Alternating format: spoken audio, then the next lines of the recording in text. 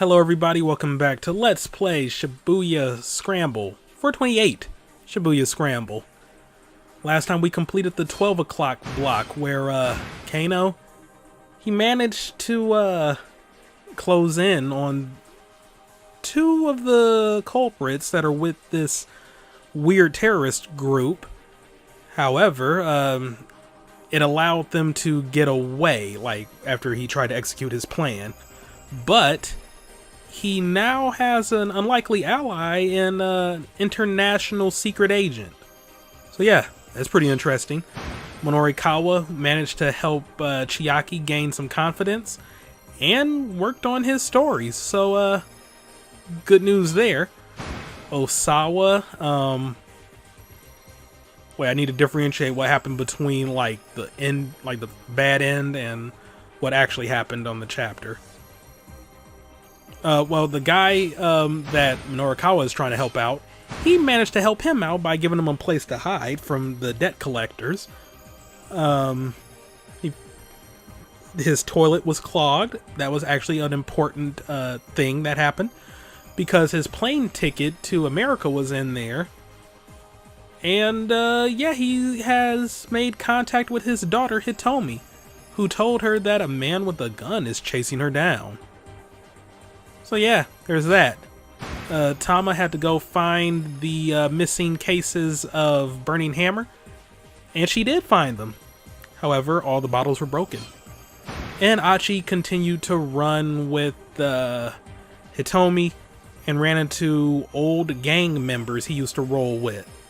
And then they got cornered by the gunman again, who called Achi out by name.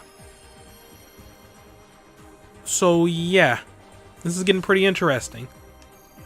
Not to mention, this might go hand in hand with stuff that was happening with Kano? I'm not sure, because the detective he looks up to was supposed to be monitoring Hitomi, so yeah, we need to see about that. And yeah, I'm going straight to Achi because that cliffhanger, I really want to get to the bottom of this. The man with the cane crooked his finger on the trigger. Achi stepped in front of Hitomi, shielding her with his body. If you want to shoot her, you have to shoot me too.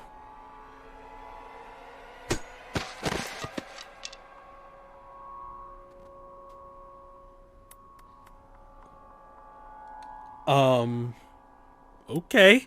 Suddenly, the assassin's head jerked forward. He pitched face first onto the pavement and lay still, revealing a foreign man standing behind him. In one hand, the stranger clutched a metal pipe. That's the dude! That's the first dude who... Oh, shit. What is happening? What's going on? Hitomi, Achi asked. You know that guy? Hitomi's eyes went wide. That's the man from the scramble. The one who told me to go to the van.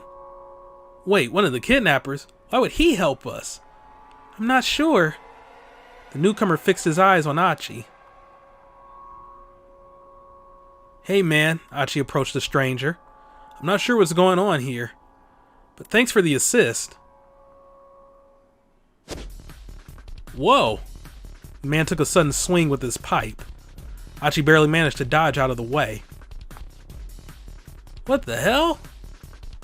Once again, Achi made sure Hitomi was safely behind him. Guess I gotta let my fists do the talking. Achi quickly adopted a fighting stance. Be careful, Hitomi warned, her voice trembling. Don't worry, it's just a pipe. I'll just snatch it away from him and make him tell us where your sister is. Achi judged the distance between them carefully as he stared his opponent down.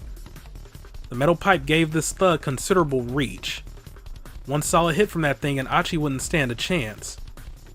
He needed to end this in one punch. One punch, man?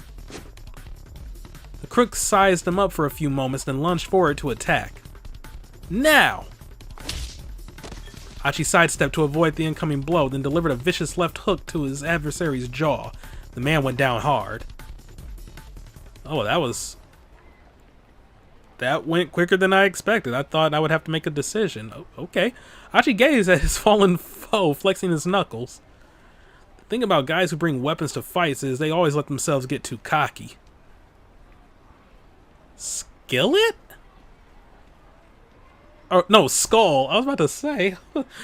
He looked the guy over. The man had a tattoo peeking from one of his ratty sleeves. Come on, buddy. You can't clock out just yet, Achi said. Get up. I got a few questions for you. He knelt down and grabbed the man by his collar. Uh-oh. Halfway to his feet, the man pulled a gun from his breast pocket. Whoa. Didn't know you were packing heat. Achi took a quick step backward. The man's eyes brimmed with rage. He looked ready to pull the trigger at any moment. But he didn't get the chance. The man with the cane had regained consciousness. Back on his feet, he trained his own gun on the foreigner. The foreigner quickly shifted his attention to the other gunman. Oh no, you don't! Achi darted forward and kicked the kidnapper in the hand as hard as he could. The gun went flying from his grasp. With a low snarl, the man took up the metal pipe again. Are you forgetting that there is a man with a gun? So, you're gonna, like, freeze very shortly if you don't want to get shot, my dude? Rather than go for Achi, however, he charged the man with the cane. Oh, okay. What the? Achi watched in astonishment as the two men grappled. Now's our chance! Grabbing Hitomi by the hand, Achi broke into a run.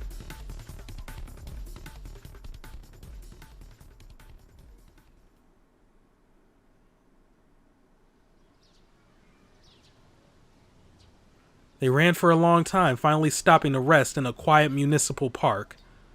As they sat catching their breath, Achi sensed a new tension in Hitomi. She hadn't said a word since their latest escape. She has to die, Achi. It's for your own good. In his mind, Achi replayed what the man with the cane had said. So Hitomi, Achi hesitated. About what happened back there. Yeah? She sounded like she'd been far gone in her own thoughts. You gotta believe me. I have no idea who that guy was. Never seen him before in my life. Must have been saying that stuff to confuse us. To trip us up. Yeah? Hitomi said again. Is that what's been bothering you? Huh? Now it's Achi's turn to get monosyllabic. Well, Achi, you're kind of famous around Shibuya, right? I know about that. Way back when, he'd been the leader of SOS. Nowadays, he was just some guy who picked up trash. That was nothing to brag about. When someone's famous, it's not unusual for someone else to recognize them and know their name. So yeah, I was surprised back there, but no matter what that man may have said, I trust you. I mean, look at how many times you've put yourself in danger to protect me. Hitomi sounded pretty resolute. She was glad that she believed him, but that raised another question.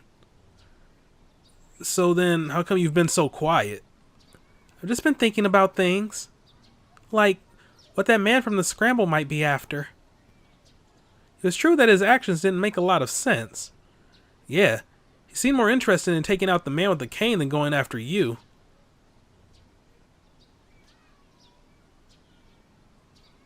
Can't be mistaken identity. Maybe there's bad blood between them. Achi let out a little chuckle. If we're lucky, maybe they'll take each other out for us.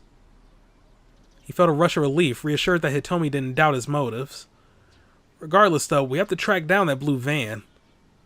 The sound of a child's cry came from behind them. Turning to look, they saw the kidnapper rushing toward them. He had knocked over a little girl who was in his way. No rest for the weary, Achi sighed. Yet again, he and Hitomi sprinted away. Do you think he took out the guy with the cane? Hitomi's words came between panting huffs. I thought that might have been Achi. Alright, maybe. Achi glanced back at their pursuer. What? There was someone else with them. Stryker from Mortal Kombat? Now they were being chased down by two foreigners. I like this better when we were just running from one guy with a cane. In a one-on-one fight, Achi was confident he could keep Hitomi safe. One moment. And back. 1-on-2, though. that was a different story. One guy might get a hold of her while he was facing off against the other. He had to make sure they lost these creeps, no matter what. Wow, keep out already? Alright. So what happened in the skirmish with the guy with the gun then?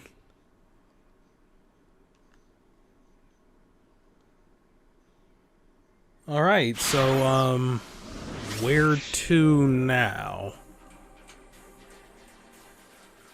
We're going to keep out with him, which is not that far into the chapter. Let's go with Kano.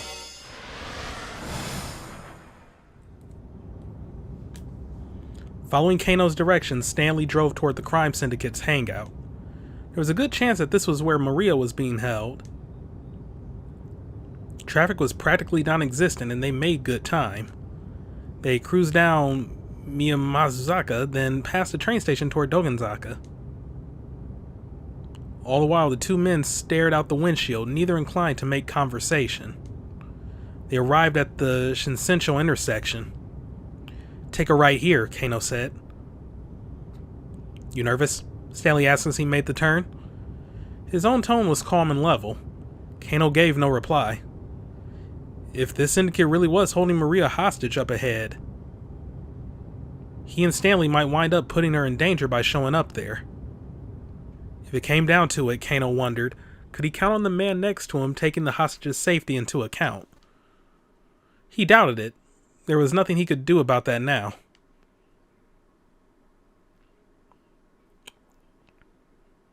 They arrived at the syndicate's hangout sooner than Kano had anticipated. It was a multi-tenant building in Tomigawa, southwest of Yoyogi Park. The ratty building looked like it might come crashing down at any minute. The Black Lodge sign out front looked deliberately ominous. Kano knew the place as a bar frequented by expats from various countries, as well as a hotbed of criminal activity. "I'll take point," Stanley said. "You back me up." He pulled a handgun from his suit pocket. It was a compact Glock, a model frequently used by the FBI or CIA. Glock 17, a semi-automatic pistol developed in Austria for police and military use, notable for its incorporation of large amounts of polymer, plastic, in its design. A certain Hollywood film included a line of dialogue claiming that the Glock would not show up on airport x-ray machines, but since the gun barrel itself is made of metal, this is assuredly not true. Federal Bureau of Investigation. An American investigative bureau established by the U.S. Department of Justice in 1908. Has authority in matters involving crimes that cross state lines as well as threats to public order such as espionage and terrorism. Generally speaking, the FBI conducts its activities within the United States. Okay, actually I do kind of take back some of the stuff I was saying in the past about these, well, lack of a better term, redundant little, like definitions and stuff. Because I forgot, this was a Japanese game that, like, was localized for US. So I guess rather than just recolor these segments and just completely remove them or make them inaccessible, they just figured, alright, we'll translate the two, because, yeah, not sure how many Japanese gamers would be familiar with the FBI or CIA, or know what a Glock is. Central Intelligence Agency. One of the principal agencies of the U.S. intelligence community, reporting to the Director of National Intelligence, possessing considerable budgetary resources and a vast network of highly trained personnel. The CIA carries out intelligence gathering and covert operations primarily overseas. In recent years, the organization has been devoting major efforts to counter-terrorism. Kano drew his own gun, and the two cautiously made their way inside. They immediately heard some sort of ruckus from beyond a wooden door at the far end of the hall. Please don't let this be what I think it is, Kano thought to himself. Sweat beaded on his hands as he gripped his gun tighter. He heard the sound of glass shattering. Then came the sound of something heavy falling to the floor. Maria! Ignoring Stanley's previous order, Kano rushed ahead, kicked down the door, and stepped inside.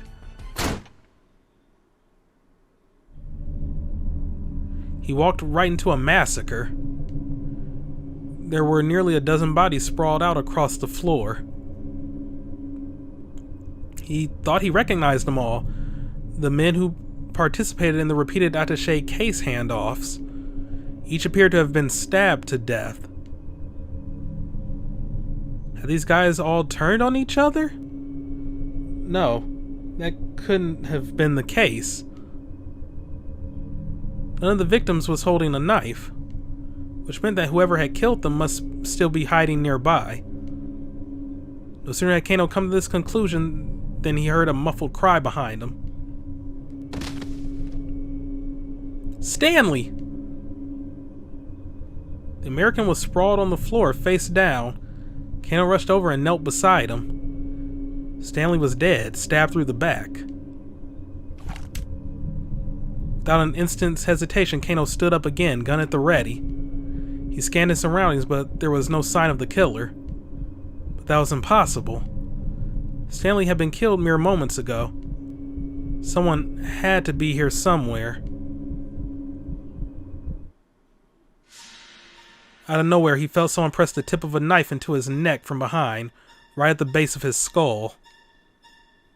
How? He hadn't noticed anyone coming up on him. There wasn't even anyone else around. Nobody but the corpses scattered across the floor. Wait, the corpses? Kano hadn't checked them. Hadn't checked to make sure they were all really dead. With his last thought, he realized that it had been his fatal mistake.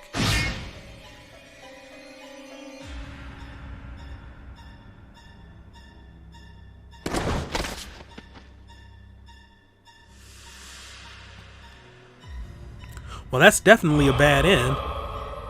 I thought they were dead. Alas, there's nothing to be done for poor Kano now. He wasn't prepared for whoever is wielding that knife. Sometimes it's best not to rush things. Kano and Stanley might not have had their run-in with the killer if they turned up a bit later. There is someone who can cause a traffic jam at 1310, which should keep these two from meeting such a grisly end. So I need to cause a traffic jam. It won't be Osawa. It probably won't be Tama. Achi is currently indisposed with the keep out. But then again, 1310, that is where his keep out happens. It could be him. But Minorikawa is out and about. But you might have something that'll open up their thing. I'm invested in this, so I will wait on doing what is more than likely going to be a Minorikawa and Tama combination.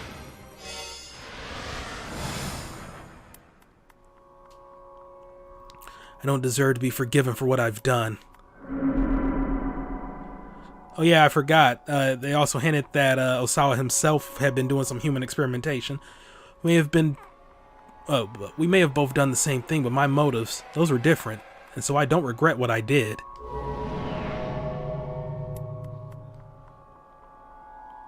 And yet, if someone were to ask if there was some small part of me that wanted to see the results of my research,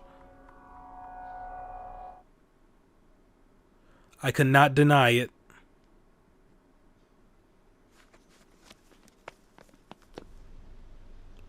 Osawa grabbed his shoes from the entryway and then headed for the back door. He didn't want the detectives in his living room to know he was going to meet with Makino.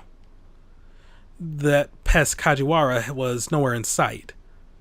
Now it's his chance to slip away. Gotcha.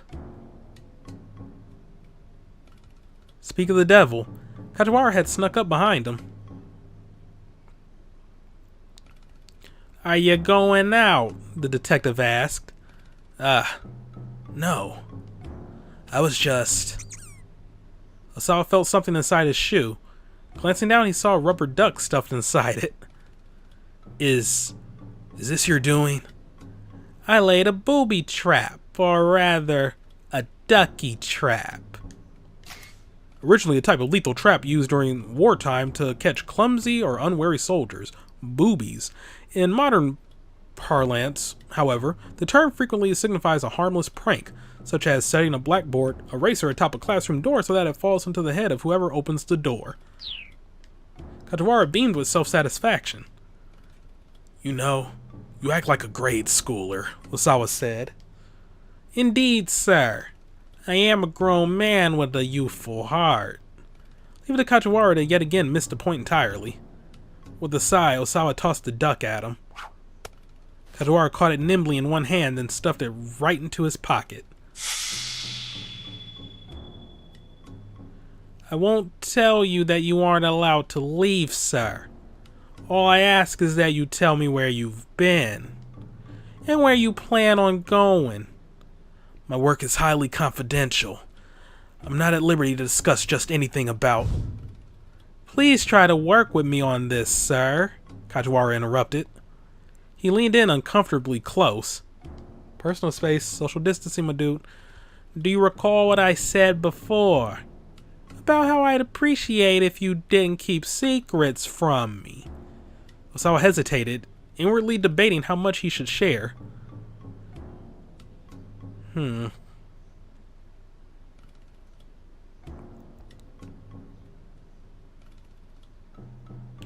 Dang.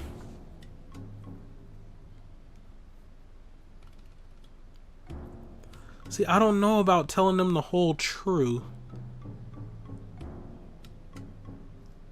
But lying to him doesn't seem like the best course of action either. He needed to keep this a secret. It doesn't concern you. Alright, the detective said. In that case, I have just one condition. Please take this with you. He produced something that looked like a small transceiver from inside his coat. What's this? It's a bug tracker, sir. I'll beep it, or it'll beep in response to a nearby listening device. I don't need this. He pushed Kajiwara's hand aside and the bug tracker fell to the floor. Mr. Osawa, you mustn't underestimate the lengths to which these kidnappers might go. For once the detective's face was all seriousness. Alright, fine. Osawa snatched up the device and headed out the door.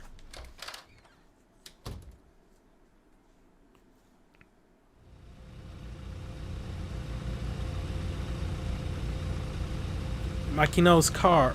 What? Makino. Yeah, it would be Makino, not Makino, but alright.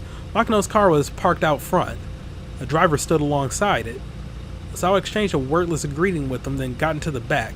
He found Makino reclining in one of the luxurious leather seats.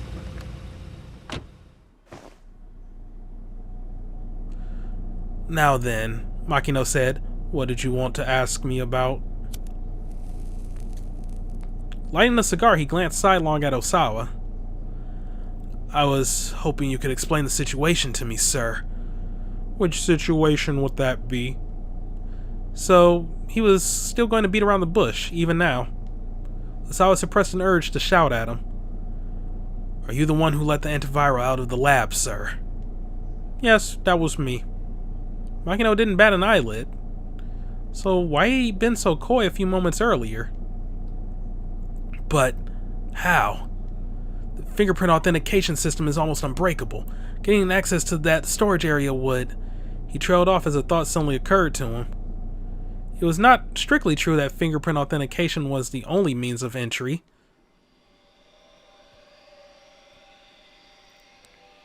Osawa and Tanaka had both set up passwords as a failsafe in case an injured fingertip somehow prevented them from operating the scanner properly. But these passwords were 10-character alphanumeric strings. No one could just haphazardly fumble their way in. Could Makino have sent a request to the electronic locks manufacturer and asked them to unlock it then? No. That required the approval of 6 board members. And Osawa was one of those 6 people. There really seemed to be no way of getting in without leaving any trace. You're absolutely right, of course, Makino said with a grin, as if reading his thought. I couldn't gain access to the lab without you and Tanaka. But I didn't have to. He exhaled a large plume of smoke. You remember when we released the samples for animal testing? No, it couldn't be. Osawa broke out in a sweat. Ah, but it could, Makino said. I had them divert some of the samples intended for animal testing. Naturally, that didn't leave any record of anything being taken from the lab. That is very wrong. Osawa bit his lip hard. He couldn't help but feel betrayed by his company. But why? Makino let out a nasal one-note chuckle. You don't seem to grasp just how valuable this thing really is. What do you mean by that, sir? Makino lowered his voice. There's a major world power out there that has already weaponized the UA virus. For a moment, Osawa thought that this was just a sick joke, but the look on Makino's face told him otherwise. Been informed that it was recently used on a military installation in the Middle East. Within 12 hours of dispersal, there were at least 800 casualties. If you include civilians, the number jumps to over 2,000. Any evidence of the disease agent and the bomb that delivered it has, of course, been covered up.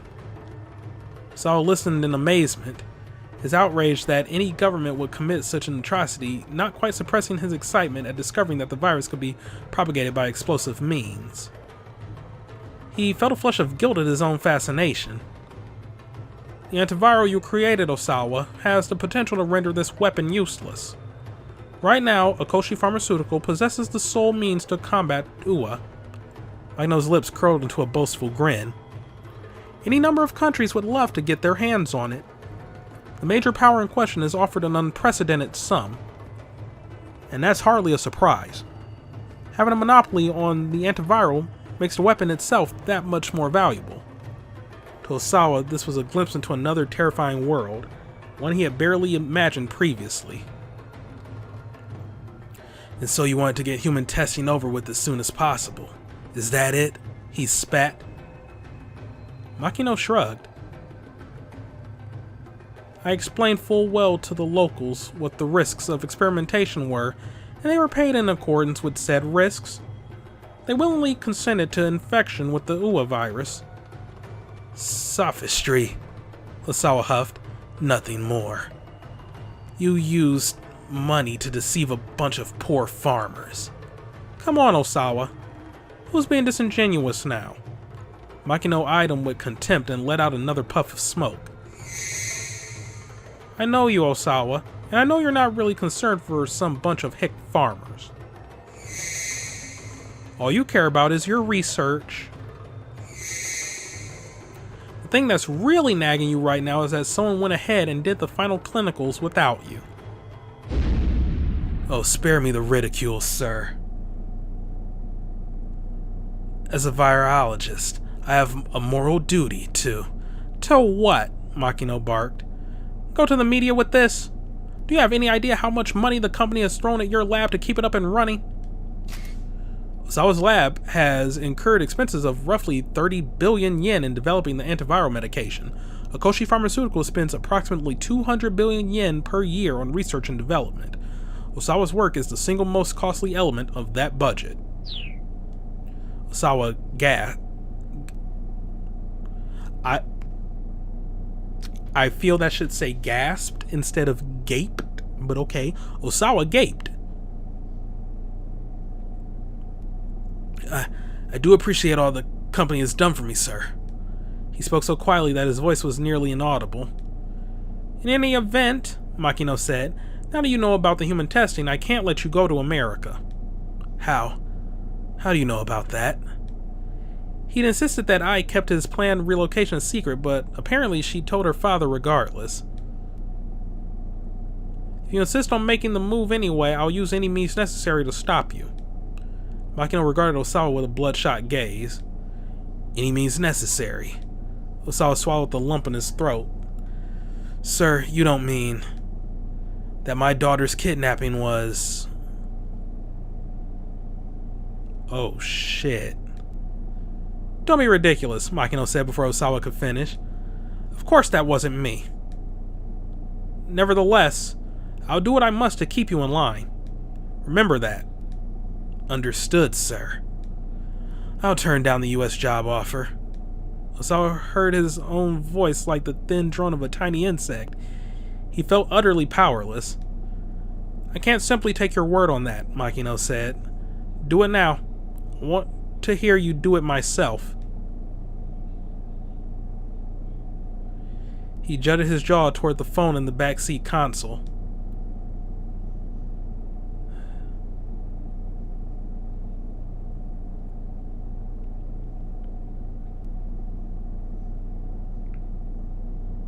Dang, I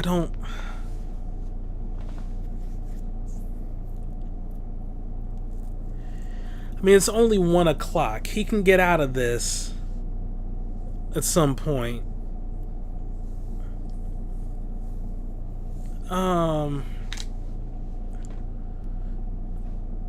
No, let's be defiant. Couldn't this wait just a little bit, sir? Osawa asked. Maybe he could still find a way out. You already know what my decision is, Makino said. His tone carried an edge of intimidation. Osawa didn't reply, he simply stared at the telephone. He felt like an insect who had all its legs plucked off. You need to think about your wife, too. Makino's words were barely above a murmur. Realizing that his boss was speaking as Ai's father, Osawa couldn't bring himself to resist further. He reached out for the phone. It would be around 10 p.m. local time for the American firm. Okay, well, no choice then. He decided to call his contact's personal phone. The headhunter was shocked to hear that Osawa wanted to decline the position. When he pressed for the reasons behind the decision, Osawa hung up. Visibly relieved, Makino lit up a fresh cigar.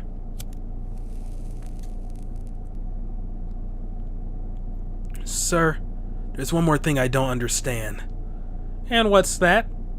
Osawa's head was feeling fuzzy. The smoke inside the vehicle had gotten extremely thick. If someone has top secret information, why wouldn't they threaten the company as a whole? Why send those emails to me personally? I'm not sure. There's an internal investigation already underway. We'll find the source of the leak soon enough. At this point, though, Osawa wasn't sure knowing who originally leaked the info mattered much at all to him. If you'll beg my pardon then, sir, Osawa said. He put his hand on the door handle. A sudden high-pitched chirp sounded from his pocket. The bug tracker Kajiwara had given him had picked up a signal. Is that your cell? Makino asked. Oh yes, that's mine. He hurriedly hopped out of the car and reached into his pocket. Is everything all right, sir? The driver was still waiting outside the car. He leaned toward Osawa, looking concerned. Was it you? Osawa stepped close to the driver. Did you send me those emails? What? What are you talking about, sir? Don't play dumb with me, Osawa said. You're the only person who could have planted a listening device on a company car. Listening device? The driver raised an eyebrow in confusion. What are you after? Sir, what are you talking about? Who told you to do it? Tell me. The driver fled back into the car. Osawa clutched the bug tracker hard as he watched the vehicle pull away.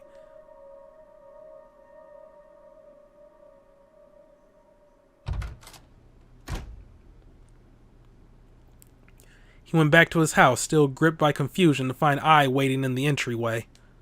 She must have gotten home while he was out. You were with my father, weren't you? She sneered at Osawa as he slipped off his shoes. Yes, I was, he replied. And it's over. What's over? She knows damn well what. He struggled to contain his irritation. America, I'm not going, he huffed. Oh, really? Well, that is good news, she sounded sincerely pleased. Maybe a little more pleased than Osawa cared for. I need to go finish up some work things, he mumbled. He hurried to his study up on the second floor.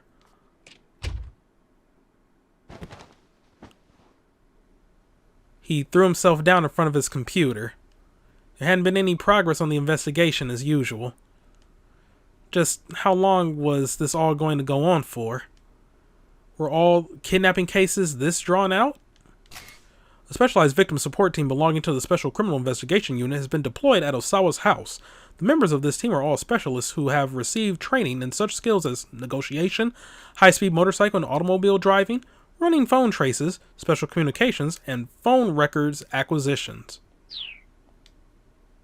Osawa was growing more and more uneasy, but could barely, he could barely contain himself at this point. Wasn't there anything that he could do? He glanced over at his monitor. That's an idea. He could look up kidnapping investigations on the internet. That might give him some insight into the current situation. Kidnapping, police investigations, hostages. He typed the 3 keywords into the search field. The engine pulled up over 100,000 hits. He scanned the beginning of the list for anything that might be useful. One of the site links caught his eye. How the police do it? It looked like a page contained information on various types of police cases. He clicked on the link for kidnapping cases and began to read. Even if the hostage wound up safe in the end, the site informed him the police lost face if the culprit got away. And if the hostage were killed and the kidnapper evaded capture, the media would have a field day. This made apprehending the suspect an absolute necessity. Even if a person's life was on the line when it came to a kidnapping case, the police prioritized making the arrest. Taking his hand off the mouse, Osawa sat back and thought. He wasn't going to be able to relax until he heard Maria's voice again. But if the police prioritized arresting the suspect, or are they just letting things stay in limbo now?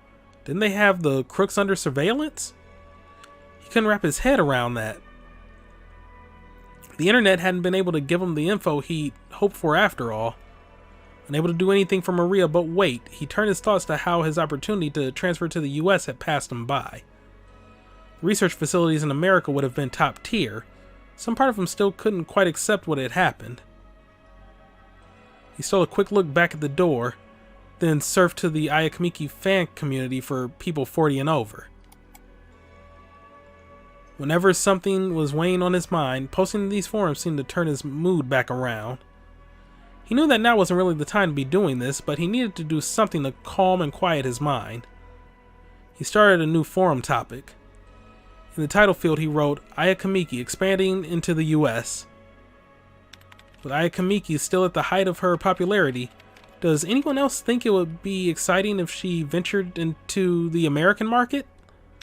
I know I would. She's not the sort of artist who deserves to be confined to Japan. She should be recording at an American studio, staffed by the industry's best. I'd love to see her career really take off over there. Project much? He wound up getting into a little back and forth with himself. Hopefully he'd get a response from someone else soon. A sudden shrill noise startled him so much that he nearly cried out. His heart fluttered like that of a young child who'd been caught in some prank. Realizing that the sound was coming from the bug tracker, he pulled it from his pocket and took a few breaths to steady himself. Evidently, someone had bugged his study as well. Tracker in hand, he walked toward the center of the room. What direction was the signal coming from? He tried heading over toward the window. Here, maybe? Next, he headed over to his desk. Here, too? The bug tracker was picking up signals from all over the room. Had there been that many listening devices planted in here? Mr. Osawa, it's Kajiwara. Ah, perfect timing. Osawa hurried to let the detective into the study. The bug tracker's picking up signals. Oh? Yes, from all over the room. What should I do? Mr. Osawa, please calm down. As if that's even possible right now. It feels like there must be 10. No, maybe 100 listening devices in here. Kajiwara didn't miss a beat. Let me be honest with you. That bug tracker is broken. What? Osawa was dumbfounded. Oh god, we assaulted that driver for no reason. Broken? But this is the one I got from you, right? Well, yes. But mine isn't detecting anything. Kajiwara produced an identical bug tracker from his pocket. And as he'd said, it wasn't getting any signal. As I recall, Mr. Osawa, I was trying to hand it to you. Ah, yes, that's right. It must have been when it broke, sir. The strength ebbed from Osawa's body. He didn't even have the mental energy to be angry anymore. He gave the tracker a whack with the palm of his hand, and then the beeping stopped. Right, he said. What can I do for you? Kajiwara clapped his hands together as if he'd just remembered something. All right, we have a big problem. The toilet again, Osawa sighed. No, it's not that. It's something worse. Kajiwara's face turned grim. Something worse? Uh-oh.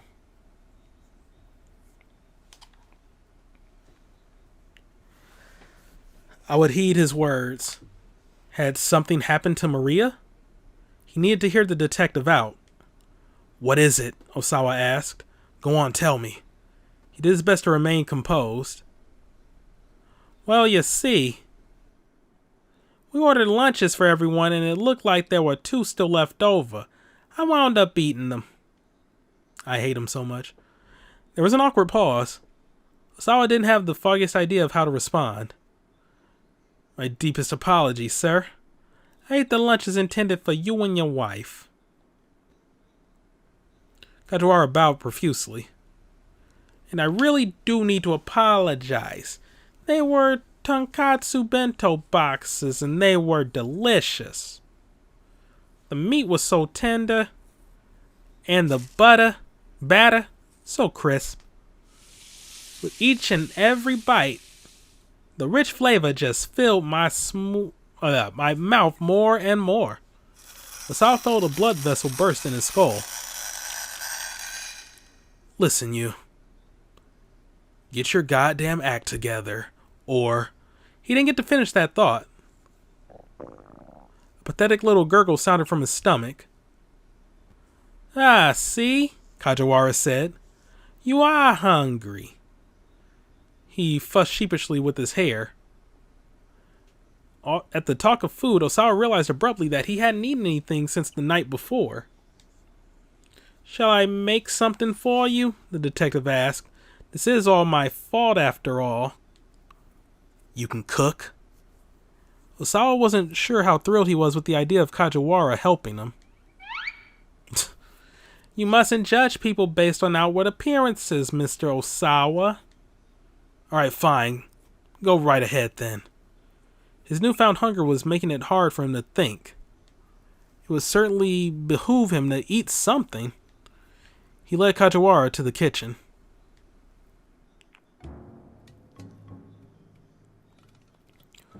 What's with that get-up?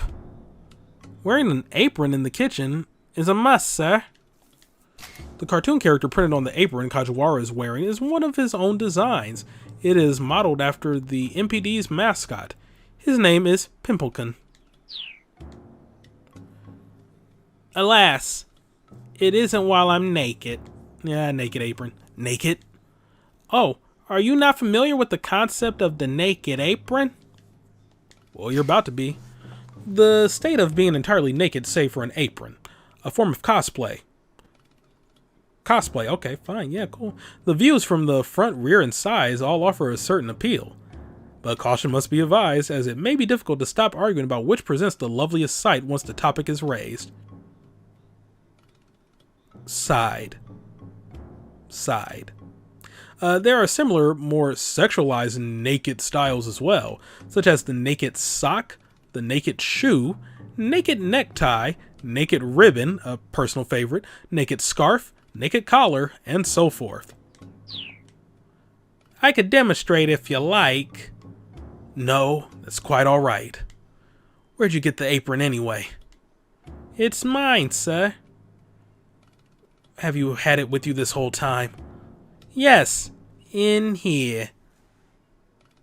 With a smile, Kajiwara pointed to his pocket. Of course, Osawa eased himself into a chair. His hunger was making him feel weak, and Kajiwara was making him feel like he was losing his mind. Oh, this is bad, the detective said. I need to whip something up for you fast. Something's definitely wrong if you don't even have a comeback. Osawa felt his anxiety mounting. Just what sort of food was this insufferable oaf going to make anyway? Probably nothing worth eating was his bet. For now I just had to pray he wound up with something edible, make it better. Or maybe it was better to ask Tanaka to make him a lunch instead. Since Ai's lunch was gone as well, he should probably ask her to make something.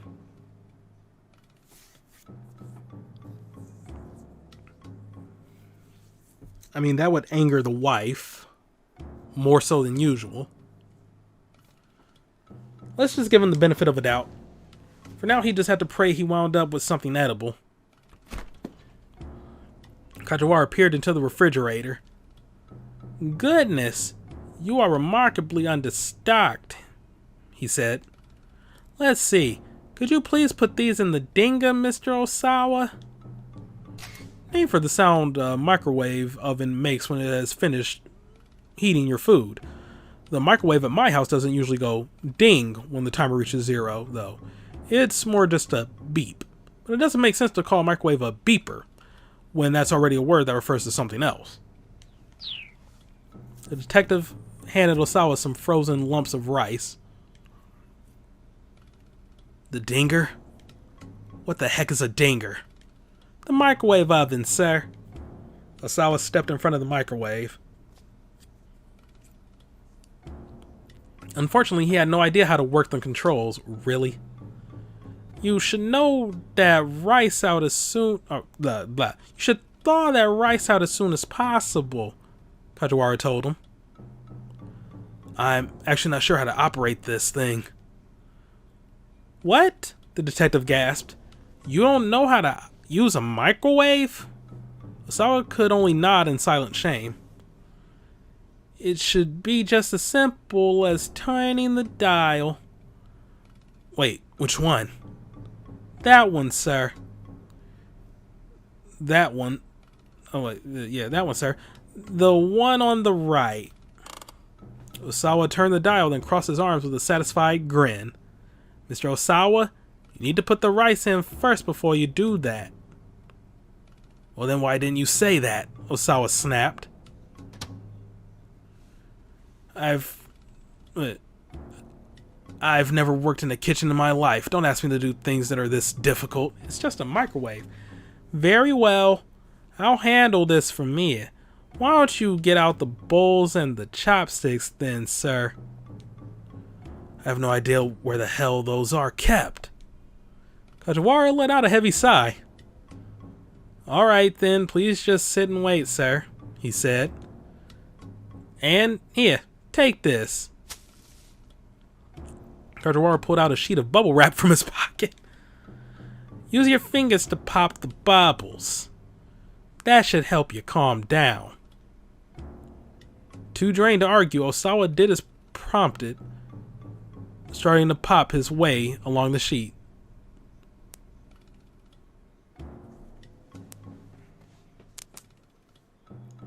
Rather than calm him down, though, it was making him incredibly cross.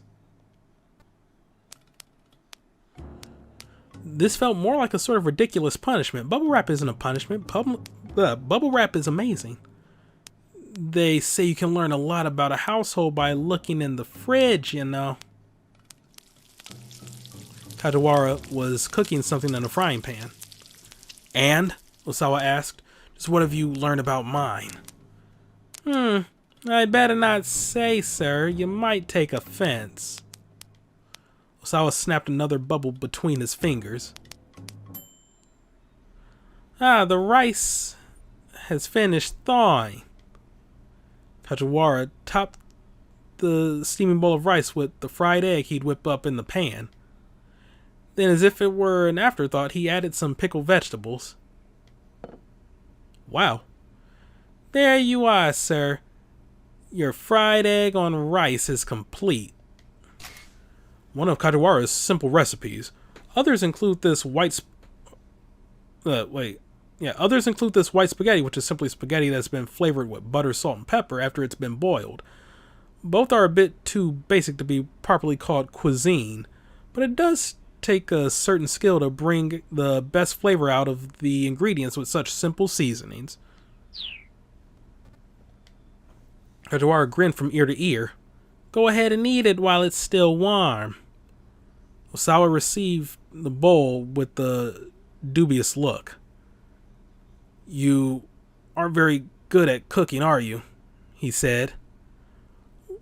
All you had in your refrigerator were eggs and pickled vegetables, sir. I assure you, it's quite delicious. I recommend breaking the yolk and mixing it all together. Reluctantly, Osawa brought a bite to his mouth.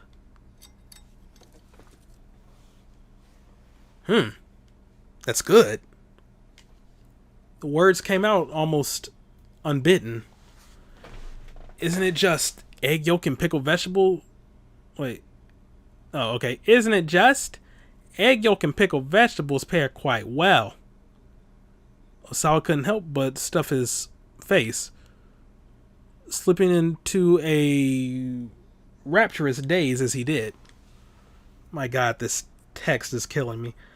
The more he ate, the more it stirred his appetite. I had no idea fried eggs would be this delicious, or could be this delicious. I know you probably have a long ordeal still ahead of you, sir. But please keep your chin up and hang in there.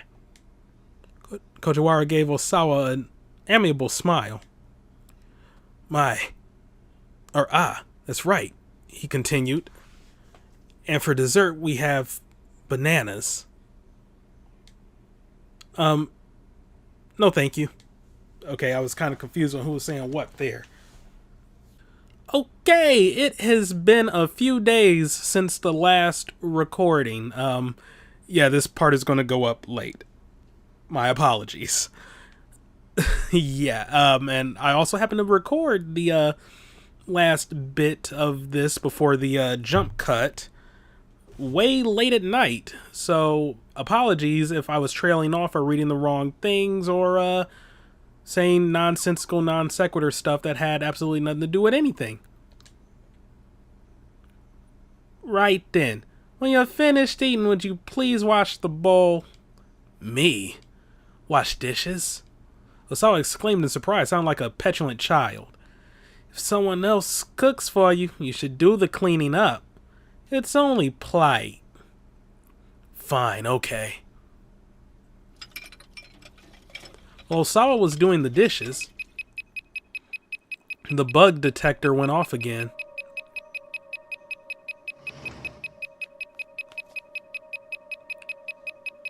Director, if you have a moment.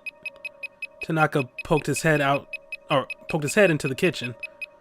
Got something urgent to discuss with you. Why are you looking like that, man? Keep out.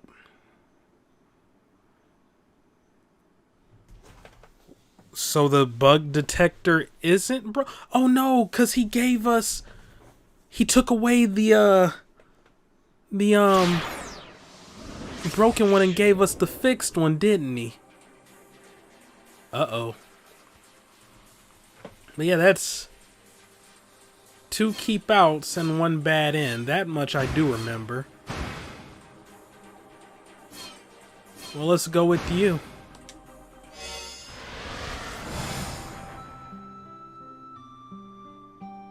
Aww.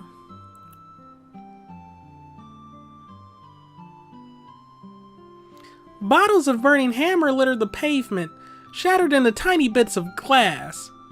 Even if the recycling guy was really careless with the boxes, it shouldn't have caused this much of a mess. It looks like someone came along and actually threw them all over the place. Gee, I wonder who did that. The heck with this thing! Language. I toss away the miracle stone, which has clearly brought me only bad luck. We can't have a product demo without a product, which in turn means I won't be getting paid for this whole fiasco. What is wrong with my voice right now? Okay, we can do this. We can figure something out. I try to give myself a pep talk, but I hear the doubt in my own voice. I try to brainstorm anyway. Finding inspiration is like trying to squeeze blood from a stone. I rack my mind for the best course of action, and at long last, I arrive at a conclusion. Somehow or another, I'm going to have to get some burning hammer. I just have to find something else to sell.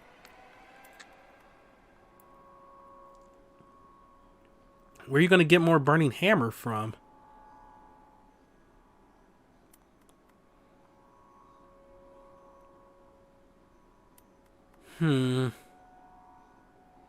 But what else do we possibly have to sell?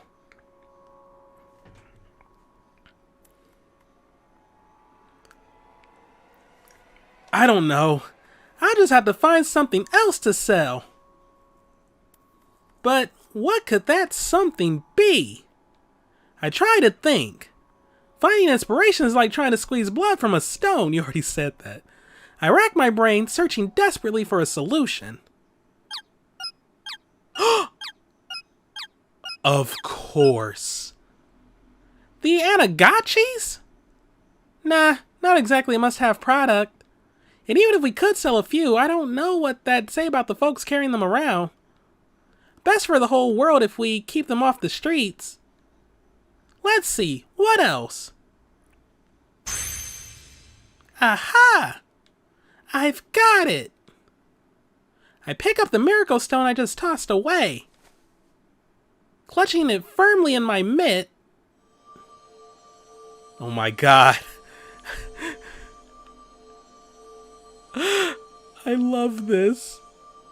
I love this screen so much. Oh my god. This is beautiful. I tilt my gaze toward the heavens and make a wish.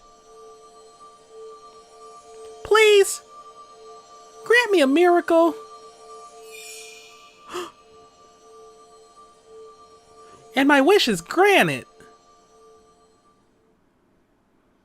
This is a bad ending, isn't it? I'd like one, please. I'll take 10. Mr. Yanagashita can barely keep up with the demand as the crowd clamors for their miracle stones. Everyone is smiling and laughing, their bodies enthusiastically swaying to and fro. You are happy. And you are happy. You are all very, very happy. Standing on stage, I hold up my miracle stone, swinging it like a pendulum as I recite my magic little chant. Oh my god. Yeah, this is definitely a bad ending. Buy! Buy! Buy a miracle stone! Stone! Ooh, stone! Stone! The room vibrates with cheering and rumbles with applause.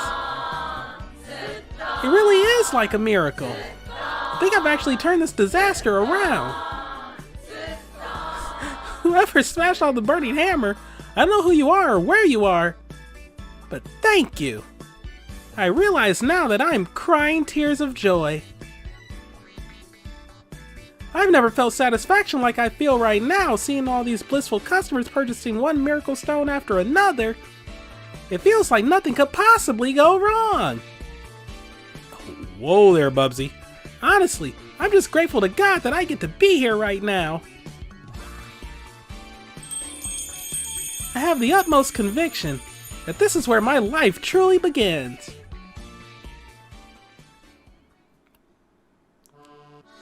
Oh my god. It's not long after that epic sales event that I'm hired on by Yamato Health Foods Company Limited. Pretty soon after that, I'm on a plane bound for South America. I'm on a business trip to purchase our next product.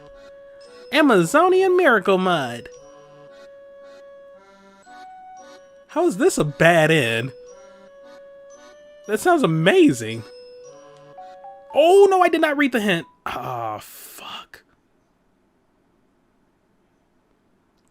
Wait, I can still check it from, so I pressed square, but it didn't highlight it.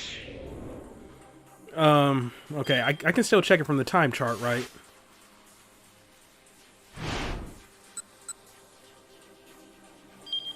There we go. Tama prospers in her new life as an employee of Yamato Health Foods Company Limited. This is but one possible future for her. And hey, maybe it's even a pretty decent one.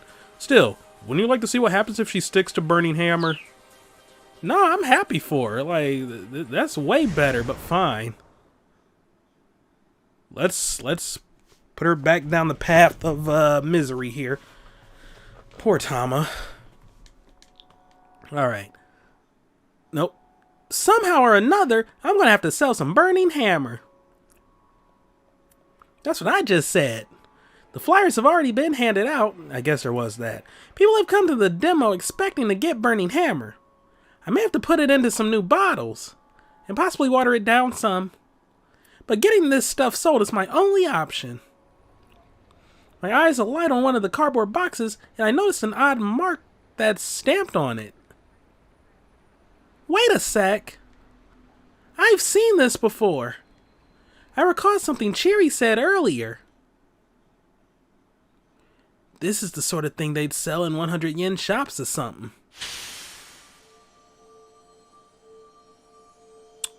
Oh my god. The mark on the box is the same one I saw at the shop that's selling the necklace. That's it! I can see if there's more at the knick-knack shop. Guided by this ray of hope, I head for the knick-knack shop as fast as I can run. A glimmer. A sliver. The ever-dwindling light in the distance. Point is, there's not much. Cheery. As soon as I reach the main road, I crash right into someone. It's Cheery. Oh hey, you find it? She asks. She makes it sound like it's not really her problem. Not yet, but I think we can stock up at the 100 yen shop. The words are hard to get out when I'm panting as hard as I am. For now, just stay calm and go let the boss know. Got it. Leave it to me. Cheery nods and I break back into a run. Sorry, the I kind of melded in with the sign. PC for money, okay. Even though that's a laptop, but whatever. I am practically praying as I rush into the knick-knack shop, where I immediately spot the cardboard boxes I saw earlier, still stacked up. Yes! I'm in luck. I dive into one of the boxes to check what's inside.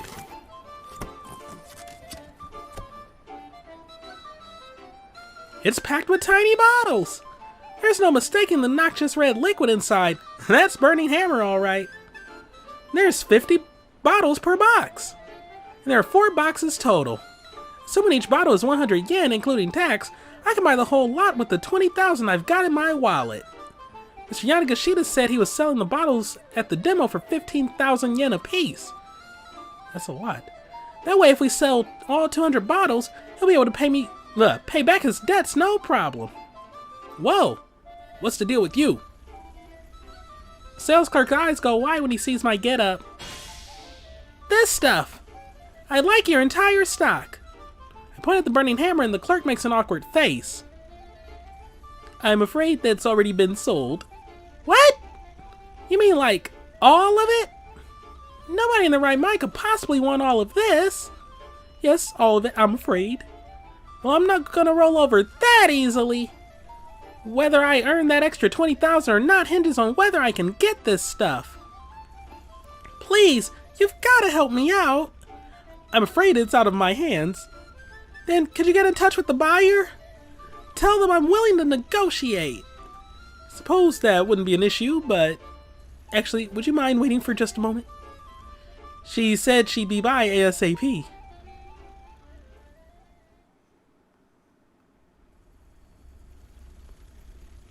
After 5 minutes of waiting, the buyer still hasn't shown up. I don't think she's coming, I say.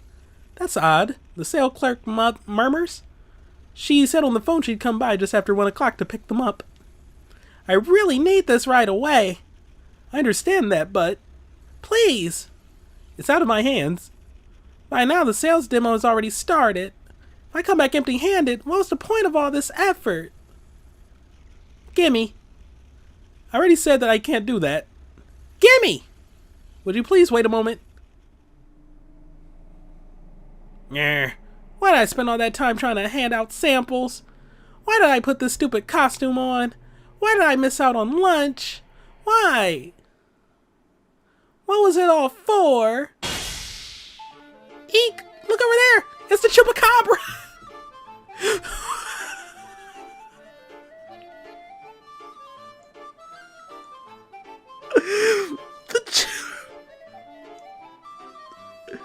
Wrong country and everything, but okay.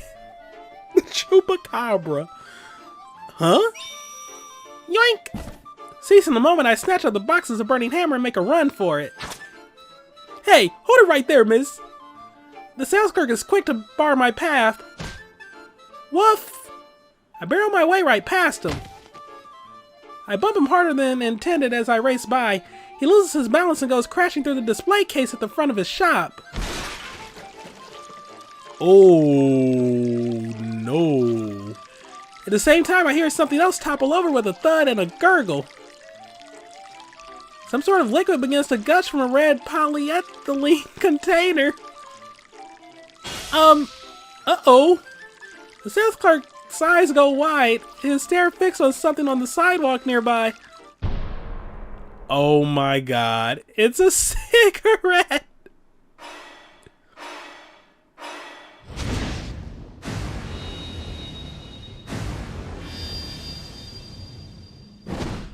Well, that's definitely a bad end. The burning butt ignites the liquid in a sudden massive blaze.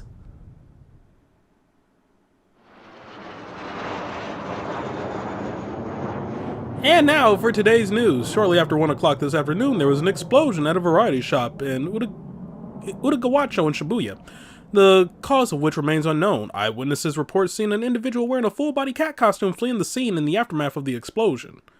Police consider this individual a person of interest and have not ruled out the possibility that this bombing was a terrorist act. Several hours after the incident, the cat remains at large. Just cut off the suit. Just cut off the suit.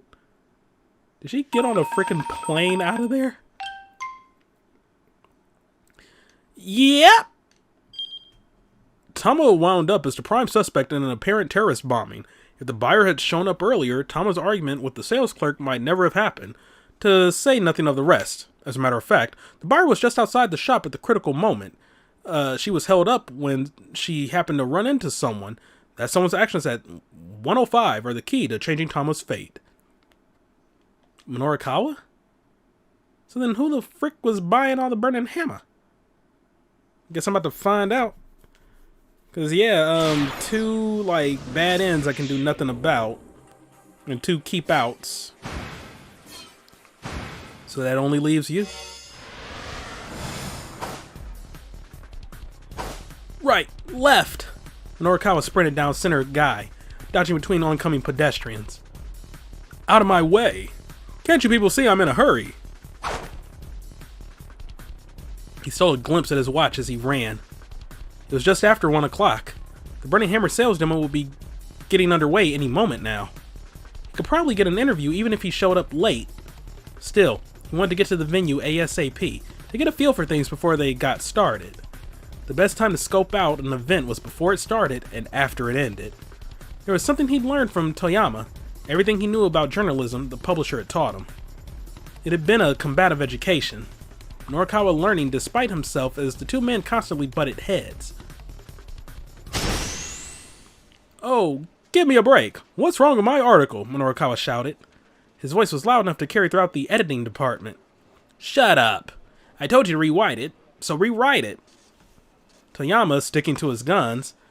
Minorikawa recalled the scene from the days when the 2 men had worked at the same newspaper and Toyama was his boss. At the time, Toyama was the copy editor for local news known as the Red Pen Gatekeeper. He would go around checking young reporters' copy like mad. Due to his vigorous efforts, a great many articles never made it to the page. What's wrong with it? Show me what's wrong. All of it. How can it be all of it? Coworkers stared, keeping their distance as the pair screamed themselves red in the face. These arguments had become a regular occurrence, regular enough that everyone had learned not to try to intervene. I poured my heart and soul into this piece. Go back and read it again. I can read it over and over and it'd still be the same thing. A load of self-important claptrap. Now go calm down and write me a more neutral piece. Taking neither of two opposing sides, the media typically seeks to adopt a neutral stance in reporting the news, unless you're Fox News. Frequently, however, biased reporting still results in one-sided thinking taking hold amongst the general public. In the end, it is up to the individual to make an objective assessment of any news event. Calm down, you must be joking. I write what I feel in my heart. That's the one thing I refuse to back down on. And it's the one thing you'll keep getting... It's the one thing that'll keep getting your copy rejected. Aren't you the one who told me to be bold and daring with my writing? Yeah, I did. But I don't remember telling you to write me garbage. By now, Minorikawa and Toyama were practically at each other's throats. Still, despite these almost daily shouting matches, Minorikawa never resented Toyama. Not really. How could he write a piece in a way that would shut Toyama up? Trying to figure that out was how he developed his skills as a reporter. Up until he quit his position at the newspaper to start his own publishing company, Toyama had been a stubborn old man in the finest sense of the term. Now a dying breed in Japan, the sort who'd be inclined to use knuckles before words to remedy a child's bad behavior. Inflexible, but still emotionally brittle, their signature move is to drive a wayward kid out of the house with the exclamation, "You fool! You're no son of mine! I disown you!" Only to wait a little, go find the son who's crying down by the dry riverbed, and calmly murmur, "Come on, your supper is getting cold." It sounds like a boomer. But then, in order to keep his company afloat, at some point he had abandoned all his ideals and principles. Yep, sounds like a boomer. It was disgraceful. Just disgraceful. Thinking about it made Minorikawa's blood boil. It rankled him to know that such a pathetic remnant of a man had been such an influence on him. He reminded himself once again that he needed to wrap up his current job as soon as possible. By now, Minorikawa was getting close to the demo site. He increased his speed. Okay, he wound up barreling right into someone who was walking into a knick-knack shop. A newly opened general variety store. The place is primarily a second-hand shop, with posters inside proclaiming things like, "We'll take what you don't need," and "We buy computers at top prices." It was a girl about high school age. She jumped to her feet, then snatched Minorikawa by the collar. "Hey, watch where you're going," she snapped. Her upper body strength was impressive, to say the least. The chokehold she had on his neck made it almost impossible for him to breathe. He had to do something fast.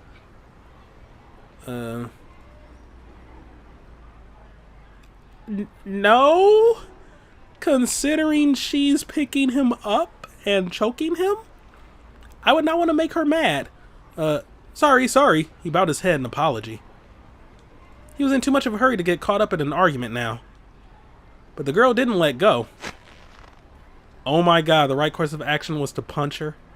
Instead, she tightened her grip. Look, I'm sorry for not looking where I was going. Minorikawa could barely croak out his apology. "Oh, fine. I'll let it slide this once," the girl said. She relaxed her hold with a scowl. "Wait, hold on," she murmured. She stared good and hard at Minorikawa's face. "Wasn't expecting this. Hey, you're Mr. Minorikawa." Surprised, Minorikawa gave her another look. "Miku?" "Yeah." "Wow, so you do remember me." She smiled with delight, apparently forgetting that she'd just been wringing his neck. "Wow." Oh, that's her. "Wow, how long's it been?" she asked. "About 5 years, I think. You still doing your bonsai stuff?" "Nah," she replied. "I gave that up." Miku had been Japan's bonsai champion back when she was in middle school. What? The mention of bonsai likely calls to mind elderly hobbyists, but recently, the art is attracting more young people, as are other aspects of Japanese-style interior design. Varieties of cherry and maple, smaller than normal bonsai, are becoming popular with practitioners, as are fruit-bearing trees such as plumleaf apple. There are even spherical balls of soil covered in moss, shaped to look like cute little miniature planets with plants growing over their surface. One day, local delinquents had vandalized dozens of Miku's bonsai pieces. Minorikawa had met her when he interviewed her about the incident. "I want to get strong," she had said. "Strong enough to beat those guys up." And so Minorikawa had introduced Miku to an acquaintance of his who ran a martial arts dojo. "Well, you sure gotten strong all right," Minorikawa said. "That's the sort of gal I am." Miku handed him a flyer. "I'm sorry, what?" Wait, what? It read, "Ladies Mixed Martial Arts Pub Bride." A show pub that began as a side venture for a group of female mixed martial arts fighters who were facing financial difficulties. There is an octagonal ring inside the pub, and the rules state that anything goes between the young women who fight inside. Customers are able to take in the fights while enjoying their drinks. Present this flyer for a free drink. "It's a place where you can watch girls fight in the ring while you have some drinks," Miku said. That sounds pretty fun, actually. Minorikawa could feel himself being pulled in all the wrong directions by the prospect. "You should come see one of my matches sometime. I'm the reigning champion." Miku beamed with pride. "Wait, you're the champion?" "Yikes, good thing I apologized when I did. In that case, I'll definitely have to swing by sometime soon. Right now I'm in sort of a hurry, though." "Oh, sure," Miku said. "Catch you later, then." She headed into the shop as Minorikawa rushed off toward the sales demo. Okay, well that might be good for Tama. At long last, he arrived at the Nokane building where the event was being held. Oh, but I'm gonna have to go back to hers to get this. Okay, yeah, we got some like real butterfly effect stuff going on. The wall by the elevator was plastered with posters about Burning Hammer. Get it or regret it. As seen in magazines. 100% weight loss guaranteed. This is blatantly false advertising. The messaging was kind of a mess. It felt like they'd been thrown together at the last minute. Minorikawa avoided the elevator in favor of the stairs, rushing up to the event site on the 3rd floor. Emerging from the stairwell, he saw more posters on the wall pointing the way to the sales demo. He followed the arrows to a room deeper within the building. Oh, there actually are people there. Opening the door, he saw about 50 chairs, most of them occupied by female attendees. There was a stage set up at the far end of the room, but nobody was on it. It appeared that the event had yet to begin. Minorikawa quickly looked over the crowd. Roughly half of the women were somewhat elderly. All of them looked like they could stand to lose some weight. And for some of them, at least, that ship had surely sailed some time ago. The crowd gazed at the stage with rapt anticipation. A beverage that allowed you to eat plenty and still lose weight was definitely an appetizing proposition. Could something like that really exist, though? I mean, technically it's Slim Fast, but I don't know. I mean, that was also kind of false advertising because they also stressed, like, you also have to have a really, like, you know, stricter diet. You're using Slim Fast to replace one of your meals, and then you eat lighter meals, but one big, like, lunch or dinner. So, yeah, it's like, I don't know. I think it goes like you have breakfast, mid-morning snack, lunch, afternoon snack, dinner, and then a post-dinner snack. So 6 meals. Slim Fast is supposed to be like, what, 2 or 3 of those? And then 2 or 3 small meals, and then 1 big meal, which is like usually dinner. And Slim Fast itself is essentially just like a laxative. Like, it's not going to make you go to the bathroom like all the time, but it, like, yeah, it's kind of shady. Like, it prompts you to go to the bathroom more often, and you're eating less, so obviously there's going to be some results. Like, you're going to lose some weight if you stick with that, but yeah, it is what it is. It doesn't like it really exists though. Oh well, Minorikawa was just going to have to wait and see. He did his best to get his mind in the journalism mode. Is that related to sicko mode by any chance? Time passed, but the demo didn't start. The audience began grumbling in frustration. Then a heavy-set young woman took the stage and gave a little bow. It was the girl from the cafe, the one with the amazing appetite. The audience broke into applause, their patience finally rewarded. Keep out? Oh. But as everyone leaned forward expectantly, the girl on stage began performing magic tricks. She twiddled a silk hat and pulled a bunch of flowers from inside it. I knew I should have went back to Tama after I did the Miku thing. Sparse applause rose up from the crowd. The young woman immediately went on to perform another trick and then another. Ta-da! The coin in her hand became 3 coins as she spoke her magic words. She's not very good at this, Minorikawa thought. Though whether she was good or bad wasn't really the issue. He had a tight schedule to keep. This was no time to be standing around watching silly sleight of hand antics. Scanning the room, he spotted a man who looked like he was probably in charge. Minorikawa headed over to him. Hey you, hey, you the one running this thing? Well, yes. When's the actual sales demo going to start? Soon, very soon, yep. In how many minutes? You know, soon. I asked for a number. Just, soon. Real soon. This was getting him nowhere. 3 minutes, Minorikawa declared. He held up 3 fingers to emphasize his point. If this thing doesn't start in 3 minutes, if it doesn't start, then what? I'm going to be heartbroken. I'm going to start a ruckus. I'm just going to go home.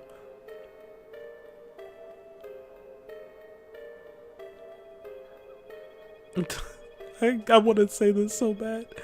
I'm saying it. I'm going to be heartbroken. He kept his expression blank as an empty slate. Hey now, no need for that, sir. Just settle down. Who doesn't like a silly little magic show now and then? You've got 2 minutes. Hey, a minute can have passed already. 1 minute. Whoa. Is that the middle finger? That's what kind of watch you got there. Tell me why the demo isn't starting. Oh, well, you know, no real reason, really.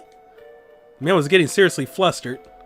I just, you know, I wanted folks to get to see a little magic show first.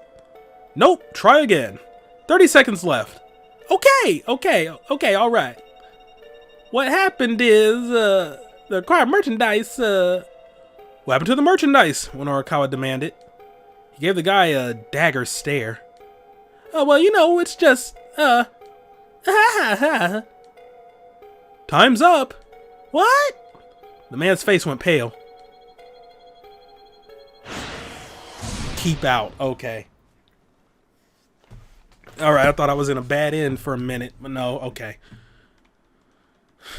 So literally the only thing I can do now is just Tama. Yeah, keep out, keep out, keep out. Well, this is a bad end, but something needs to happen here at 1:15. Maybe that'll be what, Tama?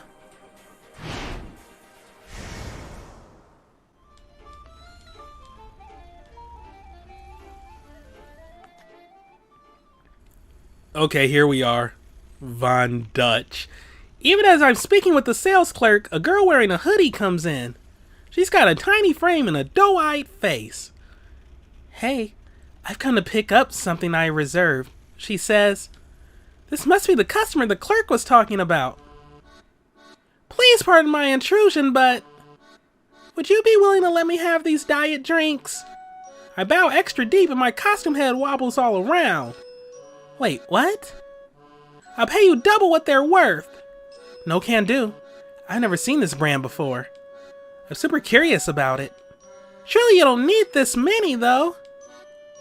I do. I make my living with my body. This is about how much I'll need. Oh, wow. The sales clerk interjects. What sort of work do you do exactly?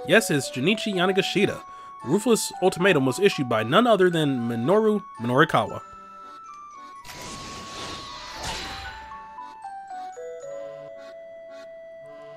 That's a pretty big time discrepancy. Okay.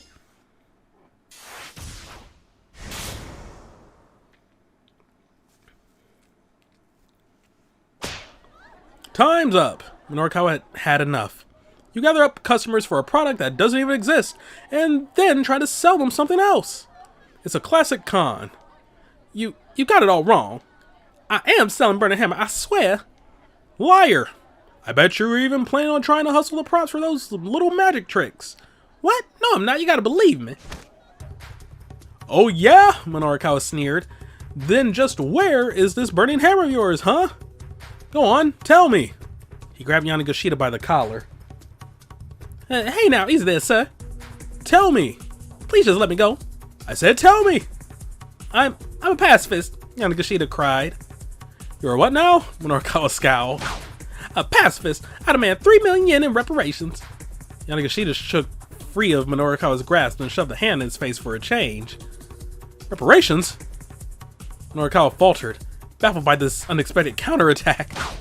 Yeah, pay up, Yanagashita demanded. 3 million yen in reparations. He seemed to have forgotten his customers entirely in his fury. Don't be absurd. Now I know you're a journalistic muckraker. Only a journalist would stoop so low. Hey, everyone, look here. This man just assaulted me. Huh? Wait, hold on. I was just... Right here, folks. Now everyone can bear witness to the true face of the media. People like this guy who go around besmirching fine, upstanding citizens with trumped-up hogwash. They're not even paying attention. Hey, wait just a minute here. You're the one who's trying to sell a product that doesn't even exist. And Ishida broke into a sudden fit of wailing. Minorikawa turned to look back at the approaching crowd. Its members glared at him with accusation. Ladies, Yanagashita begged, his voice interspersed with sobs. I am so sorry. I had this amazing diet, and all that I was planning to offer to you all at a reasonable price. But it turns out I won't be able to sell it after all. This man's gonna write a piece about how my product is bogus. My company's reputation is gonna take a huge hit. And because of that, I won't even have a product to sell you. This is all gonna be his fault. As he choked out his words, Yanagashita dropped to his knees in defeat. That's when the riot started. Well, that's a bad end.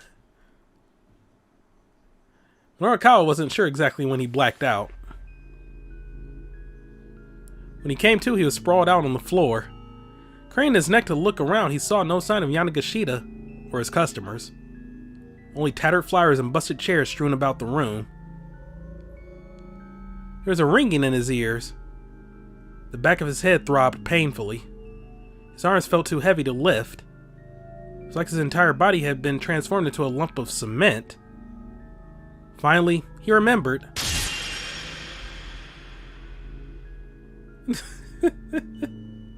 After Yanagashita's little act, the crowd had descended on Minorikawa from all sides in a frenzied free-for-all. Against an angry mob that size, he hadn't stood a chance. They had worked him over until he was black and blue. Dang, did they kill him? In the midst of the fracas, while the customers were distracted, he'd caught sight of Yanagashita sneaking out of the room. Clearly the man was no stranger to worming his way out of sticky predicaments.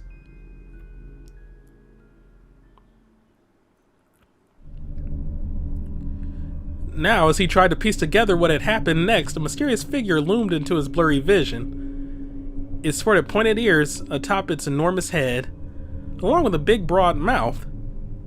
Whatever it wasn't human. Has Death come for me at last, then? A smile of delight crossed Death's face.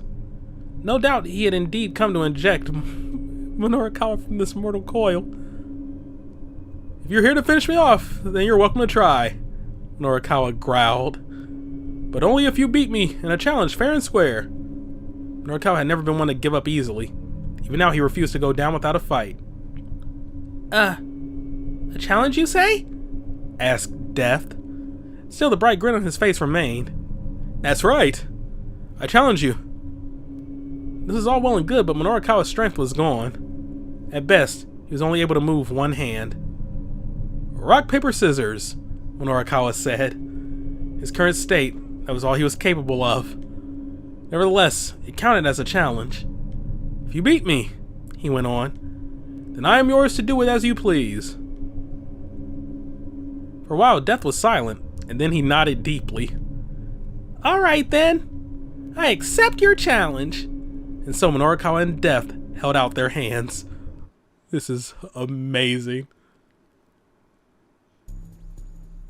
Minorikawa tried to throw rock, but several of his fingers broken, he couldn't quite curl them into a proper fist. Death, on the other hand, threw paper. I've lost. What? He threw scissors. He won. He couldn't make a whatever. All at once, Minorikawa's body lost it. Last remaining energy drained from his body.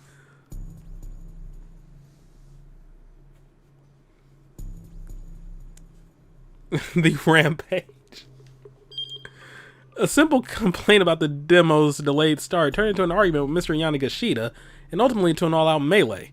If only there had been some burning hammer around, this might never have happened. There must be something Tama can do about all this. The smart money's on her.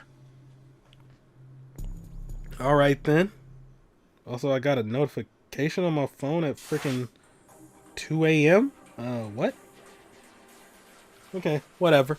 Wow, and that was at 1:55? Ooh, that is a big gap there, baby. What is you doing? Alright,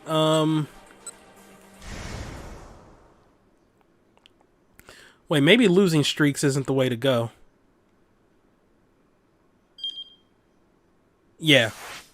That might be a little too late. This might work out better. So we're definitely not going to win a fight. So let's play a rhyming game. Huh? The girl says. She seems a bit put off by the suggestion. Yeah, I say. And if I win, you have to let me have all of these. A rhyming game? Really? Okay then. Really? Silly. Okay then. Glisten. Listen. I'm a martial artist. Artist? Oh, that's a tough one. Smartest. Glow. No. What I'm saying is I'm a fighter. Okay, fighter shouldn't be too hard. I can do this. Just have to not panic. Let's see. Writer. Aha. Okay. Scissors. What do you mean scissors? No! Wait, what the heck is going on? Crap, nothing rhymes with scissors. That's an illegal move. I drop into a fighting stance. Okay then, shall we fight? The girl grins back at me. Oh god. The girl grins back at me. Now you're talking. The name's Miku, by the way. Challenge accepted. But technically you won with... You said scissors, but she couldn't rhyme with... Alright, fine. Miku and I march out of the shop. Out on the pavement, we stare each other down. So if you win, I'll let you buy the burning hammer, Miku says. But if I win, I get to keep it and you have to pay for it. What? Isn't that a little unfair? If you don't like it, then it's no fight, no deal. I don't have the time to rethink this. Alright. Ready whenever you are. Miku does a little brisk shadowboxing, throwing a repeated 1-2 combination. Oh, we are so fucked. A training technique for boxing involves practicing strikes, guards, and evasions against an opponent who isn't actually there. Whoa, what's the deal? Is something going on? It's a street fight. A number of people pass by including a businessman, a couple, as well as some pretty gruff-looking fellows, and some of them stopped to form a small crowd.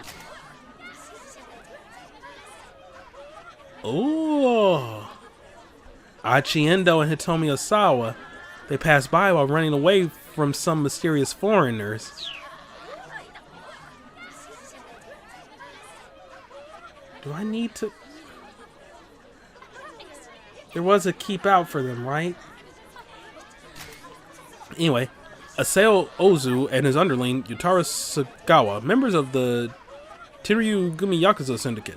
The Tiryu Gumi operates a lending firm called Takarada Financing, and these two have been tasked with collecting outstanding debts. They've already collected from one client today. Next, they plan on grabbing lunch before heading off to find their next target. I don't think I need to go down Achi's path here, because... where did his story end?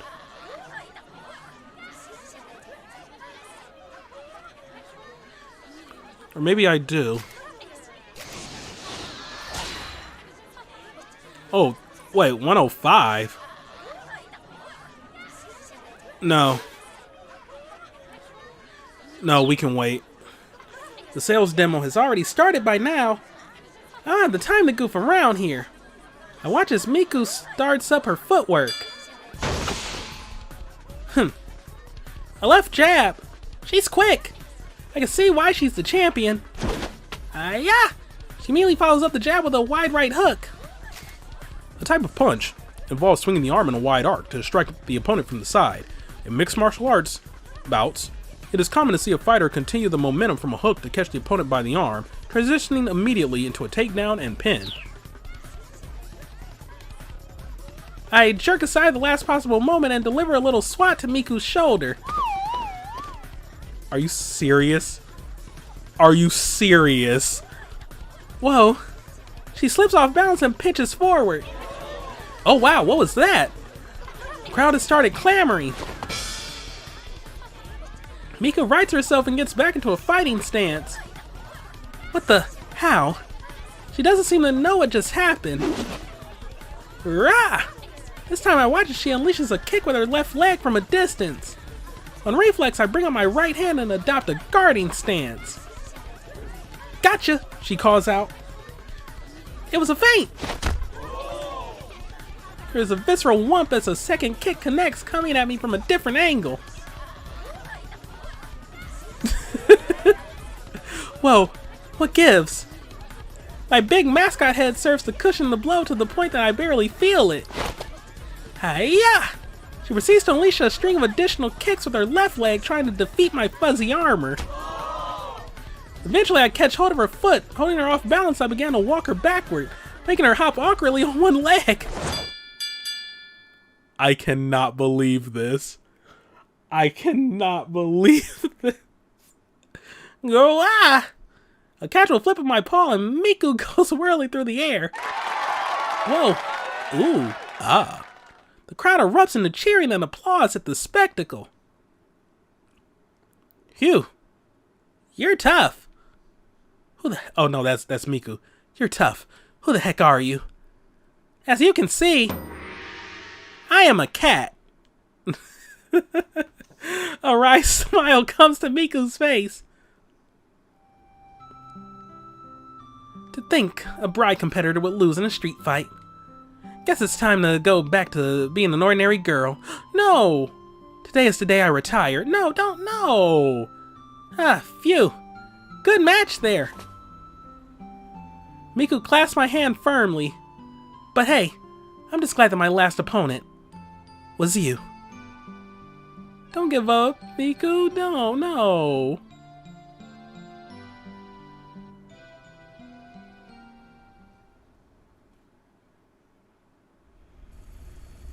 I'm actually sad, but man, she was an ass kicker. Well, fine. I hoist up the boxes of the diet drink. So, how much does this come to? I asked the sales clerk. He shakes his head. Oh, don't worry about payment. You've more than earned it with that spectacular display just now. That was really something. Heck, even I am shocked at what just happened. It's amazing what a little desperation will... Oh. No, wait, yeah, that's from him. It's amazing what a little desperation will do for you. So that move you used, that was some Aiki Jujutsu, yeah? A traditional Japanese martial art that emphasizes learning to anticipate an opponent's first move and instantaneously counterattack. Skilled practitioners can toss and throw opponents with a simple touch. The art predates the development of the more pacifistic Aikido, and so some dangerous techniques still remain. Pacifist and Aikido.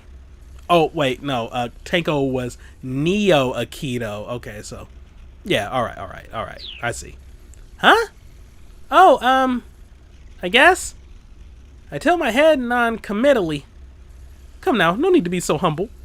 I'm a martial arts fanatic. I know my moves when I see them. Knick-knack shop owner Taisei Yasuda watches roughly 350 martial arts fights a year. He is particularly fond of Brazilian jiu-jitsu, and is thinking about studying it himself. There's a dojo he's been eyeing, but he's rather timid and has thus far only waffled non-committally outside the entrance to the place. He can call it whatever he wants if he's letting me have the drinks for free. This is going to be a lifesaver. Is that all the shopping you'll be doing with us today? He asks. Actually, come to think of it, I do have one request, I say. Sure thing. Could you please not sell that necklace there? I promise I'll be back to buy it later. Sure, no problem. The sales clerk gives a deep bow. I did it! I managed to solve my burning hammer problem. Now I've just got to get back to the sales demo. Oh, that must be awfully heavy. Here, why don't you use the dolly? The sales clerk indicates the hand truck over in the corner. Oh, thanks so much. I load the pile of boxes onto the cart and rush back to the Nokune building.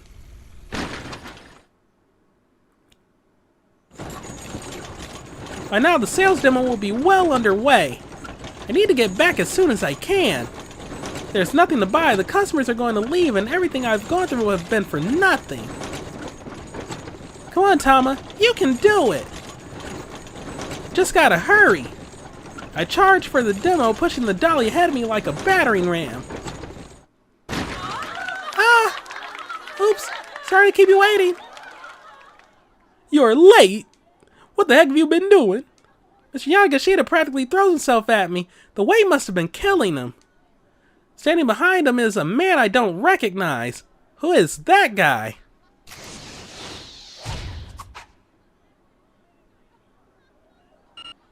Okay.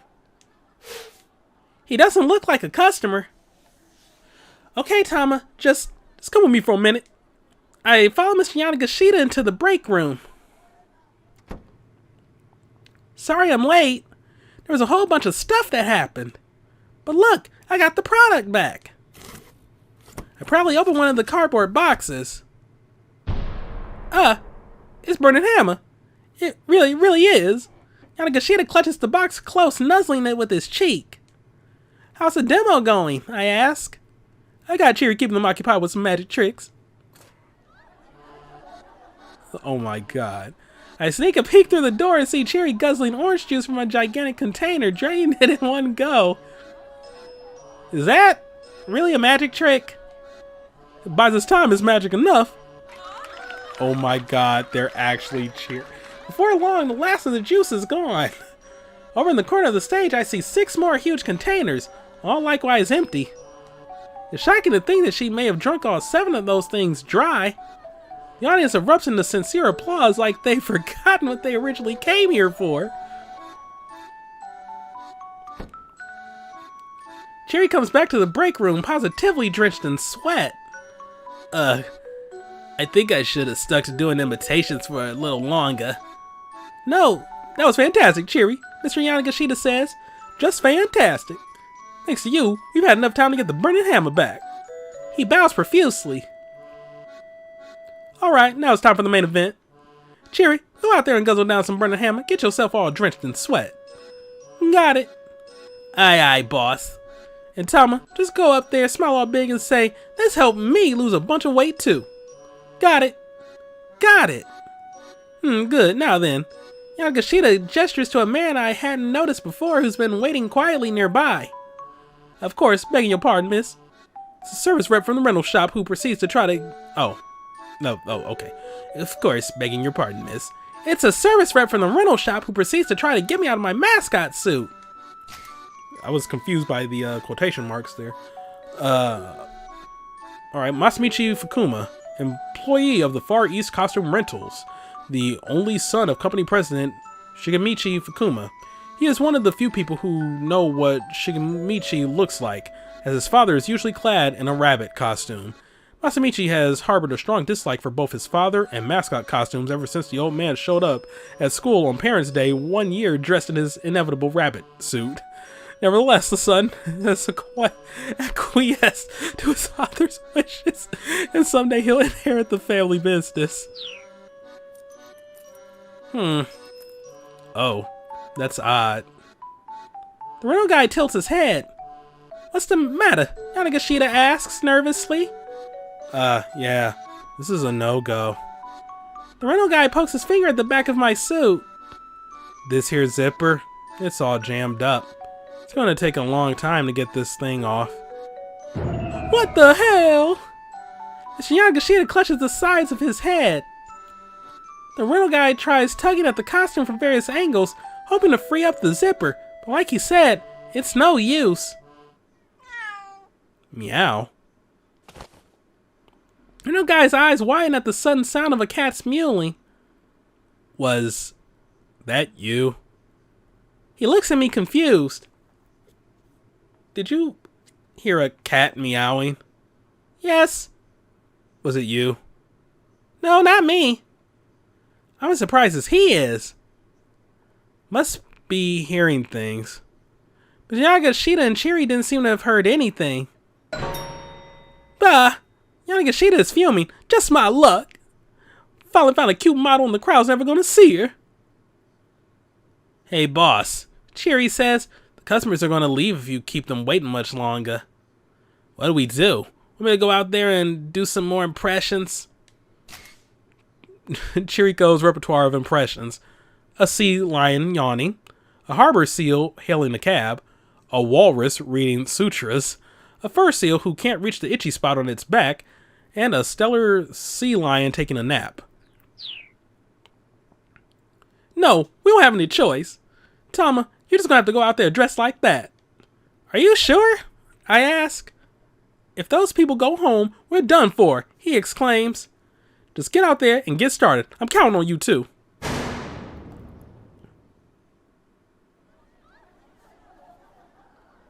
Ladies, terribly sorry to have kept you waiting.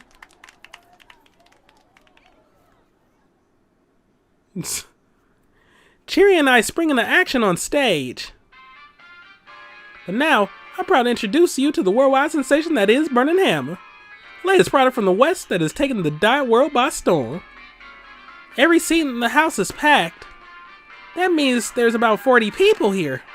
We only need to sell 5 bottles to each customer in order to sell out. I'm hit with a sudden jolt of motivation. Allow us to explain just how this revolutionary... Oh wait, no. Allow us to explain just how this revolutionary new diet drink works. It's magic. Chiri begins. The plan is for me to describe how the drink works and then Chiri will demonstrate it with a taste test. All eyes are fixed on us. I begin.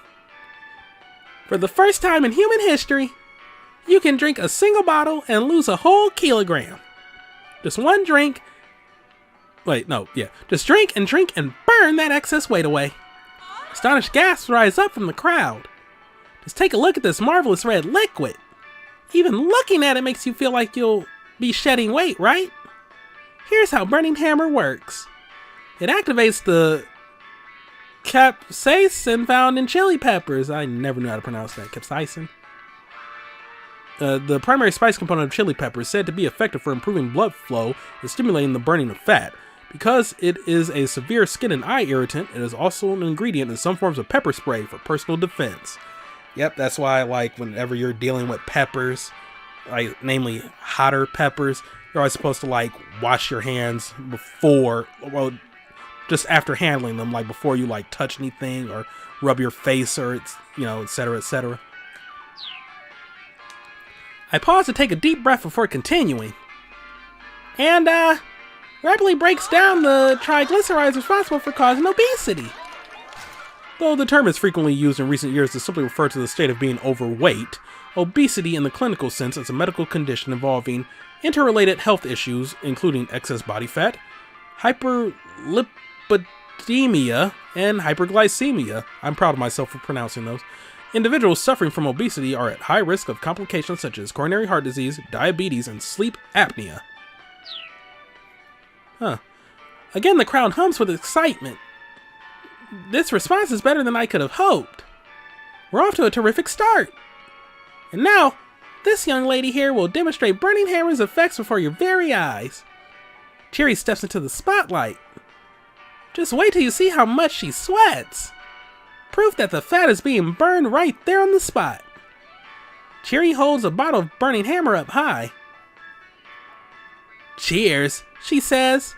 As she opens the bottle, however, one of the women in the front row speaks up. Hold on, she's already sweating pretty hard. She's right. Cherry's drenched in sweat from head to toe. Another woman chimes in suspicious. Oh, that juice drinking from earlier, that was all just to make her sweat like that, weren't it? All of a sudden, the crowd is in an uproar. No, not at all. Drinking burning hammer makes you sweat way more than this. I rush in to towel off Cherry's sweat for her. Go on, hurry up, drink it down. Cherry's face screws up unpleasantly as she gulps down the bottle. And the sweat doesn't come. Why isn't it working? I exclaim, the audience momentarily forgotten. As I've already sweated out too much. Cherry replies, unfazed. Well, why were you sweating so much? Look, you were taking forever at the 100 yen shop. The crowd shifts from uproar into riot. Did she just say 100 yen shop? Scowling customers begin to close in. No, that's not it. You got it all wrong. Please just listen. Oh, we can see what's going on here. The situation has gotten out of control. Look, this product is so valuable that a 100 yen shop is about the only way we could get it. That's not what you want to say. Uh-oh. I think I just put my foot in it. Customers glare at me, their eyes bright with rage.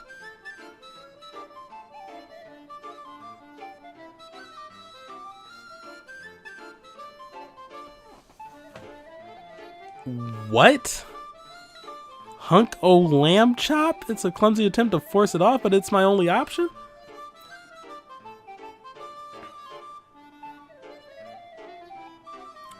I don't think forgiveness will help out at this point. Haha, kidding. That was just a joke. I just gotta play this off smooth. I mean, seriously, there's no way you'd find something this high quality in a 100 yen shop. Ha ha ha ha. Sweat is streaming down my brow. Really now?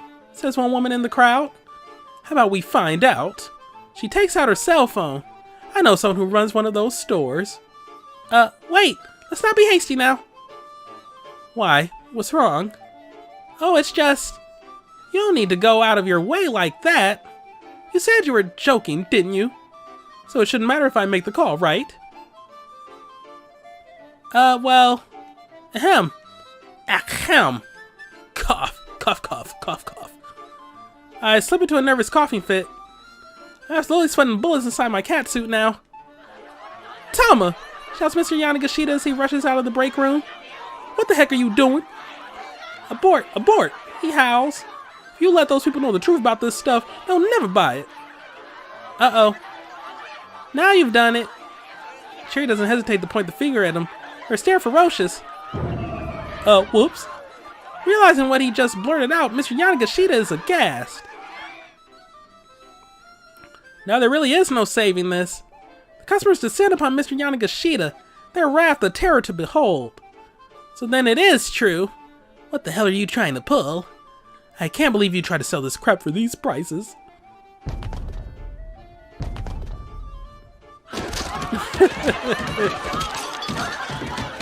The throng goes on the attack.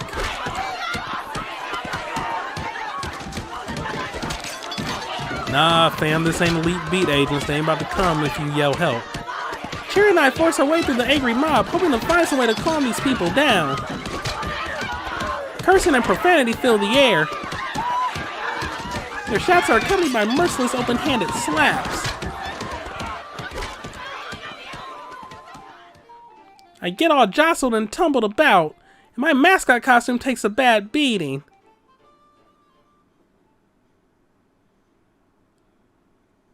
Finally, the storm passes.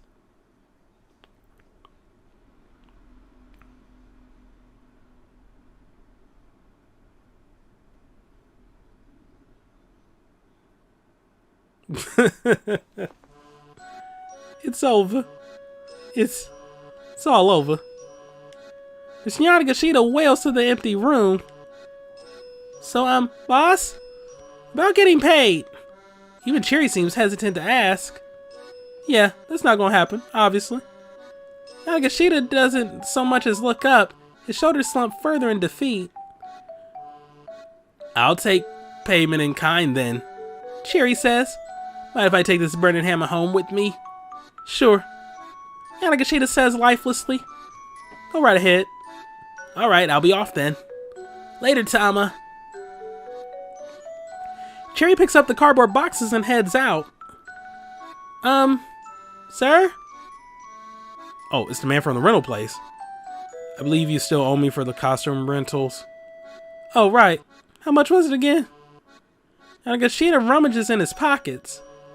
Well, given the severe damage, I'm afraid I have to add the full cost of the catsuit to your bill.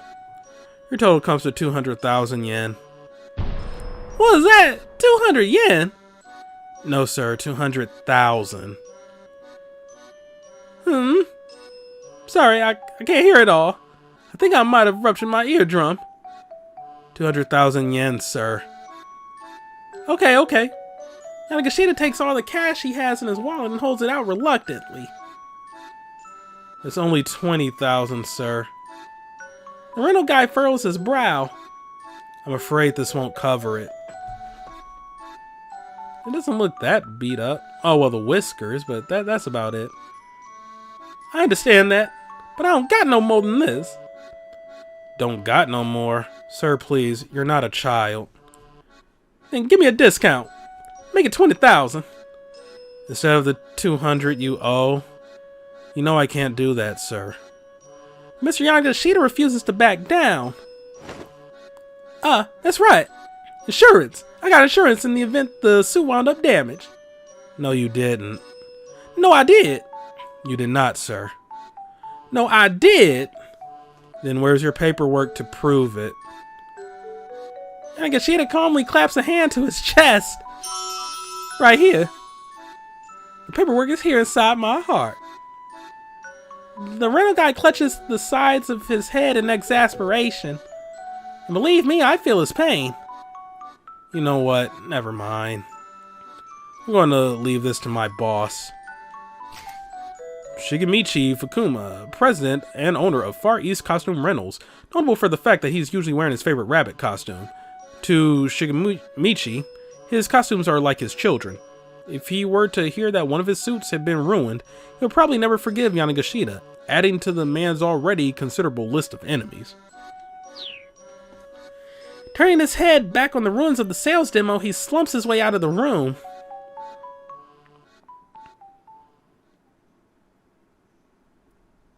This is still going on. This is not a bad end. Now it's just me and Mr. Yanagashita. Please try not to let it get you down so much, sir, I say as cheerfully as I can muster.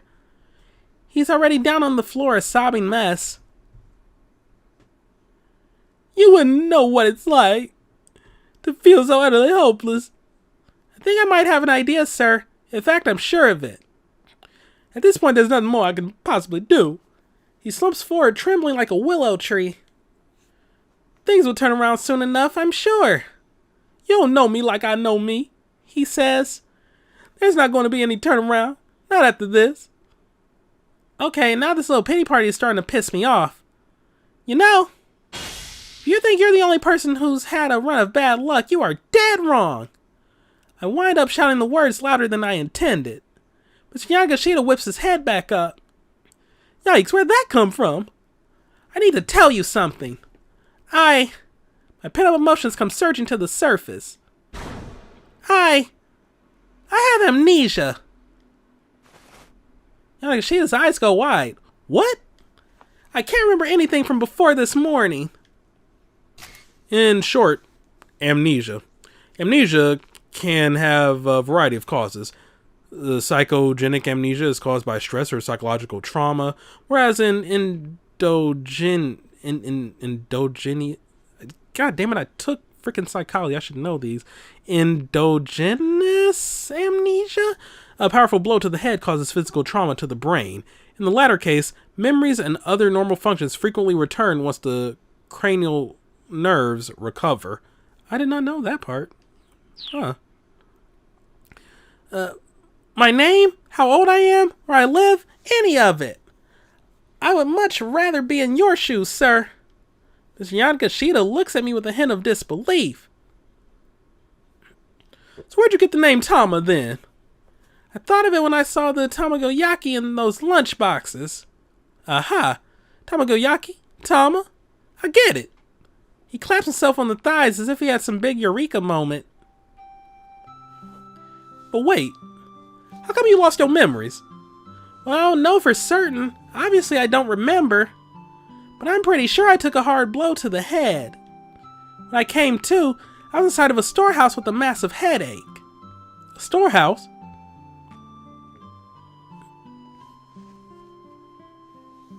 A surge of vertigo washes through me as I recall waking up in that strange dim place.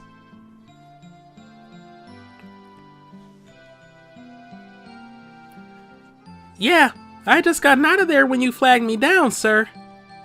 Huh, really? So it is pretty unnerving then, not knowing who you are? So is it pretty unnerving then, not knowing who you are?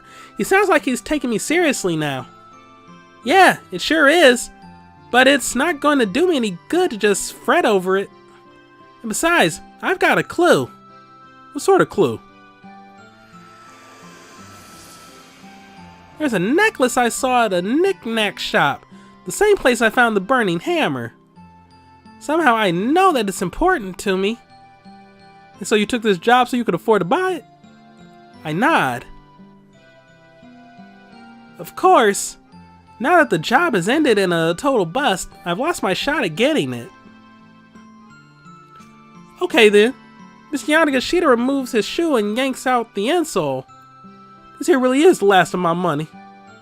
He pulls out 20,000 yen, adds it to the other 20,000 from his wallet, and thrusts it all toward me. Here you go, he says. That includes the reimbursement for the burning hammer you picked up. I pluck up my, 2 of the 10,000 yen bills between my fingertips. I actually didn't have to pay for it. Oh, wait, no. Wait. Who? Oh, no, yeah, no, that's her, that's her. I actually didn't have to pay for it, so the 20,000 we agreed upon is fine. But, how about you, sir? Are you going to be okay? Like, after all this? Compared to your misfortunes, mine are nothing. They might send me up the creek without a paddle, but I'll bounce back somehow, I'm sure of it. And then, clutching his fist, Mr. Yoshida gets a far-off look in his eye. And then, one more time, I'm gonna go see a bride fight. Ooh, about that. My jaw nearly drops. Bride like the martial arts pub? Wait, you know about Bride?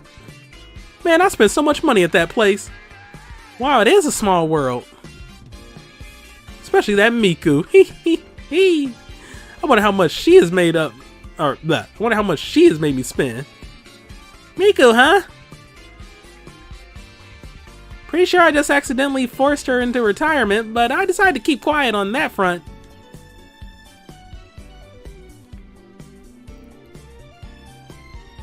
He nods. To be honest, the reason I borrowed all that money was to pay my tabs at that place. I had to borrow from some pretty shady sources too.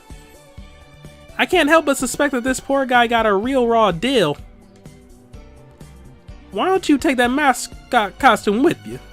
Huh? I mean, I don't really need it. No, I ain't. Oh wait, no, wait. Oh my god, I am screwing up so hard right now. Why don't you take that mascot costume with you? Huh? I mean, I don't really need it. No, I insist. Take it with my blessing. Sure. I'll be on my way then. Well, now you can use scissors.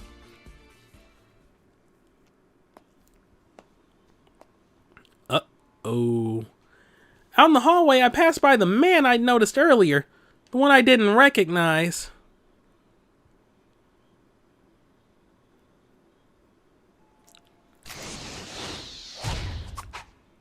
I can't jump to that?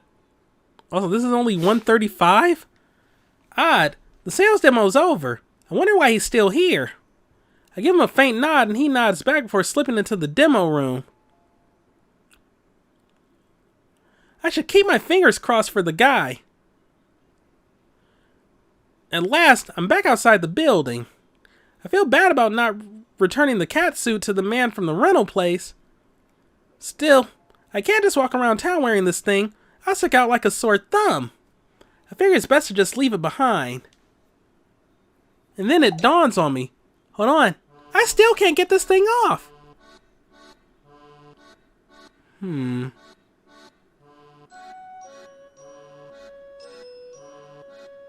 These freaking puns.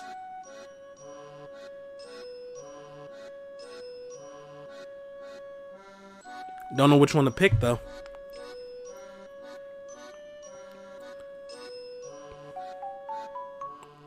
Yeah, it's not worth the struggle.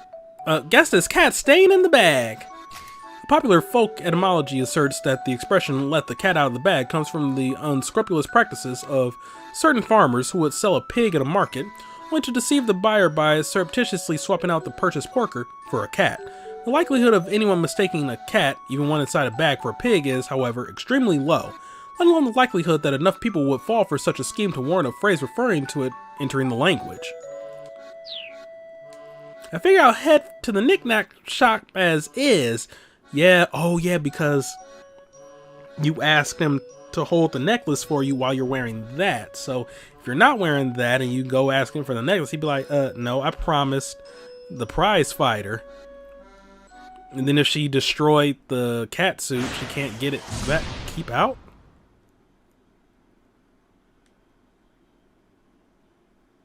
Huh. At 140, huh? Oh, no. Achi's keep out was that early? Really? Third recording session. Okay, Oh, no, that's not what I meant to do. That's not what I meant to do. Because we're at a keep out with her. I meant to go here. Oh, wait, will they allow me to jump? Yeah, I think I tried and they said it was blocked off. But maybe now.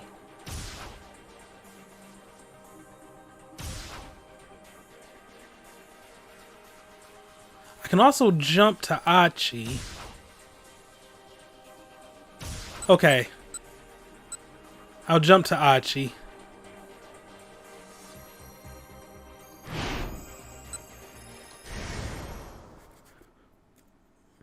I didn't know I, had to keep out so early with him. That was...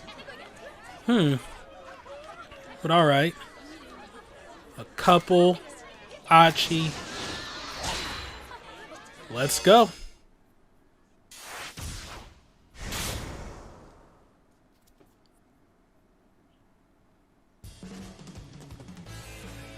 As luck would have it, they soon found a crowd in their path, backs turned toward them. Excited voices rose up from the throng. Whoa, whoa, what's the deal? Is something going on? It's a street fight. A fight, as the name implies, it takes place out on the street. I never would have guessed. Typically using bare hands and no weapons. Even a barehanded fight can result in serious injuries, though, which is why they're pretty illegal. Achi clutched Hitomi's hand good and tight. Whatever you do, don't let go. Without a moment's hesitation, he plowed his way through the crowd.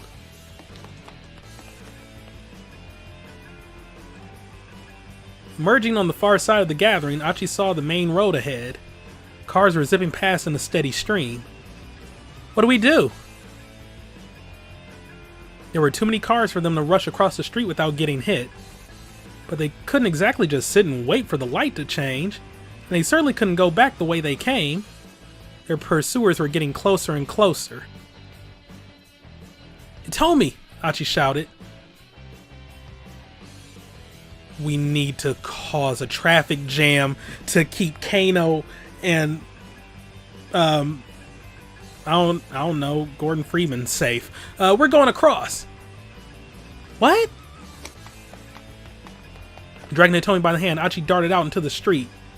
Moving purely by instinct, he wove his way through the gaps between the speeding cars. When they were halfway across, the car slammed on its brakes to keep from hitting them, causing several cars behind it to crash into one another. The multi-vehicle pileup plunged the roadway into total chaos. As a result of this chaos, traffic in the nearby area will be a standstill for a while. On their way to the Syndicate hideout, Shinya Kano and Jack Stanley have gotten caught in this traffic jam. Yo!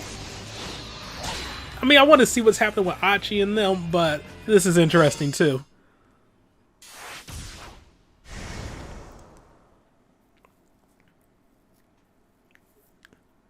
We're making headway.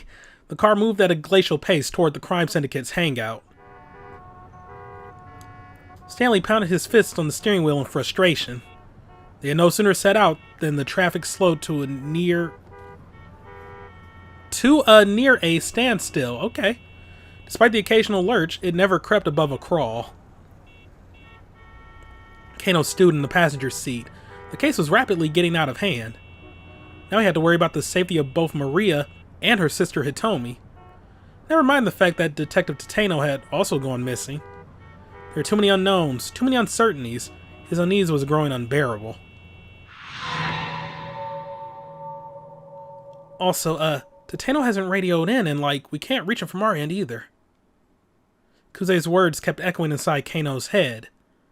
What could have caused Tateno to drop out of contact? Someone had gone after Hitomi while Kano and the others were busy trailing the attaché case. Could Tateno have been... No, it couldn't be. Kano was sure Tateno would have done whatever was necessary to keep Hitomi safe. Stanley broke the long silence. "What's on your mind?" "Still thinking about that call from Kuze?" Kano didn't answer. "Look, if you're worried about that other detective, the guy couldn't even protect one girl," Stanley continued. "Not exactly a ringing endorsement." "Don't you talk about Detective Tateno that way. I'm concerned about Hitomi Osawa, but the missing attaché case needs to come first." Stanley's expression remained stone cold. Kano flashed him a sidelong glare, then went back to staring out the window. A moment later, a flurry of motion in a nearby alley caught his eye. With a start, he recognized Sasayama. His fellow detective was caught up in an altercation with a man in dark clothes. Kano sprang into action, his body moving almost before his mind registered the situation. "Sasayama!" Flinging the door open, he leapt out of the car. "Hey, wait!" Stanley called after him, but Kano was already sprinting toward the fight. Oof! The other man knocked Sasayama into a pile of garbage. Sasayama struggled to get back to his feet. His opponent looked down at him with a triumphant sneer. Kano finally got a good look at the man, and his eyes flashed with recognition. It was the perp who'd first taken the attaché case back at the Scramble. Tariq al-Karawan. "You!" Kano growled. He sped like a bullet to tackle al-Karawan around the legs. But al-Karawan nimbly stepped aside. Kano's arms closed on nothing but air. Worst policeman ever. At the same moment, al-Karawan deftly wrapped an arm around Kano's neck. Kano felt a vice-like pressure on his carotid artery. A move known as the front choke sleeper hold. Constricting the carotid artery stops blood flow to the brain, causing the opponent to lose consciousness, also known as a guillotine choke.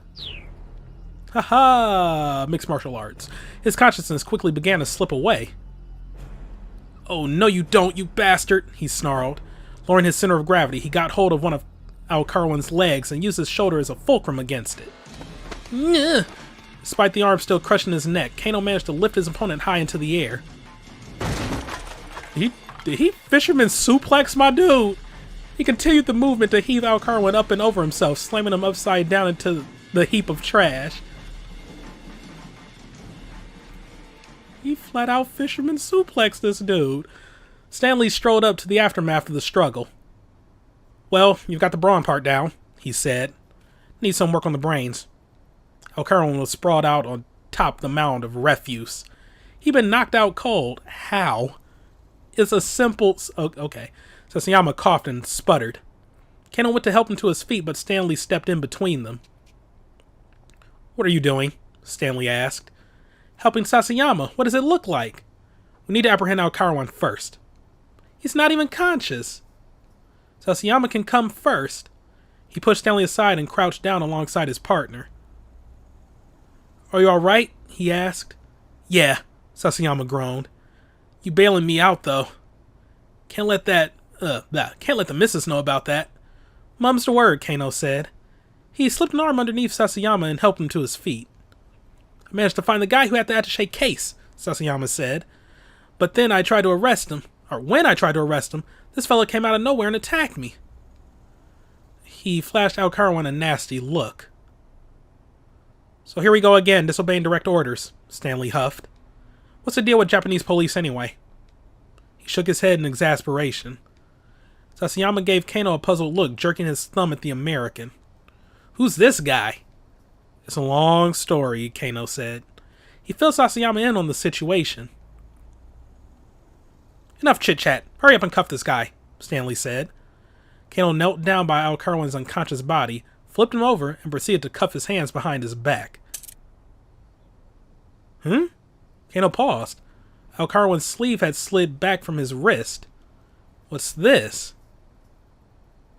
The unconscious man had a tattoo of a two-headed scorpion on his left forearm. Stanley strode over. You find something? He asked. Yes, I think this guy might be the ringleader. Seeing the image had reminded Kano of something he'd heard back at headquarters, that the head of the foreign syndicate had a scorpion tattoo. He relayed this information to Stanley. I see. Stanley called up Kuze on his cell.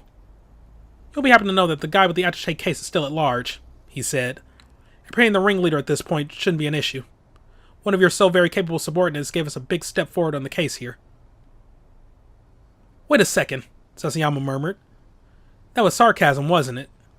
Stanley hung up and called over to him. Think you can escort this guy back to the precinct? Yeah, sure, seeing how very capable I am. Kano felt his phone vibrate. Display showed an incoming call from Rumi. Hello? He answered warily, keeping his voice down. Stanley had him a little on edge. It's me. Oh, it was Shizuo. Damn it, Kano thought. He did not have time for this right now. But if he just hung up, he might be in even deeper hot water. Kano. Oh, no. There's no quotation mark there. Wow, that thing around the pole... Look, okay. Kano, listen. Kano decided he better listen to what the old man had to say. Hello, sir. I'm afraid I'm not really at liberty to take a personal call right now, even if it is for my father-in-law. He did his best to sound apologetic. I'm not your father-in-law. Yes, of course. Sorry, sir. He bowed his head reflexively, feeling like an idiot. You really don't give a damn about keeping me waiting like this, do you? Sir, I swear to you, I feel terrible. Please, I just... Flustered, he took a deep breath and recomposed himself. I promise you, sir. I promise I'll be there. If you can just wait a little while... Don't make promises you can't keep! Shizuo's barking rebuke made Kano break out in a sweat. You think I'm gonna let you off the hook just because you're working a case? I mean, yeah? This is exactly why I don't want my daughter with some detective. Great, another angry tirade. But didn't you used to be a detective, sir? Kano muttered. You watch yourself, you little brat. It's not enough that you keep calling me your father-in-law, now you have to bring that up. Evidently, Kano had touched a raw nerve. Ever have a dentist hit a nerve while drilling a tooth? That's where this expression comes from. It seemed like anything he said only made matters worse. Well, you're not off the hook, Shizuo continued. I am never letting my daughter marry the likes of you. His fury hitting its crescendo, Shizuo promptly hung up.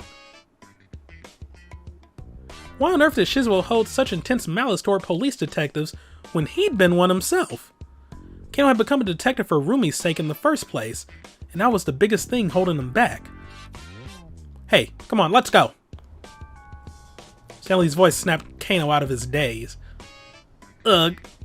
Grimly, he followed the American back to the car.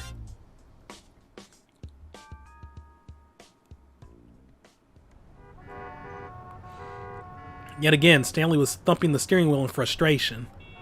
Traffic hadn't let up one bit. It was starting to look like they might never make it to the Foreign Syndicate's hangout. Kano caught sight of a girl in a hoodie weaving her way between the stopped cars on foot. He rolled down the window and called out to her. Miku Marita was a fighter at the cosplay fighting pub Bride, but just decided to retire after losing to Tama the cat in a street fight. She's thinking about what to do with herself now. Excuse me, miss. What's your name? Did something happen? Huh? What do you mean? With the road, I mean, what's with all the traffic? Oh, right. Apparently there was some big accident over by the train station. That's probably what's causing it. Really? Yeah, I don't think you guys are going to be going anywhere for quite a while. She smiled and went on her way. Stanley gave the steering wheel another punch. Well, I guess they did say that this wasn't just some typical ransom case, he muttered. Kano saw an opportunity. If they're not after the money, then what are they after? Stanley kept his eyes forward, acting as if he hadn't heard. Look, Kano said, I can't help you if you keep me out of the loop. After a few moments of thought, Stanley replied with a single monosyllable. Drugs. What? Maria's father, Kenji Osawa. I assume you're aware he works for Akoshi Pharmaceutical? I am. Nothing's been made public yet, but Osawa recently oversaw the development of a new drug. It is not at all uncommon for a new drug to be in development for 15 years or more with expenses totaling 20 to 30 billion yen, roughly 200 to 300 million US dollars, before it is approved. Worldwide demand and sensational profits can be expected if a groundbreaking medicine is developed. Nonetheless, pharmaceutical companies are often under major pressure due to the tremendous costs of labor and equipment. And someone is trying to get their hands on it. Kano's mind latched onto this new information, trying to assemble the pieces of an evolving puzzle. Someone? Who? An international criminal mastermind. This foreign syndicate is merely a tool in someone else's game. Kano regarded Stanley's face carefully. He looked more cold and serious than ever. So wait, does this mean that the reason we're letting the syndicate walk around unfettered is on my orders? Yes. I see. So the only thing you're really concerned with is catching this international mastermind. Precisely. Kano felt like he was starting to get a picture of what sort of person Stanley was. So you don't really care what happens to the girl who's been abducted, do you? Not particularly, no. You fucking asshole. Why do you have a problem? Oh, why? Do you have a problem with that? Kano clenched his fist. His hand was shaking with anger.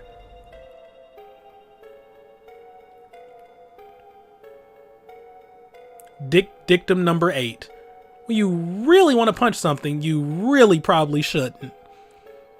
That is some really good advice right there. Right there. Sign me up. Unless that person is a loudmouth racist or idiot on the streets, then hey, you know what? You gotta do what you gotta do. Don't worry, I'll bail you out. Kano recited the words inwardly like some sort of desperate mantra. If he didn't manage to calm himself down, he was liable to slam his fist right into Stanley's face. Outside the car, the traffic remained at a standstill. Kano chaffed against a feeling of utter futility. One after another, his uncertainties came to nag at him. Was Maria still safe? What had happened to Hitomi and Tateno, her bodyguard? And now, on top of all of this, it struck Kano as rather careless to send Sasayama away with Alcaron without any backup. Now that Jack had alerted him to the presence of a dangerous international mastermind still on the loose. Wait. Was the guy with the cane to Tano?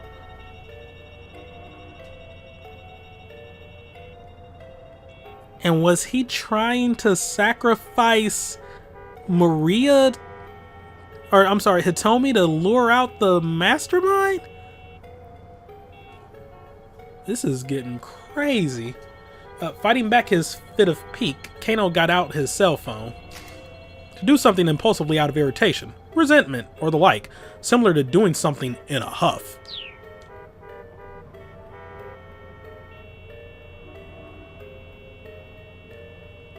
Oh, shit! I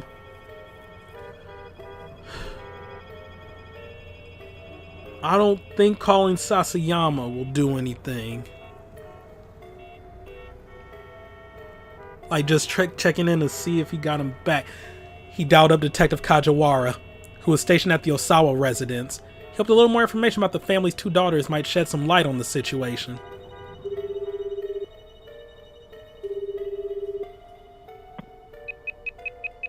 The detective answered promptly. Oh yeah, because this phone did ring! Oh my god, I completely forgot. Kajiwara here. Hey, it's Kano. Hmm? Kano? A horrid jarring beeping was audible from the other end of the line. What's that noise? Kano asked. Sorry, hold on, I can't really hear you.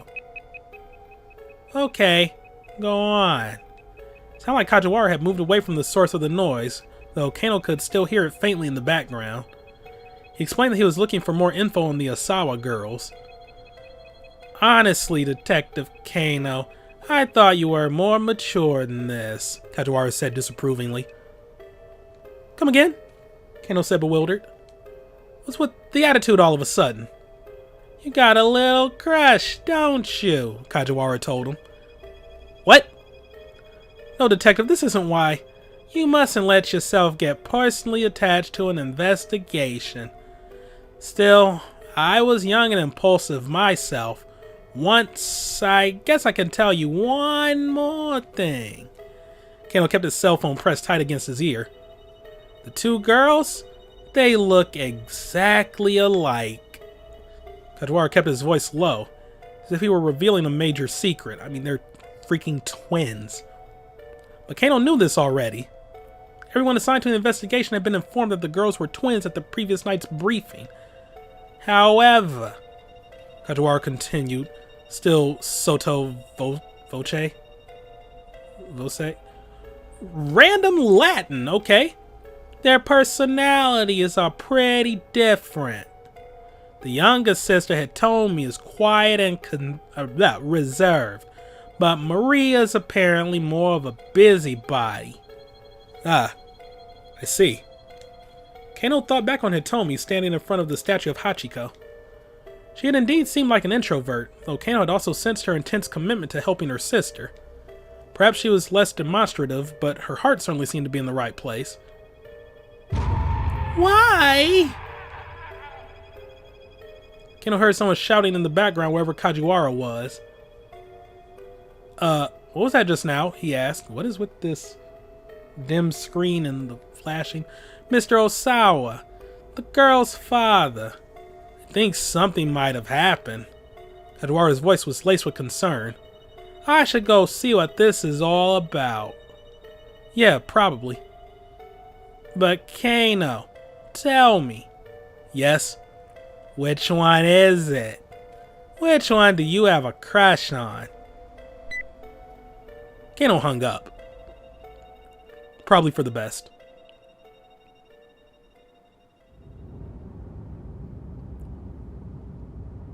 Why?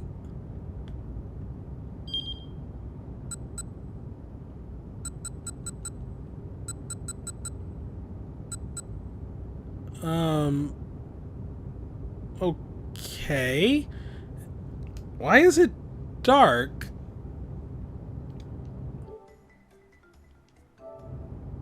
Huh. At long last, traffic began to move again.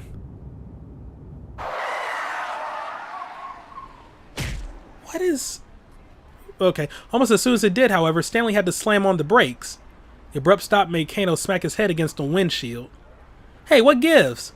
Look, Stanley said. He gestured with his chin.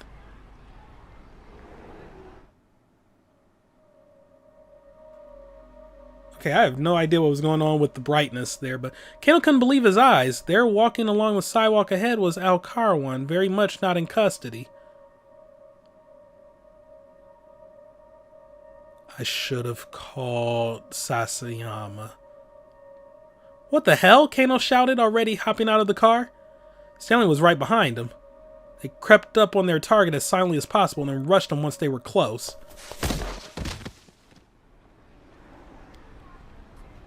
In a moment they had subdued him. Kano used his own body weight to hold Al Karawan down. What are you doing out here? He demanded. Whoa, hey, guess you didn't get the memo, huh? Al Karawan flashed a coy grin. They let me go. Let you go? Think your buddy here might have hearing problems, Al Karawan said to Stanley. I'm a free man. Kano turned and glared at Stanley. What is he talking about? No idea. First things first, get this guy back to the precinct. I'll head to the syndicate, hang out by myself. You don't think this is weird? Kano asked. I mean, what the heck is this guy doing on the loose again? What matters is that he is free. Maybe he's telling the truth about being let go. But that's ridiculous! I guess he must have escaped on his own, Stanley replied. Okay, wait, this is actually annoying me. One moment. Can't tell if this is a glitch or not. Whatever, then I guess he must have escaped on his own, Stanley replied. In either case, your buddy screwed up royally. Now it's on you to unscrew things. None of this sat right with Kano, but the fact remained that he couldn't just let Al Karawan go. He gave Stanley detailed directions to the hangout, and the car sped away towards the Yoyogi. And Kano headed back to the precinct with his captive, trying to reassure himself that he might learn something from questioning Al Karawan that would help resolve the case. I should have called Sasayama. But yeah, this is probably a long-form bad end. Kano sat opposite Al Karawan in the interrogation room. He'd been attempting to interview the suspect for about a quarter of an hour. Al Karawan sat ramrod stiff, not responding to any prompts or questions. What time is it right now? He asked. They'd taken away his watch, his wallet, a small knife, and his keychain.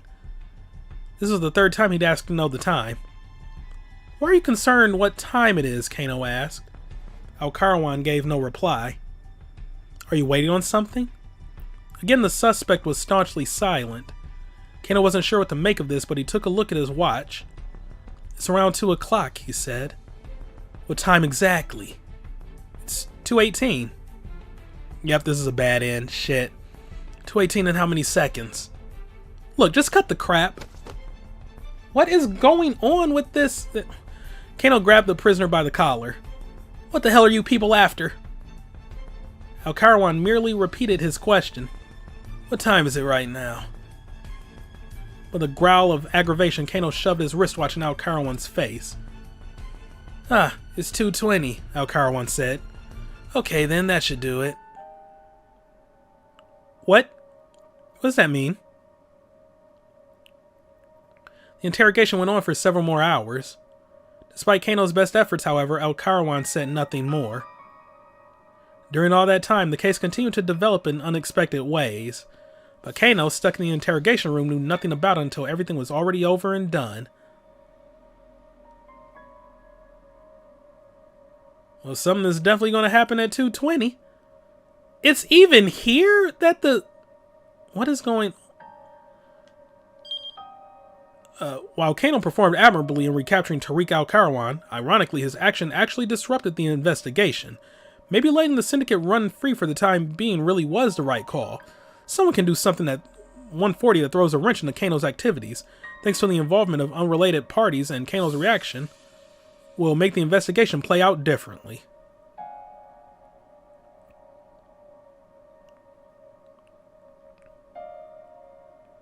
At 1:40.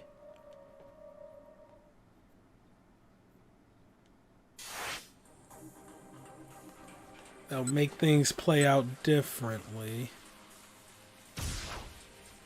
Well, not Minorikawa. Or not yet. Yeah, there was something that happened here.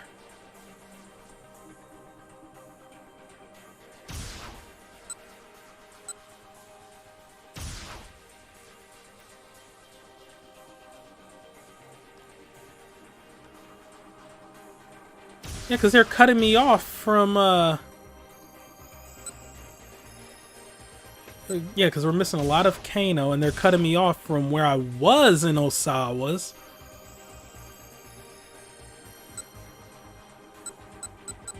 So something here is going to directly impact that?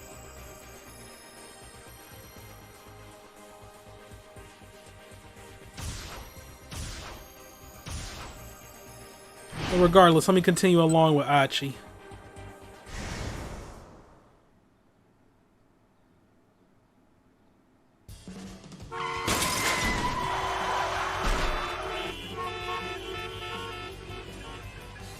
Okay, in a matter of moments, the street was clogged with a long line of stopped vehicles. Achi and Hitomi's pursuers remained on the other side and did not pursue. Okay, that was crazy. Oh, Hitomi panicked as she caught her breath. Well, you know what they say. Idle feet are the devil's playthings. Hands, it's idle hands. Whatever, at least they gotten away.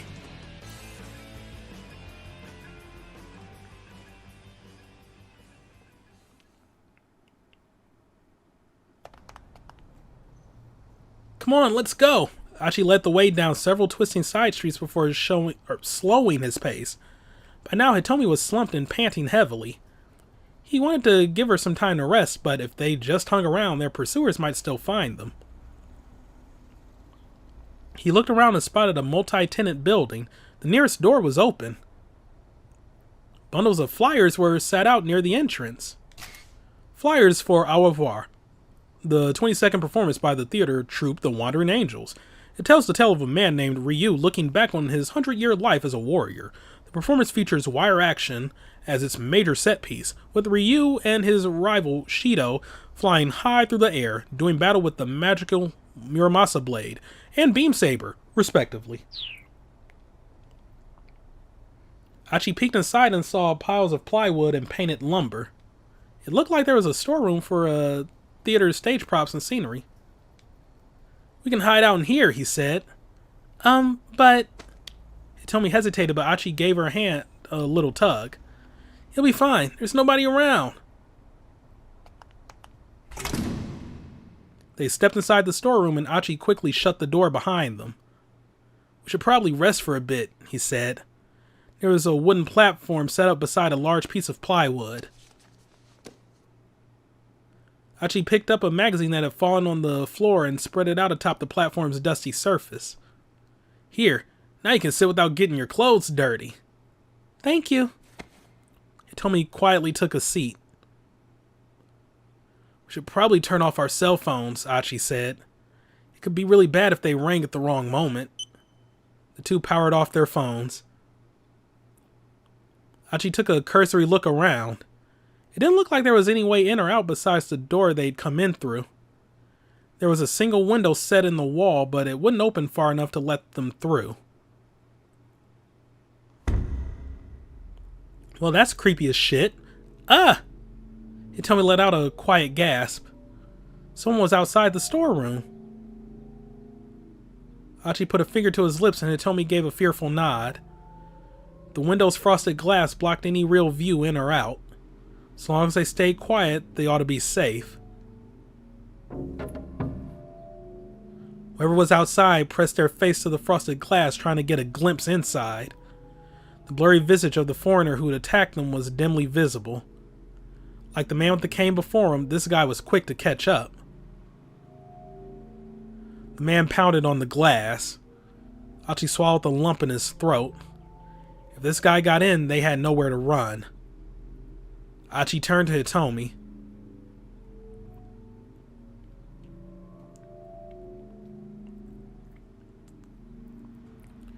We'll be fine, just sit tight.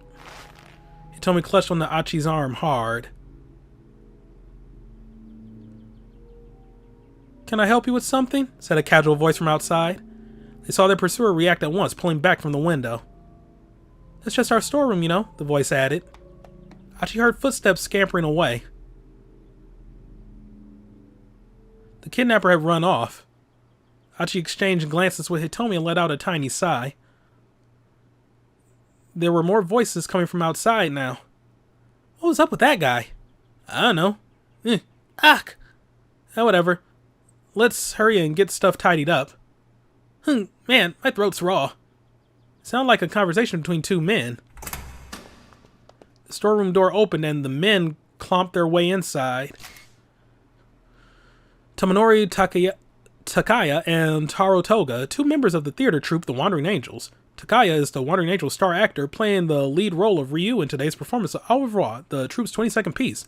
Last night he slept completely naked and caught a cold, leading to the sore throat he has now. Toga is the stage director handling things behind the scenes. He's very irritated that Shinichi Bando, in charge of the props, seemed to have gone AWOL. Do we really need to hear that he slept completely naked? I don't think that's how you catch a cold, but okay. So what are we getting? Let's grab all those folding chairs over there. Yeah. The producer said they're going to need a lot more seats all of a sudden.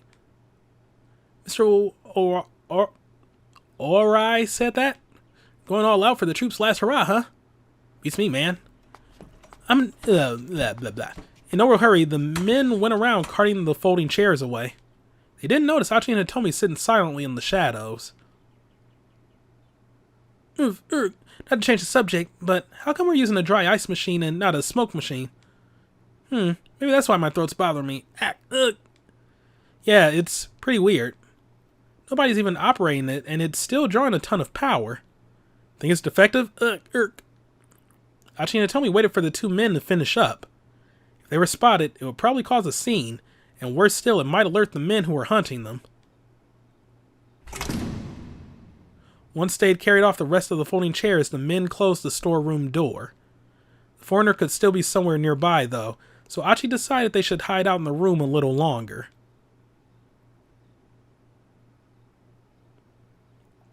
God, this blows. I want to get back out there to look for that blue van ASAP, but Achi trailed off as something occurred to him.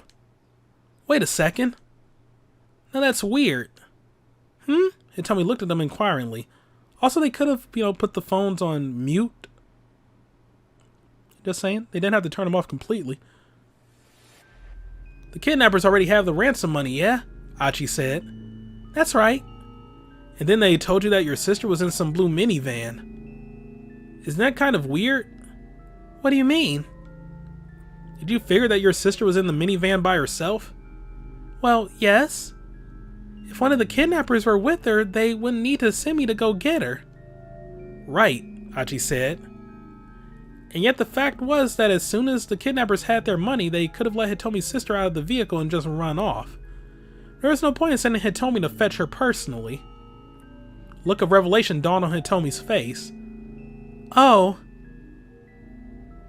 That minivan had already left Dogenzaka, she said.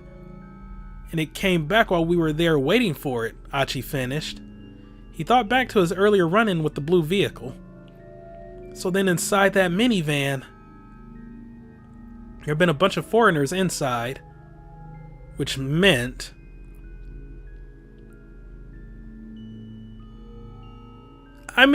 both of these are kind of one and the same, but yeah, the kidnappers didn't have any intention of giving her sister back. The more Achi thought about it, the less sense it made for them to send Hitomi to get her. There had to be some other reason they wanted Hitomi to go to that minivan, but what? To kidnap her as well? You think they were trying to kidnap me too? That's it! Achi clapped his hands together. Then they let your sister go and demand a ransom for you! Or they would just keep them both. And then they make her deliver the ransom money for your release. They'd be able to get like infinite ransom money by constantly abducting one twin after the other. I know they said he wasn't that bright, but damn! Yeah, thank you! That seems a little far-fetched. Oh, yeah, I guess you're right. Now that she said so, Achi realized it was kind of a ridiculous idea. Still, what if the kidnappers really were trying to kidnap me, Hitomi said? As in, like, they accidentally abducted the wrong twin? I guess that would have been easy to botch up. That would imply that they wanted me specifically and not my sister. Hitomi paused briefly in thought. Oh no.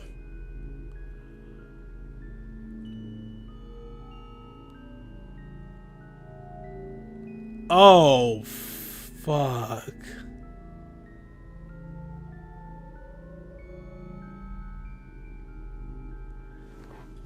Well, I'm putting, like, so much together now.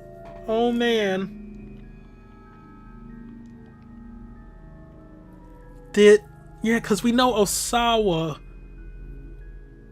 was testing the virus himself, and, like, he wasn't proud of what he did. He used one of his own daughters as a test subject. But because Maria is, like, hot-blooded, she would never, like, go for that. He went for the quiet, reserved one who would probably acquiesce in Hitomi.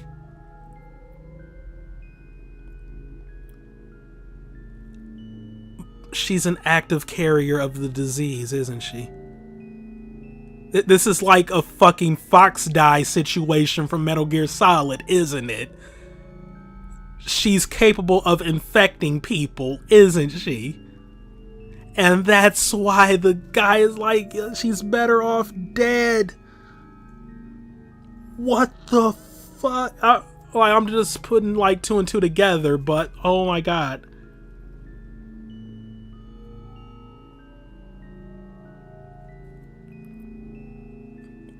So the mastermind or the organization might want her to use as like a bioweapon. Oh my god. Alright. Maybe you're hotter than your sister or something? Achi suggested with enthusiasm. Hitomi shook her head. That can't be it. If anything, it's the other way around. Compared to my sister, I'm just... Whoa, hey, stop right there. Achi had to interrupt her. You're not just anything. Please don't. I'm just... Tears had welled up in Hitomi's eyes. Why'd this have to happen to her? Why not me? Whoa, hey, come on, don't cry. I'm sorry. Cheer up. It's like that song says. Don't just stand there. Wipe those tears away. That one. You know it? Is that Aya Kamiki?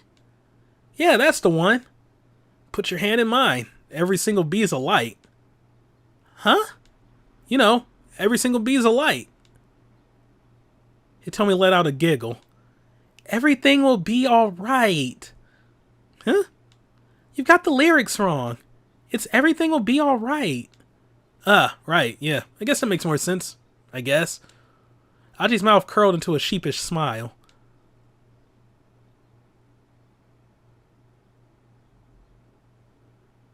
Alright, I think we've laid low long enough, Achi said at last. Think we should be on our way? He was about to get to his feet when he heard voices outside the storeroom again. Yikes, that was pretty careless of us.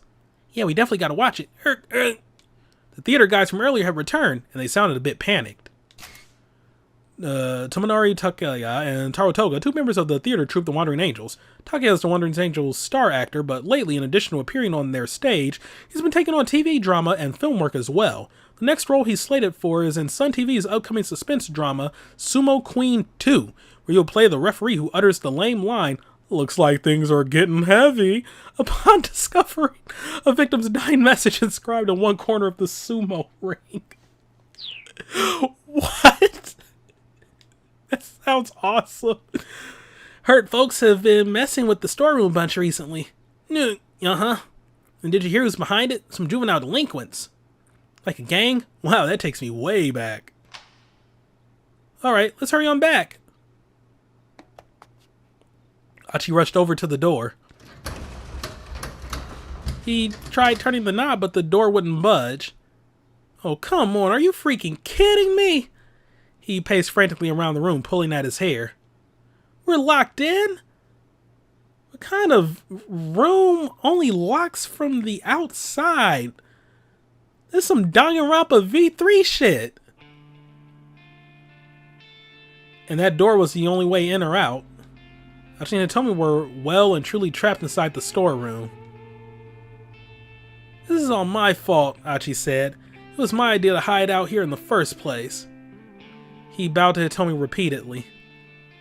We're never going to be able to find that blue minivan now. Guess we'll have to get someone on the outside to help us, Hitomi replied. She scowled thoughtfully.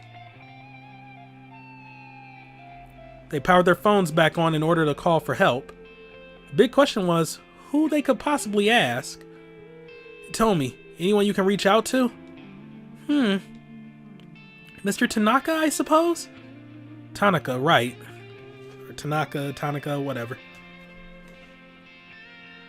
Oh my fucking god, the fucking name. Oh my god. Her name is Hitomi and his surname is Tanaka. Hitomi Tanaka. They actually went there. Okay. The suggestion didn't exactly thrill Achi. He had no idea what this Tanaka guy was like. Hopefully he was the dependable sort who'd actually show up to rescue him. But somehow that thought made Achi feel even worse. Achi had someone he figured he could call, but he hesitated, uncertain. There'd been a time when he trusted this guy more than anyone. They'd bailed each other out of countless jams. Nowadays, though, things were different. Hitomi gave Achi a puzzled look as he sat lost in thought. Right, guess I don't have much of a choice. Achi scrolled through the contacts list on his cell phone. He found a name he thought he'd never see again, or call again. Susumu.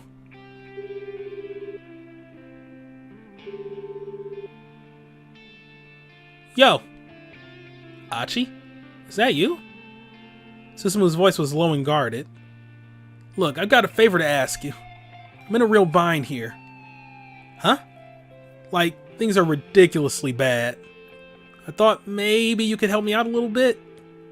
You seriously thought I'd help you? Susumu's words were like ice. You messing with me or something, man? Now he sounded a touch angry as well. Painful memories flashed before Achi's eyes. Right then, sorry to bug you, just forget it. But Susumu hung up before Achi was even finished talking. No dice, Achi said to Hitomi with a lopsided frown. She looked back at him, her expression a mirror of his own. What should we do? What should we do? I guess we're back to Mr. Tanaka. Guess so. You want to go ahead then?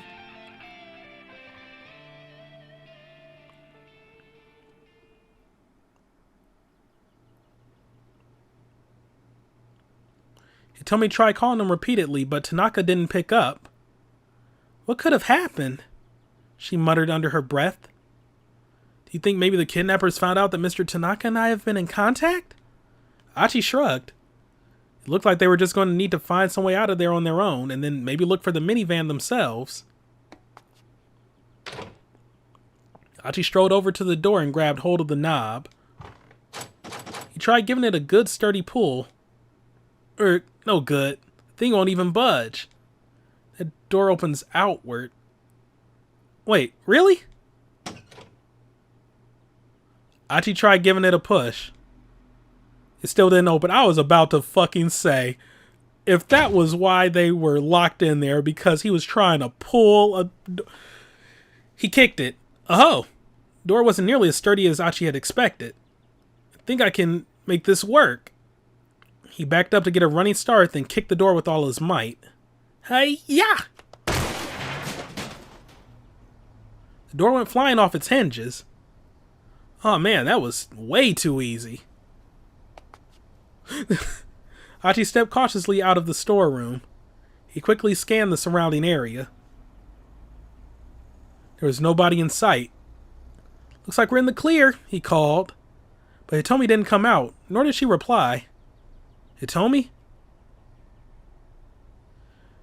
She had her phone in her hand, apparently still trying to get in touch with Tanaka. With a tiny sigh, Achi leaned against the wall and waited for her to finish. Well, doesn't look like I'm going to have any luck, she said. You know, we can leave now, right? Are you still holding out hope for your Mr. Tanaka? It's not that, I'm just a little worried. Oh yeah? Okie dokie then. I'll just, wait around out here. Okay, I'll be right with you. Uh-huh. Achi shuffled his way back outside. Not the time or place, Hitomi, but... Ah, fuck. Oh, crap. By the time Achi could finish processing the thought, he was already laid out on the ground. His jaw hit the asphalt hard.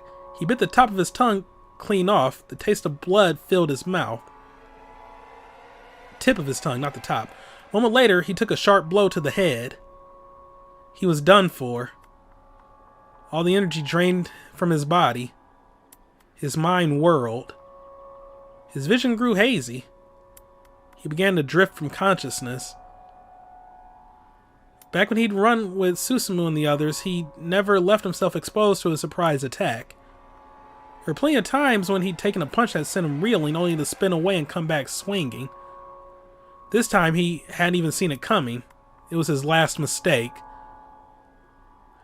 I would have thought this were a Persona 5 reference if it weren't for the fact that this game came out years before Persona 5. Like, years. Almost a decade? Like, this was originally on Wii. Guess I've let myself go soft. Achi grimaced inwardly, muttering in a voice no one but he could hear. Hitomi, I'm so sorry.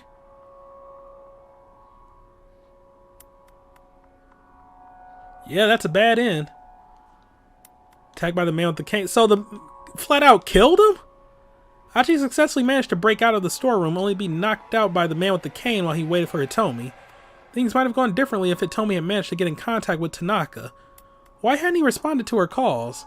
Maybe something strange had happened at the Osawa residence. Perhaps there was some reason he wasn't able to answer the phone?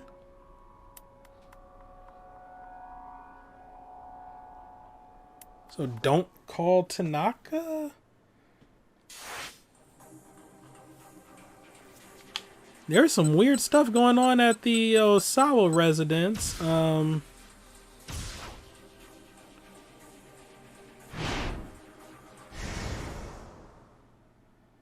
So is there something I'm doing wrong here?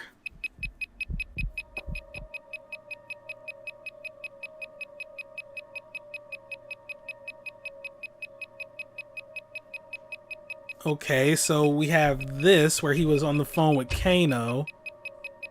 So I was left to wonder what the detective had been about to tell him. The bug tracker was what? What the heck was going on? The sound wasn't stopping. Deciding that he better do something, Osawa took the bug tracker and checked behind his bookcase. Didn't seem like the signal was coming from back there. He proceeded to pull each and every one of the books off of the shelf. Alright, something tells me I wasn't supposed to do this then. Nothing.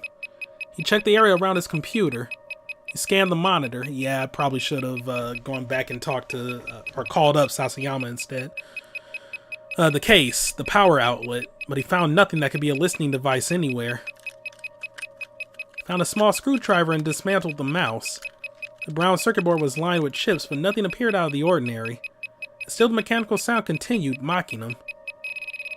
Just try to find it. Go ahead, look everywhere. Beep, beep, beep, beep, beep, beep, beep, beep, beep, beep, beep, beep, beep.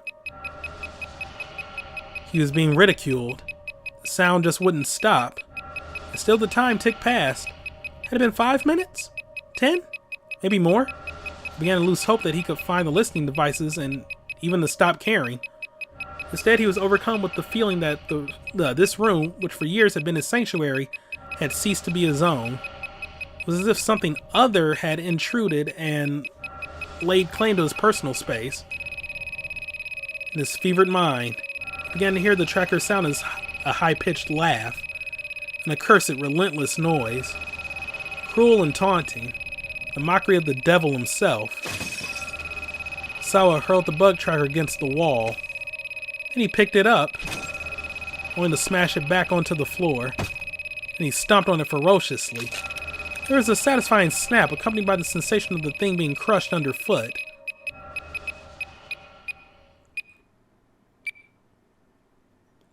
The noise stopped. Or, well, it ought to have.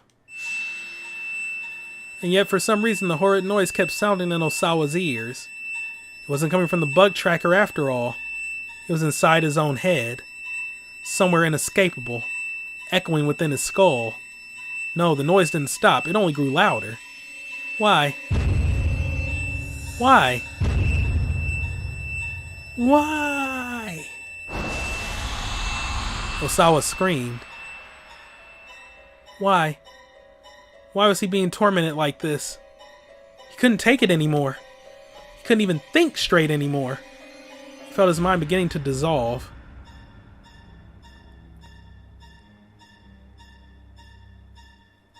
Yep, alright, so I should have called Sasayama. The incessant beeping from the bug tracker wound up driving Osawa out of his mind. What Kajirara was about to say just before he got that phone call was pretty crucial for Osawa to hear. Unfortunately, the call distracted him, and he left the room before he could finish his thought. Things could have gone differently if only someone hadn't called Detective Kajiwara right then.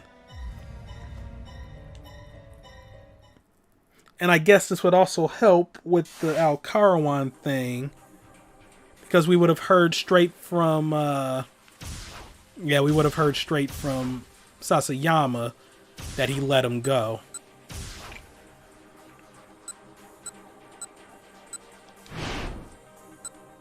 Okay.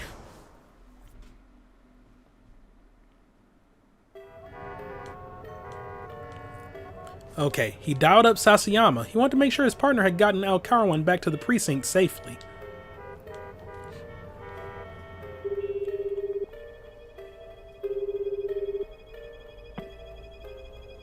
Sasayama picked up almost right away. Kano, what's up? How are things on your end? Any problems getting Al-Karawan back? Nah, I got Tano taking care of him. Wait, what? Kano can hardly believe his ears. I can hardly believe this phone. Okay.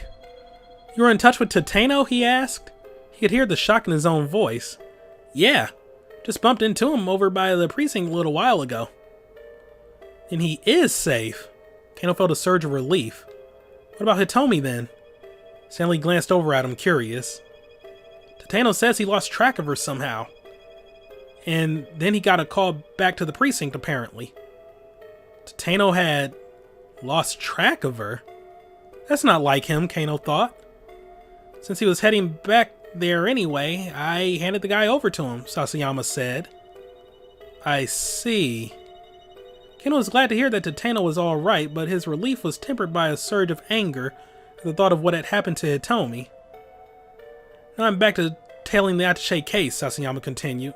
Today's my wife's birthday, you know. My plan is to wrap this thing up ASAP so we can celebrate tonight.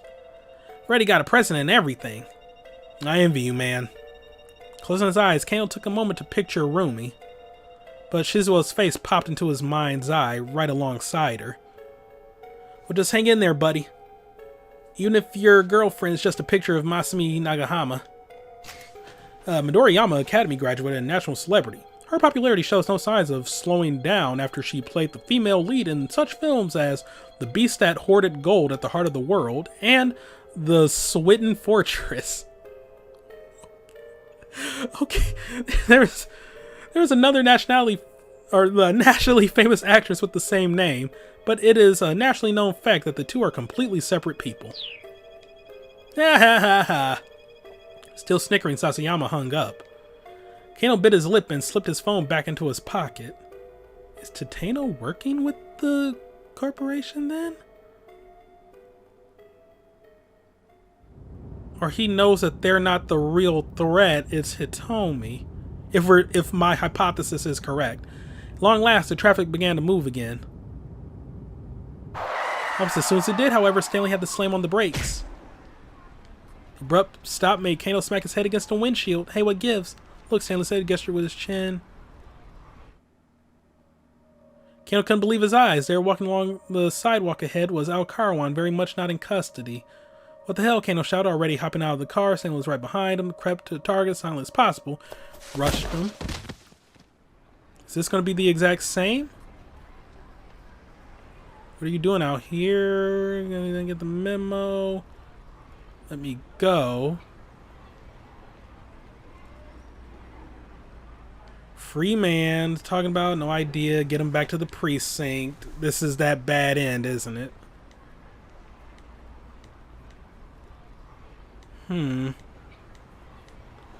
So this doesn't have anything to...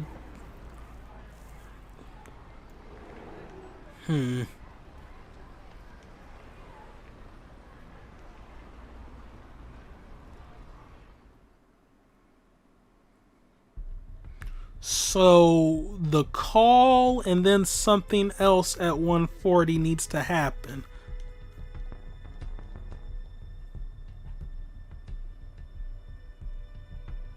I'm going through this again so I can get the tip from that bad end. Wait, the bad end disappeared from Achi. Oh, something unrelated at 1:40. They're going to do something then.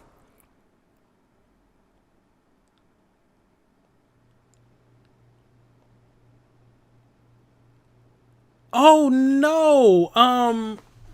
Wait, wasn't it Osawa that answered the phone and told, yeah, cuz he told what's his name to leave so he could have privacy. But yeah, that means that he's on the phone so they can't hear them.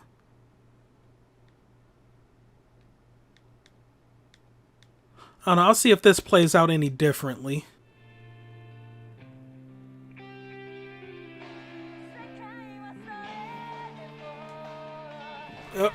Okay, they powered their phones back on in order to call for help. Oh, Hitomi chirped. That's me. She took a look at the LCD display. It's an email from Mr. Tanaka. Ah, okay. Hitomi began typing out a response with practiced ease. More wild delusions rose in Achi's mind. Ideas or fantasies conjured up in one's mind with no logical or factual basis. People can become deluded for varying reasons, about a whole host of different subjects.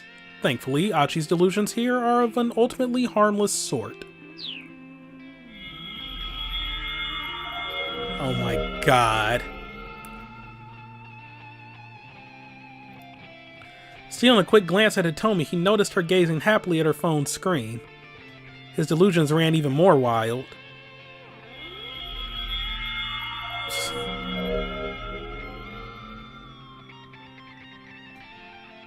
While he was still fretting furiously, Hitomi finished typing her response. So, what'd you wind up saying? Achi asked. I explained the situation. That we're trapped in the storeroom, you've got some guys chasing after you, and you're looking for some van? Yes, I also asked them to please keep this a secret from my family and the police. Whoever this Tanaka guy was, Hitomi sure seemed to put a lot of trust in him. A short while later, Hitomi's phone chimed with a reply. She checked the screen in a flash, all eagerness. Achi? Couldn't help but ask. So, what's that Tanaka guy have to say? A hint of jealousy slipped into his voice. He says he's going to try to find the minivan for us. Huh? If he just comes and lets us out, I can go look for it myself. He says he wants us to hide out here a little longer. What the hell, seriously? He says that if someone's after me, it's safer to stay where we are. Yeah, I'm out of the running, Achi thought to himself. This Tanaka was clearly pretty concerned for her. There was really only one reason a middle-aged man would think like that. Alright, fine, we'll wait. Achi turned his own phone off, then slumped back in a huff.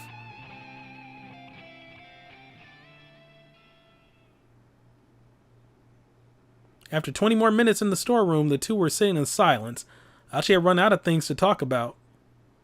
Do you think you'll ever be friends again? You and that one guy. Susumu, I think it was? Tomi's question caught Achi off guard. He stammered, unsure how to respond. Hitomi shook her head. I'm so sorry. I barely know you. That was insensitive of me. No, it's alright. I mean, sometimes I wish things could go back to the way they used to be, Achi said. He let out a tiny sigh. What that Kiryu guy said was the truth. That was the guy who founded SOS. Do you know what I mean by that? Hitomi gave a slight nod. I mean, I never wanted to be in charge of a gang or anything, but I knew that if I left, SOS would just fall apart. And I didn't want everyone else to get all caught up over who would take my place, you know? So I thought long and hard about it, looking for a way for folks to stay friends even after I was gone.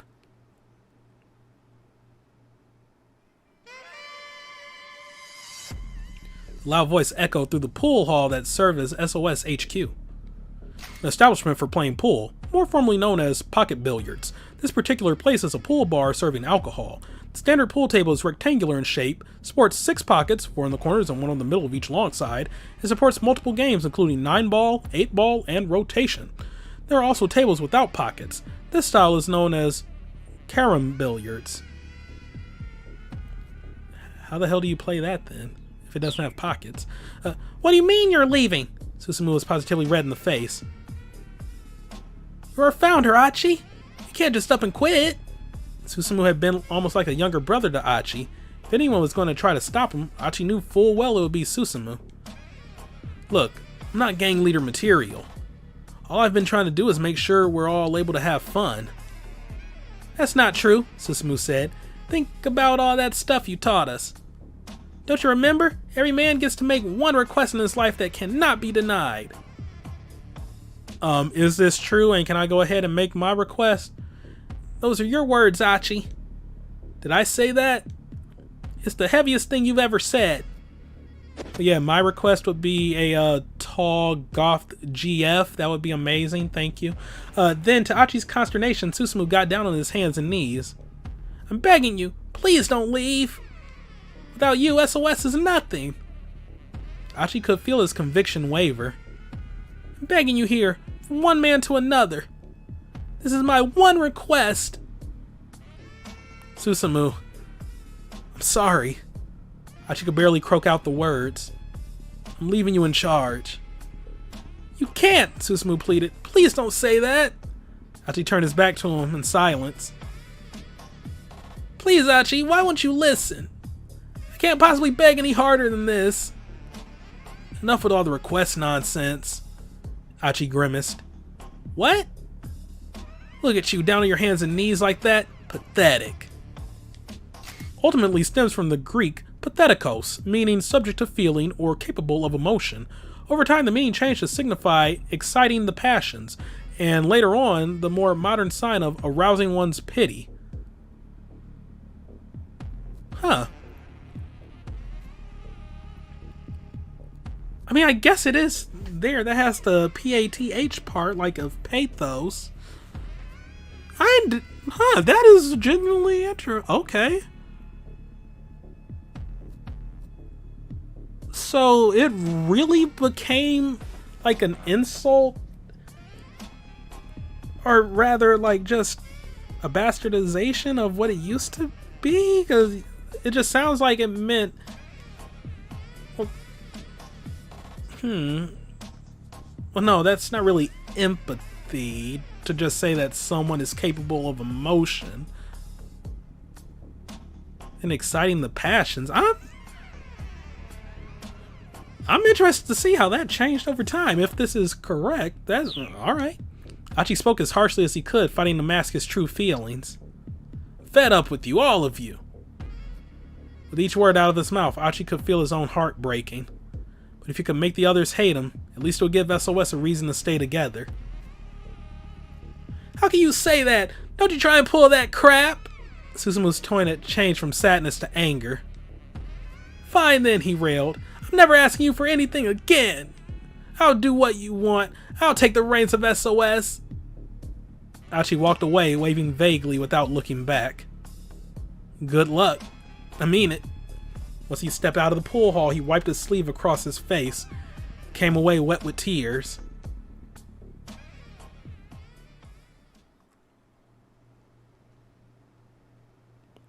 Sometimes I think that maybe I could apologize to those guys and we could go back to the good old days again. But that's never going to happen, not unless Suzune gets better. He stared into the distance at nothing in particular. At least he sorted out how he felt about his former pals. Is there nothing that can help your sister? Hitomi asked. She needs a heart transplant. And the problem with heart transplants is that the timing is tricky. The act of surgically implanting one person's heart into another's body. Such an operation is typically only performed on a patient with severe heart disease who cannot survive without a new heart. There are strict requirements that must be met before a heart can be transplanted, however. Chief among them, that the donor must first be brain dead. Even if there's a donor available, the transplant has to be performed within 4 hours or things get dicey. Because lack of oxygen causes damage, referred to as warm ischemia damage, in any organ removed from a human body, a transplant must be carried out and blood circulation restored within a certain time window, known as the total ischemic time. In the case of a heart transplant, total ischemic time is only 4 hours. Helicopters and charter jets are frequently used to rapidly transport hearts for such operations.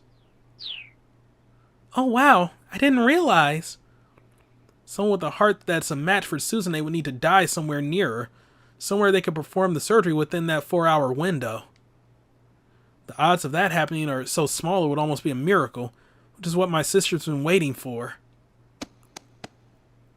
Achi thumped the left side of his chest.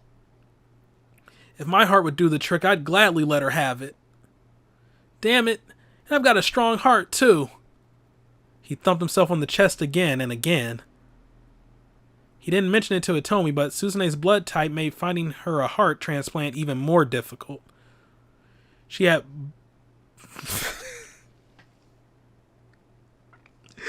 I thought they were about to say type O. No, she had Bombay blood. What? A type of blood that does not correspond to the more common types of A, B, O, or AB. In some instances, a standard blood typing yields a result of O in such individuals.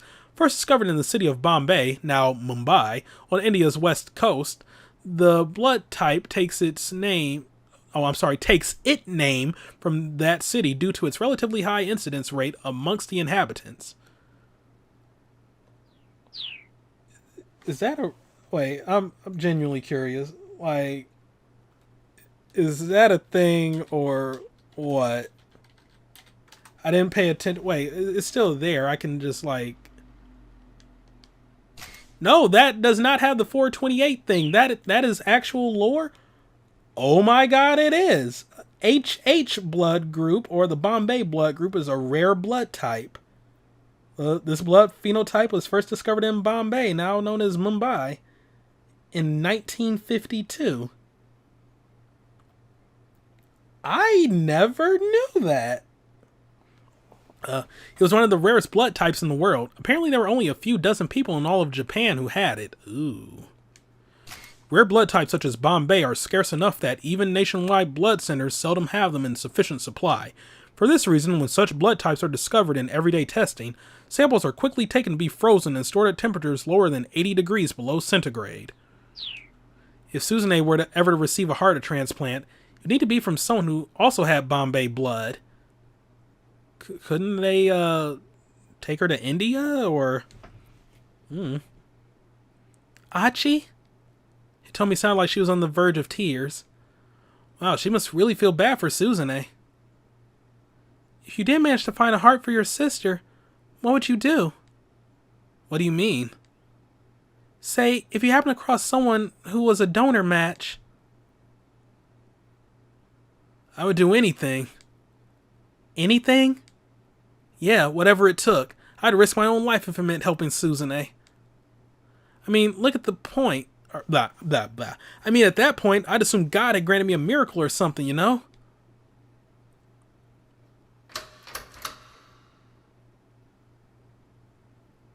Mr. Tanaka? Uh-oh. Unfortunately for these two, it's not Mr. Tanaka right now. Tanaka is at the Osawa residence on his way to speak with Kenji Osawa, who's washing dishes after lunch. Well, let's wrap this up.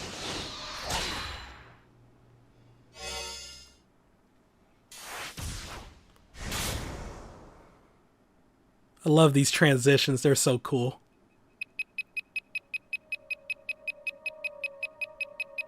And this is the correct one, the fixed one, right? Director, if you have a moment... Tanaka poked his head into the kitchen. Damn it, I thought that was Kajiwara. Okay. I've got something urgent to discuss with you. Yes, of course. Osawa took the bug tracker from his pocket and handed it back to Kajiwara. I won't be needing this anymore.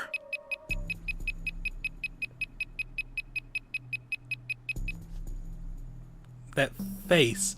As soon as they left the kitchen, Tanaka leaned in close and whispered to him. I got an email from Hitomi. He showed his cell phone to Osawa.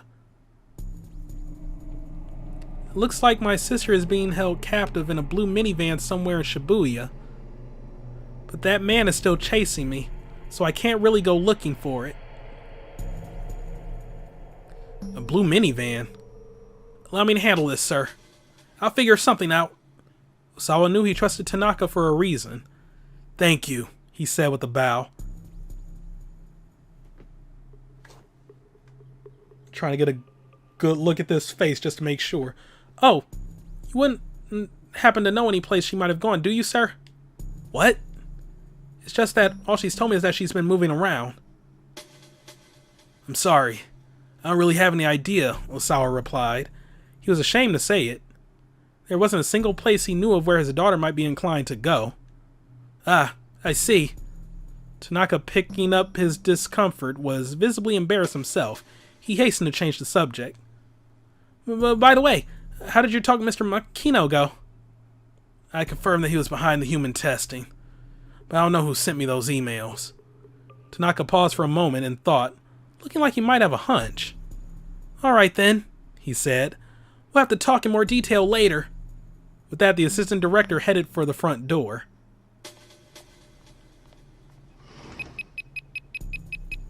Mr. Osawa, Kajiwara spoke from the kitchen door. Peeping in on me again, huh? Osawa grumbled. Thankfully, it didn't appear that the detective had overheard his conversation with Tanaka. And good grief, that thing is noisy. If it's broken, why don't you just throw it out? Sounds from the bug tracker grew fainter and fainter. I knew it. That's not the broken one. That's not the broken one. Tanaka has a fucking bug on him. Oh no. Something wasn't right, Osawa now realized. Mr. Osawa, Kajiwara said. This is my bug tracker. So? Osawa huffed. What I mean is, sir, this one isn't broken. What? A chill ran up Osawa's spine. He swallowed audibly. I've pinpointed the source of the signal, Kajiwara said. It's coming from Mr. Tanaka. No, Osawa thought. I must have misheard that. Hold on, say that again. I've located the source of the signal. It's coming from Mr. Tanaka, the detective repeated. This time Osawa heard him crystal clear. I'm certain of it. Mr. Tanaka has a listening device on him. Oh no. Oh no.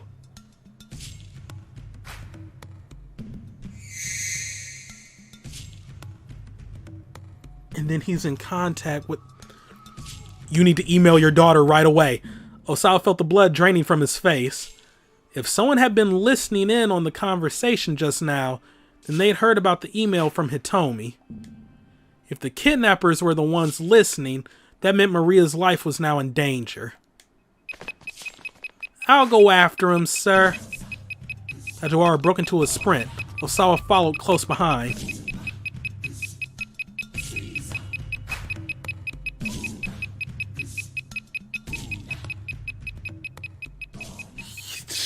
Shit. Okay. He can't be trusted.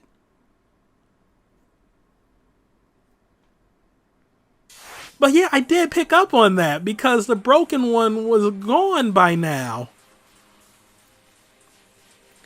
Wow. Okay, so that's Osawa's 1 o'clock hour. We can probably wrap up Achi now. Wait, cat? Tama? Wait, Hitomi's voice was barely a squeak. For a moment all was silent. Maybe it's just a cat, Achi suggested, or not. What?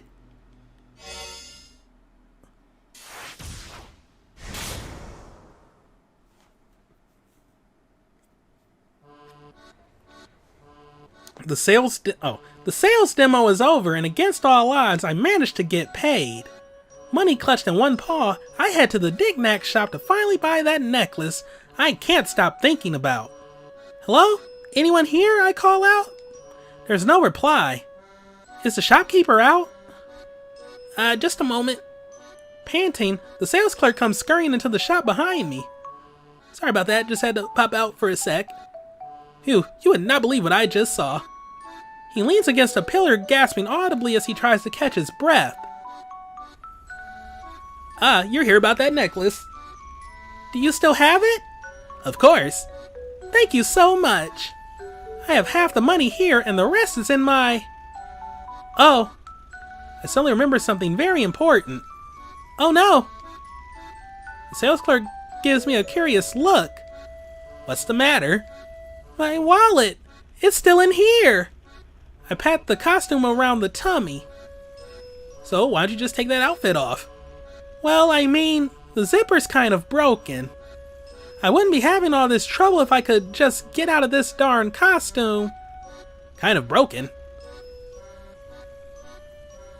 It's way more broken. Wait, it's way more broken than that. Was that from him? Oh. The sales clerk points me to a full body mirror. He's right. The zipper and back is hanging open.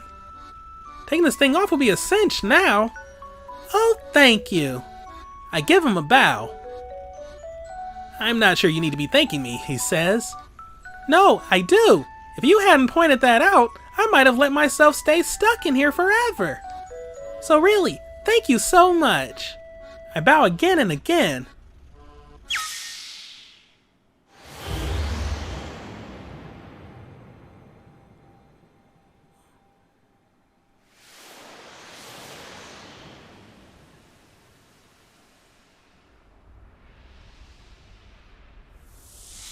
What the fuck?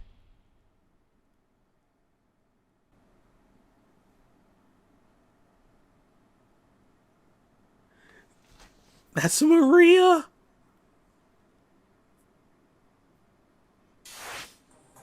They changed the fucking name! Oh god. Oh fuck.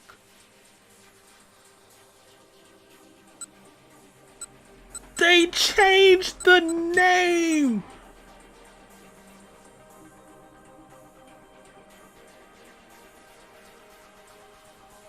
Yo! Okay. Oh, shit.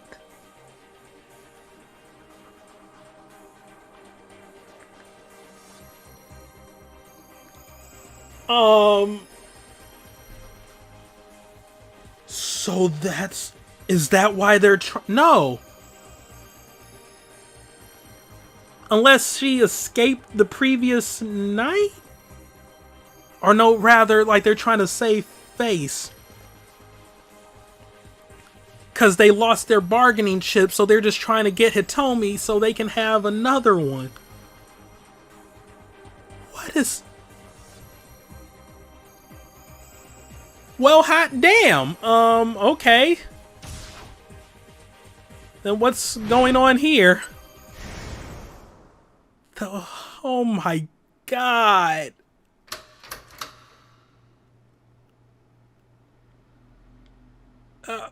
Damn. From all silent. Maybe it's just a cat, Achi suggested. Or not. Suddenly someone hit the door hard. Sounded like they were trying to break the lock.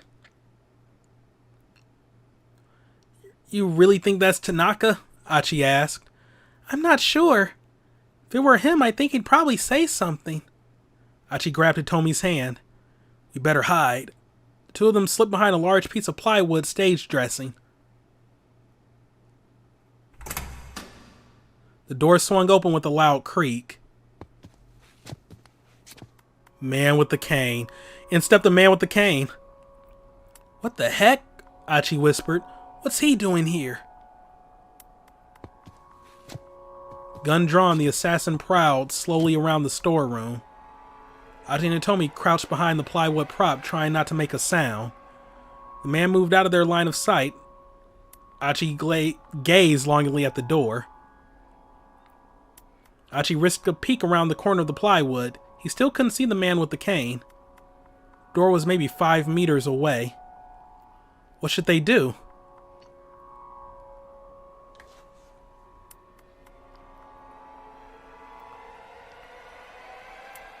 I don't know. I don't know.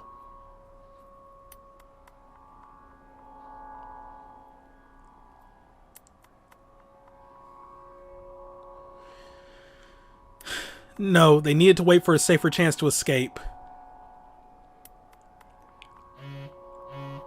Achi heard the sound of a cell phone vibrating from behind a tall piece of plywood leaning by the door. The assassin stepped out from behind it. He still hadn't spotted his quarry. I'm sure this is the place. His voice was low and confident. Uh-oh, did he have friends? Still clutching his phone, the assassin wandered deeper into the storeroom. Achi and Hitomi took the opportunity to slip out the door. Listen in on him! Oh. So... Tanaka is feeding him info. He told them where they are.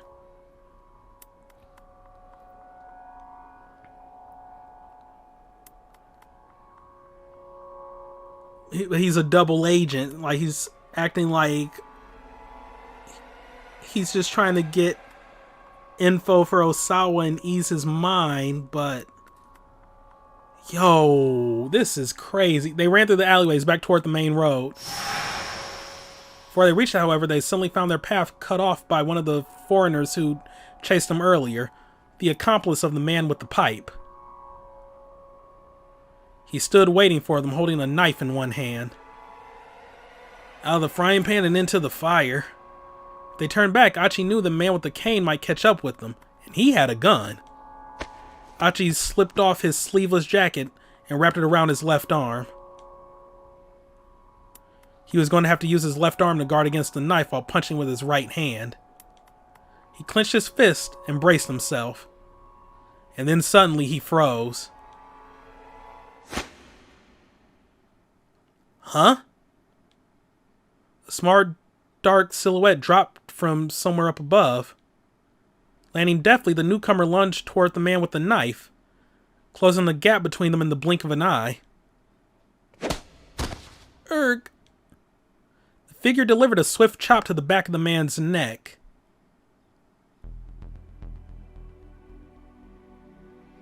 He dropped to the pavement like a dead man, finally given an Achi a clear view of the shadow behind him.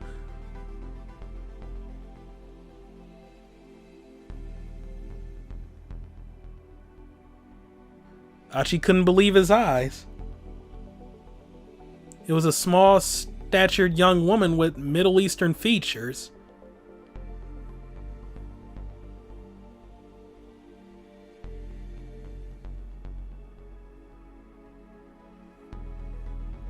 Hitomi let out a little gasp.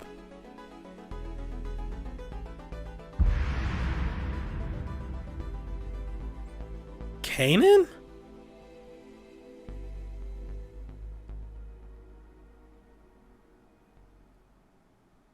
So who's that?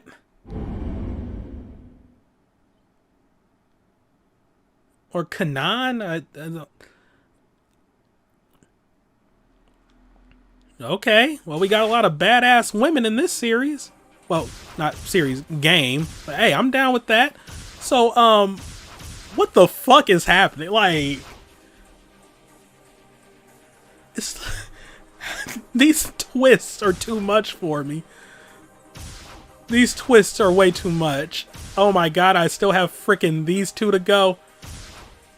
So Minorikawa is going to do something that'll interfere with this?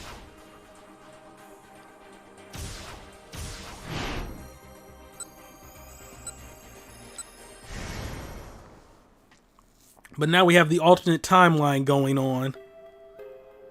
So, let's go with a different line here, just to see what they'll say. I'm just gonna go home. He kept his tone clipped and cool. Hey now, no need for that, sir. Just settle down. Who doesn't like a little magic show now and then? You got 2 minutes. Hey, a minute can have passed already. 1 minute. Whoa. That's what kind of watch you got there? Tell me why the demo isn't starting. No real reason. Really. The man was getting seriously flustered. I wanted folks to get to see a little magic show first. Nope, try again. 30 seconds left. Okay, alright. What happened is, the required merchandise, what happened to the merchandise? Minorikawa demanded. He gave the guy a dagger stare. Oh, well, it's just, Time's up. What? The man's face went pale. He's just gonna leave and What do you mean fucking keep out? We did the oh my god. So I gotta go back to... Really, they're gonna make me do this again.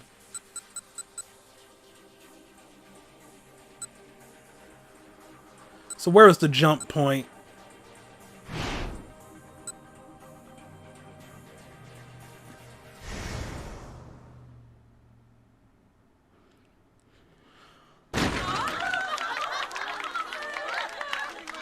Oh, right here. Okay. Oh, I never did this jump point, actually. Oh, no, it locked me out. That's right.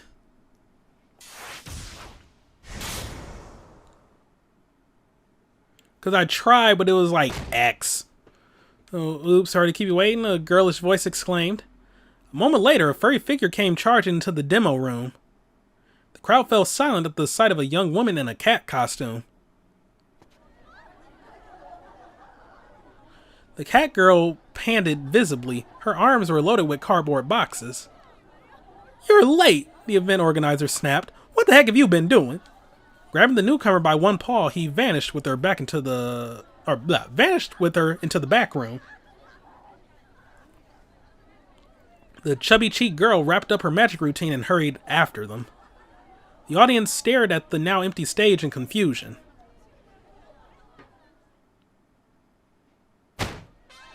Several minutes passed before the organizer reappeared. Ladies, terribly sorry to have kept you waiting, he called out. But now, I'm proud to introduce to you the worldwide sensation that is Burning Hammer. At his signal, the young woman and the cat appeared on stage. Allow us to explain to us how this revolutionary new diet drink works as magic, the young woman exclaimed cheerily. The cat nodded and threw out her arms. For the first time in human history, you can drink a single bottle and lose a whole kilogram. Just drink and burn that excess weight away. And with that, the sales demo was underway, a good 25 minutes behind schedule. 5 minutes into the presentation, things began to go awry. An angry clamor filled the room. What the heck are you trying to pull? I cannot believe you'd actually try to sell something like this. The outrage had been triggered by something the young woman on stage had said. She'd inadvertently let slip that Burning Hammer was the sort of thing you could buy at a 100 yen shop. The would-be customers were furious to learn that they were about to be played for suckers. Most of them had immediately tried to storm out of the room. Now the organizer, the full-figured young woman, and the girl in the cat costume were at the door. They were doing their best to hold back the tide. Things had gotten pretty interesting, really. Minorikawa pulled out his digital camera and started firing off snapshots of the angry crowd. Some modern digital cameras come with the remarkable ability to automatically trigger the shutter when the subject smiles. This function also works if the camera is presented with a TV or photo image of people smiling. Dang. I get that from one of my phones? There are even cases of cameras recognizing faces in the wood grain of ceilings. After all, if we can make our faces in the wood when we're gazing lazily up at the ceiling, we can't fault a camera for doing the same. Okay? Unfortunately, their frenzy was so intense that he was soon caught up with the flow and pushed out of the room. Fine. I guess I'll just need to do some interviews instead of getting pictures. Excuse me, he asked one woman. Would you mind if I ask you some... Shut your mouth! Oh my god. Would you mind telling me a little about... Don't you talk to me! Can I get a word on? Unbelievable, just unbelievable. The women were so enraged that Minorikawa couldn't get any of them to give him the time of day.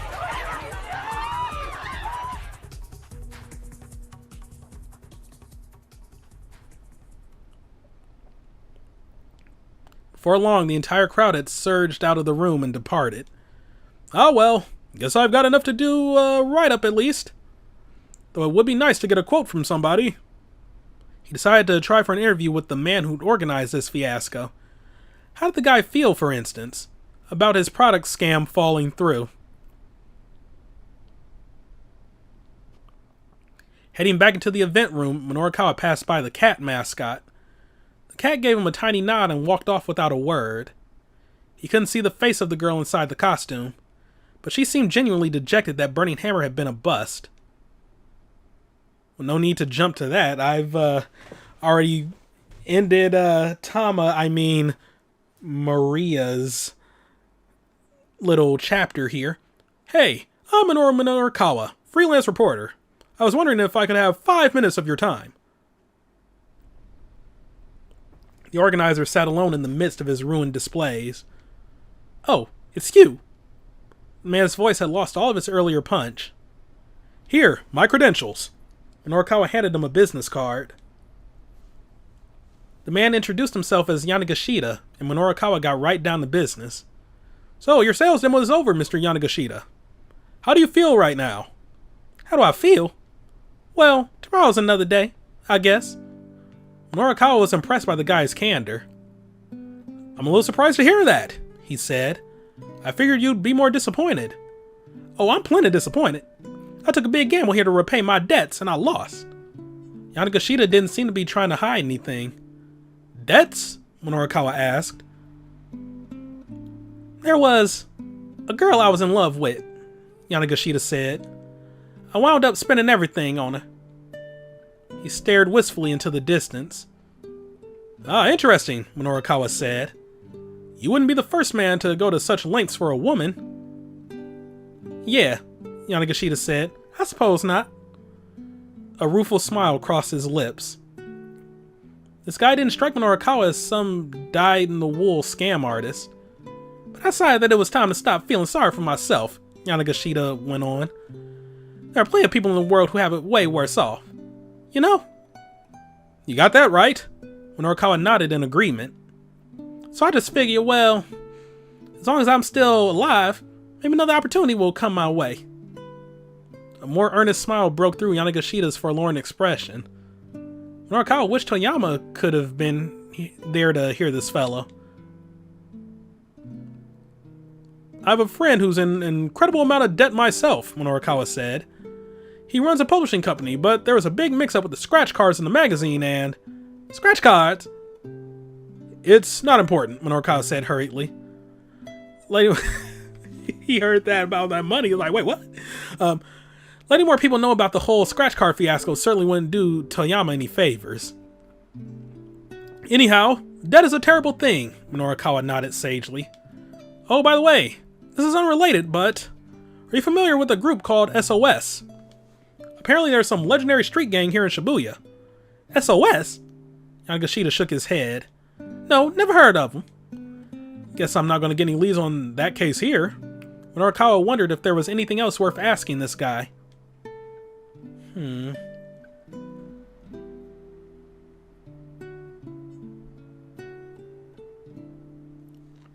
Let me check something.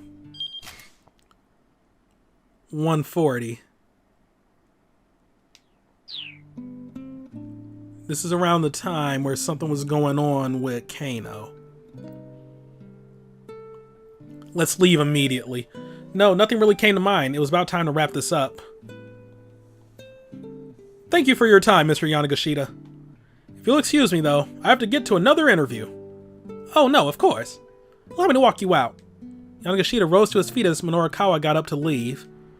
"Oh, that won't be necessary. It's no trouble. I'm heading out now myself. Gotta run before those guys show up." "What guys do you mean?" "Oh, nobody. Just a personal thing is all." They parted ways outside the building, and Minorikawa headed off to the cafe to put his article together. Yanagashita isn't that bad of a guy. "Oh, perfect timing." Minorikawa stopped short as a familiar voice called out to him. It was the man he'd spoken to earlier that afternoon about the surveillance cameras. "Hey, come here for a sec." The man waved him over. What is it? I'm real busy right now. I've got a scoop for you. So, with my own eyes. Minorikawa raised an eyebrow. Give me the details. Okay, so a little while ago, I saw some foreign guy in handcuffs arguing with someone who looked like a detective. A foreigner in handcuffs? Had there been some kind of international sting or something? Whatever the case, it wasn't such a rare thing to see. Where was this? Just over there. Behind the police station. Minorikawa furrowed his brow. A suspect arguing with a cop outside a police station wasn't all that weird. Still, he had a feeling he was missing something here.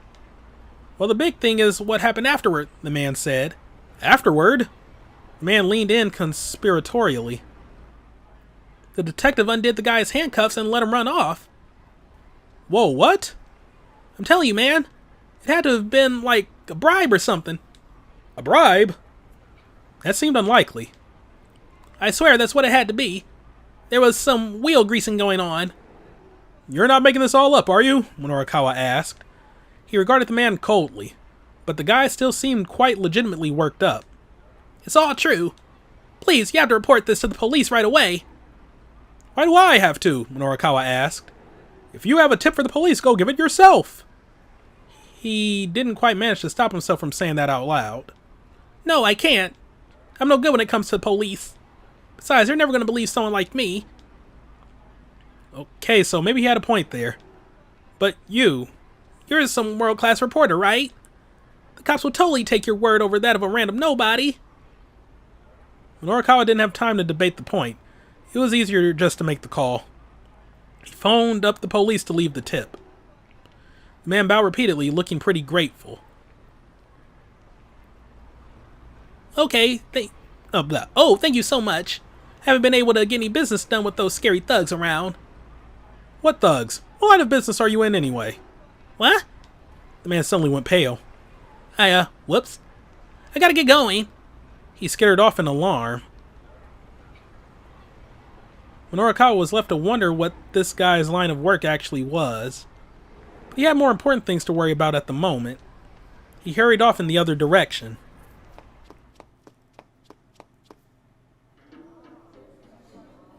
Before long, he arrived back at Café Lautrec.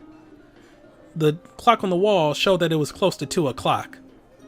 He had to somehow fill 6 more pages before the loan company came to Heaven Publishing to collect. He booted up his laptop. "What's with this coffee shop?" said a low, stern voice. "You got no good magazines here." Minorikawa looked up. An older man was complaining to one of the waitresses. It was the same guy who'd been yelling at his daughter earlier. Evidently, he'd been here at this cafe this whole time. "Haven't you got any magazines for me to read?" The man's face was a mask of irritation. Minorikawa glanced at the magazines in the rack. They were mostly geared toward a younger reader. The waitress sifted through the stacks and pulled something from the back. "Perhaps this would be to your liking, sir," she said. She had an issue of 4-star general gossip. "Don't be ridiculous," the man spat dismissively. "This is vulgar, low-grade filth. I wouldn't even use the paper it's printed on for compost." That was a harsh way to put it, but Minorikawa couldn't fault him for speaking the truth. The man continued grumbling as he went back to the seat.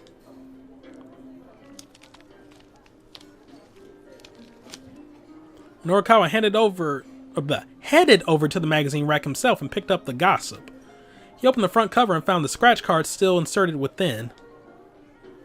If those things were still out there, it was bad news.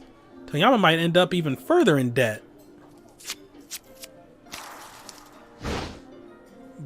Bah! Minorikawa yanked the scratch card out and tore it to bits. "Sir, what are you doing?" The waitress rushed to stop him, only for the pieces to rain down on her like confetti. "The magazine itself is still perfectly readable," Minorikawa said. "There's no problem here." He strode back to his seat and gazed at his laptop screen.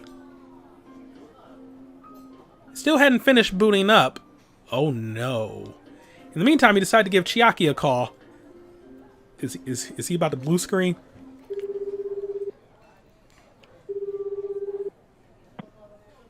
She picked up right away.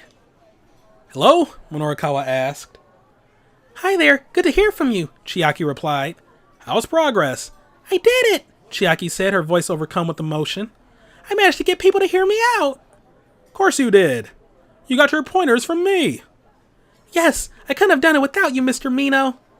Her mood had done a complete 180. Minorikawa allowed himself a little sigh of relief. Okay then, he said.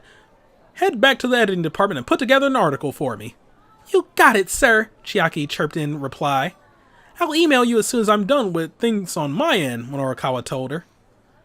Just use the DTP slot. Just use the DTP to slot your piece into the right spot in the layout. DTP, disturbing the piece? Oh, abbreviation for desktop publishing. Refers to the process of editing a manuscript's layout on a computer preparatory to sending it to the printer. Also used to refer to the software used for creating such layouts. Creating layout data that is ready for printing but has not actually been printed yet is also sometimes called DTP. Sure thing. Minorikawa hung up, then rolled up his sleeves. He sure was towing a pretty narrow line today. The Burning Hammer event had kept him a little longer than anticipated. Now he needed to clean up his copy as soon as possible in order to stick to his schedule. When he turned back toward his laptop, however, he froze with shock. What? His laptop monitor was still a black, empty screen. There's no way it would take this long to finish booting up. Oh, it couldn't be. No, don't let it be true. Has computer decided to pick now, of all times, to give up the ghost? This horror stab. Minorikawa felt the blood drain from his face.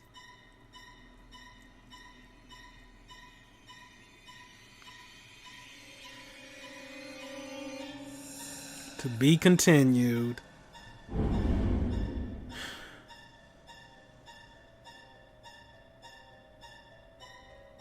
Here's hoping it just needs to be charged. Here's hoping it just needs to be charged. Alright, then Kano.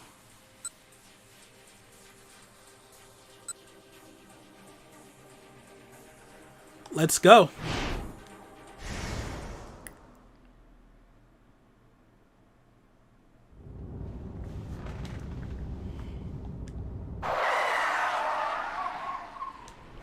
Oh, well, that was quick. A frantic-looking man had jumped out in front of the car. Whoa. Hey, what the hell are you doing? Kano sputtered. The stranger plastered his face against the passenger side window. Open up, he shouted. Open the door. The guy showed every sign of total panic. Junichi Yanagashita. Something happened just after he parted ways with Minorikawa, and now he's running this way and in quite a panic at that. Don't do it, Stanley warned. Kano hesitated. It wasn't like they could just drive off with this fellow clinging to the car. Please, you gotta help me. The man slipped his fingers in through the gap in the window, trying to force it further open. Help me. Whoa, hold on, what's your deal? Help me. Sir, just tell me what. Help me. Look up ahead, Stanley exclaimed suddenly. Kano whipped his head around. There, walking along the sidewalk ahead, was Aokarawan, very much not in custody. What the hell? Kano tried to jump out of the car, but the frantic stranger had gotten his upper body wedged in the window and the door wouldn't open. Stanley, his usual steel expression replaced with a look of shock, exited on the driver's side and went after Aokarawan himself. Kano shouted at the man in the window.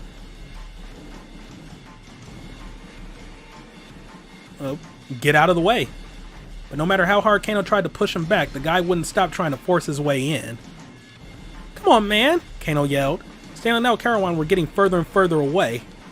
Seriously, knock it off. Then suddenly the man was yanked back through the window from behind. A pair of rough-looking men had grabbed him by his lower body. No, he screamed.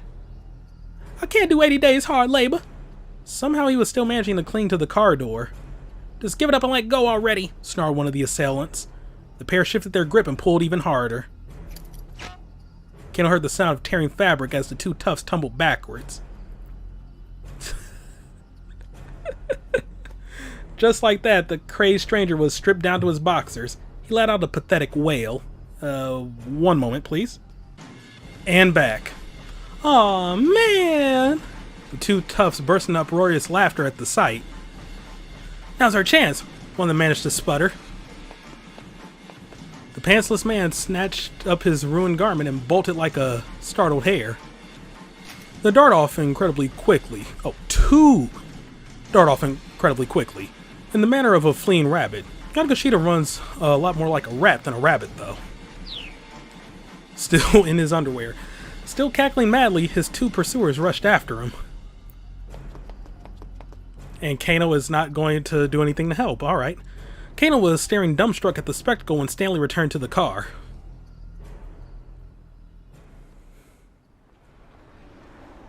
No luck. I lost track of him. This doesn't make sense, Kano said, forcing himself to refocus on the case. Al-Karawan was taken back to the precinct. What's he doing walking free? Stanley gave him a dubious look. Have you seriously not figured it out? He asked. Or is this some kind of strange Japanese joke I'm not getting? What are you talking about? Kano replied. Do you know something I don't? Evidently I do. Your Detective Tatano let him go on purpose. That's the only explanation. Enraged at the suggestion, Kano took a swing at him, but Stanley coolly caught his fist. It's not me you should be punching, the American warned. It's Tatano.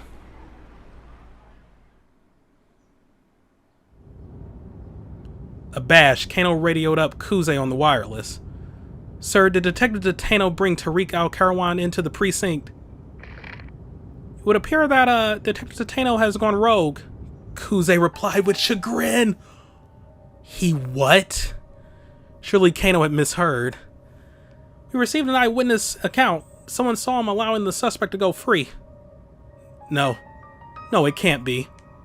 We currently do not know Detective Tatano's whereabouts. Or just what the hell is going on with him. After Kano ended the call, Stanley let out a low chuckle. Heh, I see. Looks like you had a traitor in your midst. Kano grabbed him by the collar. Stanley snorted. What are you trying to pull here? Tell me what you know, Kano snapped. All I did is state the facts. Look, I watched that man risk his life to talk down a would-be arsonist. He's a dyed-in-the-wool detective. He'd never betray anybody. I see, Stanley murmured. Then he's the real deal. Kano stared in surprise. He'd expected an argument. Good, he said. I'm glad we're on the same page. Tatano risked his life in order to get people to trust him. He's a dyed-in-the-wool spy is what he is. Kano didn't have the words. His clenched fist trembling once more, he fumbled for his cell phone again.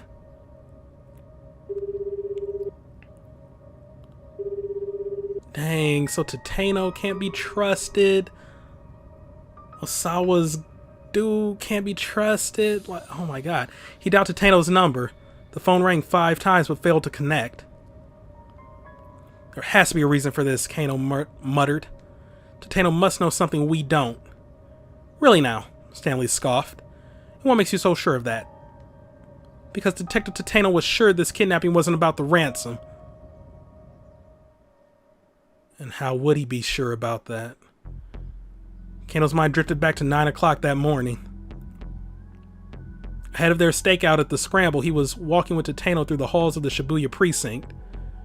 We're going to do a bang-up job out there, Detective Tatano, he chirped.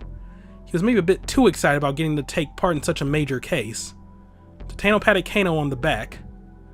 You need to take a step back. You're not letting yourself see the forest for the trees. What do you mean, sir? What I mean is that this is no ordinary kidnapping. Tatano's words triggered a little revelation. It's probably Tatano. It's probably not Tatano, but whatever. You're talking about the location for the ransom handoff, aren't you? Kano said. Doesn't make sense for the criminals to pick such a major intersection. Warmer, Tatano replied. And yet I still pronounce it like how I was, whatever. Kano frowned inwardly. He'd been so sure that was the answer.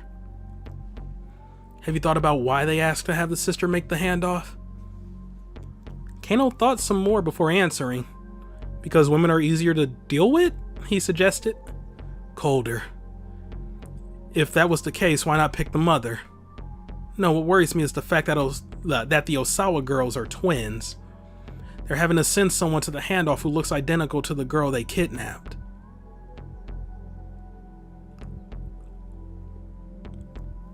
Good point. Because I was thinking like, oh, but yeah, like they lost the one bargaining chip, so they need the other, but I wasn't thinking of the why it had to specifically be her sister. I mean, aside from the fact that Osawa would do anything for his daughters, but I don't know.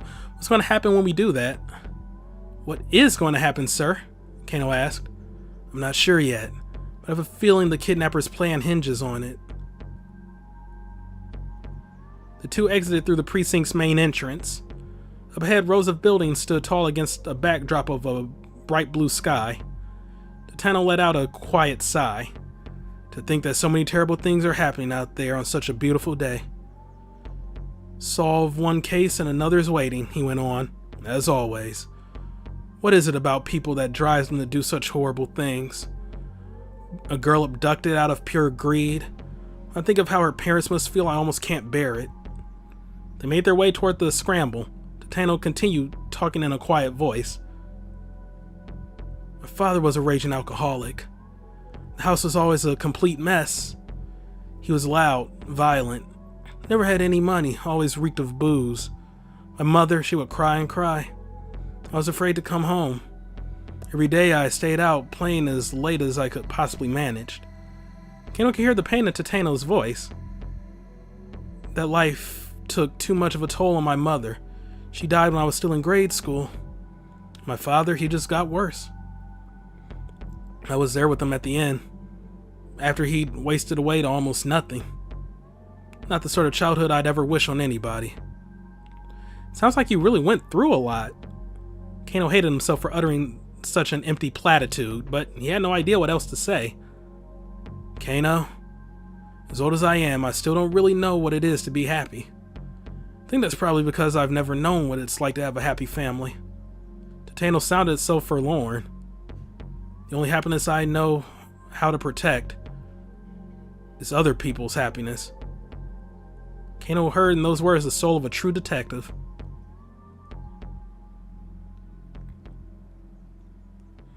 I just hope you're ready.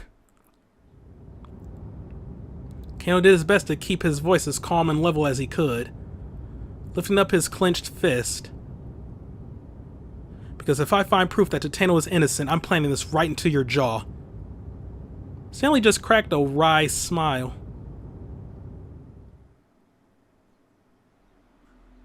The traffic had finally diminished and they rapidly drew close to their destination. The syndicate's hangout was in Tomigaya, to the southwest of Yoyogi Park. And everybody's going to be dead, right? But now we took enough time so that the murderer could leave.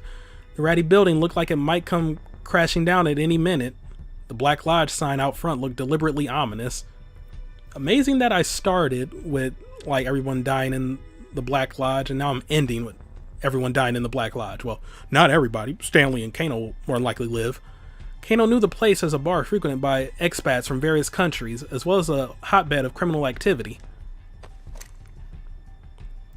I'll take point, Stanley said. You back me up. He pulled a handgun from his suit pocket. It was a compact Glock, a model frequently used by the FBI or CIA. We already read that stuff. Kano drew his own gun and the two cautiously made their way inside. At the end of the hallway was a wooden door. Stanley signaled with his eyes. Kano gave a tiny nod and Stanley kicked the door in. The stench of blood hit them as soon as they stepped inside. Kano let out a startled gasp. There were nearly a dozen bodies sprawled out across the floor. He recognized them all. They were men who'd participated in the repeated attaché case handoffs. Each appeared to have been stabbed to death. Stanley took a closer look. The blood's not fully dried. These guys weren't killed that long ago. Kano quickly scanned the bar high and low, but there was no sign of a killer in hiding. There was no trace of Maria either. One of the fallen men let out a faint, strained groan. Hey, Kano called out, stay with us. He hunched down beside the wounded man. Ugh. A brief gurgle rose from the man's throat. He was clearly struggling to say something, but his voice was too garbled, too indistinct for Kano to make out any coherent words.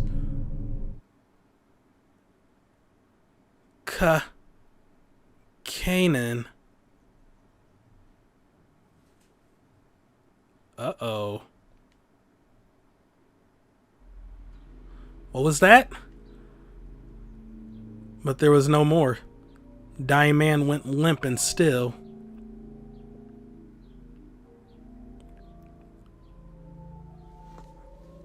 And that Kanan girl is with Achi and Hitomi. Oh man.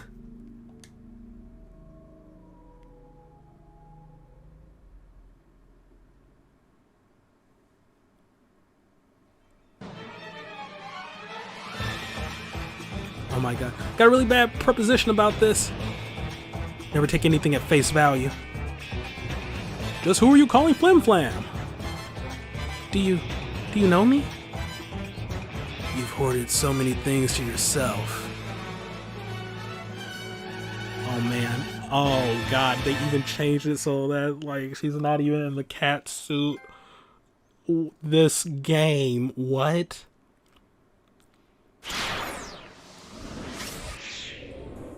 Oh my god.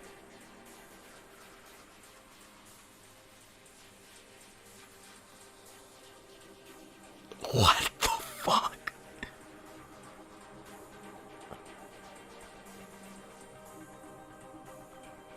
Okay.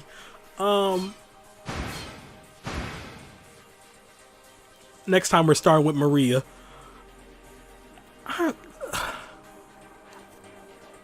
I thought like her reveal and the amnesia thing would be like a game long like plot line, but the fact that they revealed this at 1, what are they saving for the rest of the game? Thank you all for watching. Have a great day. See you next time for some more Let's Play 428 Shibuya Scramble. Sorry this part came so late. Wow, this is crazy. Goodbye.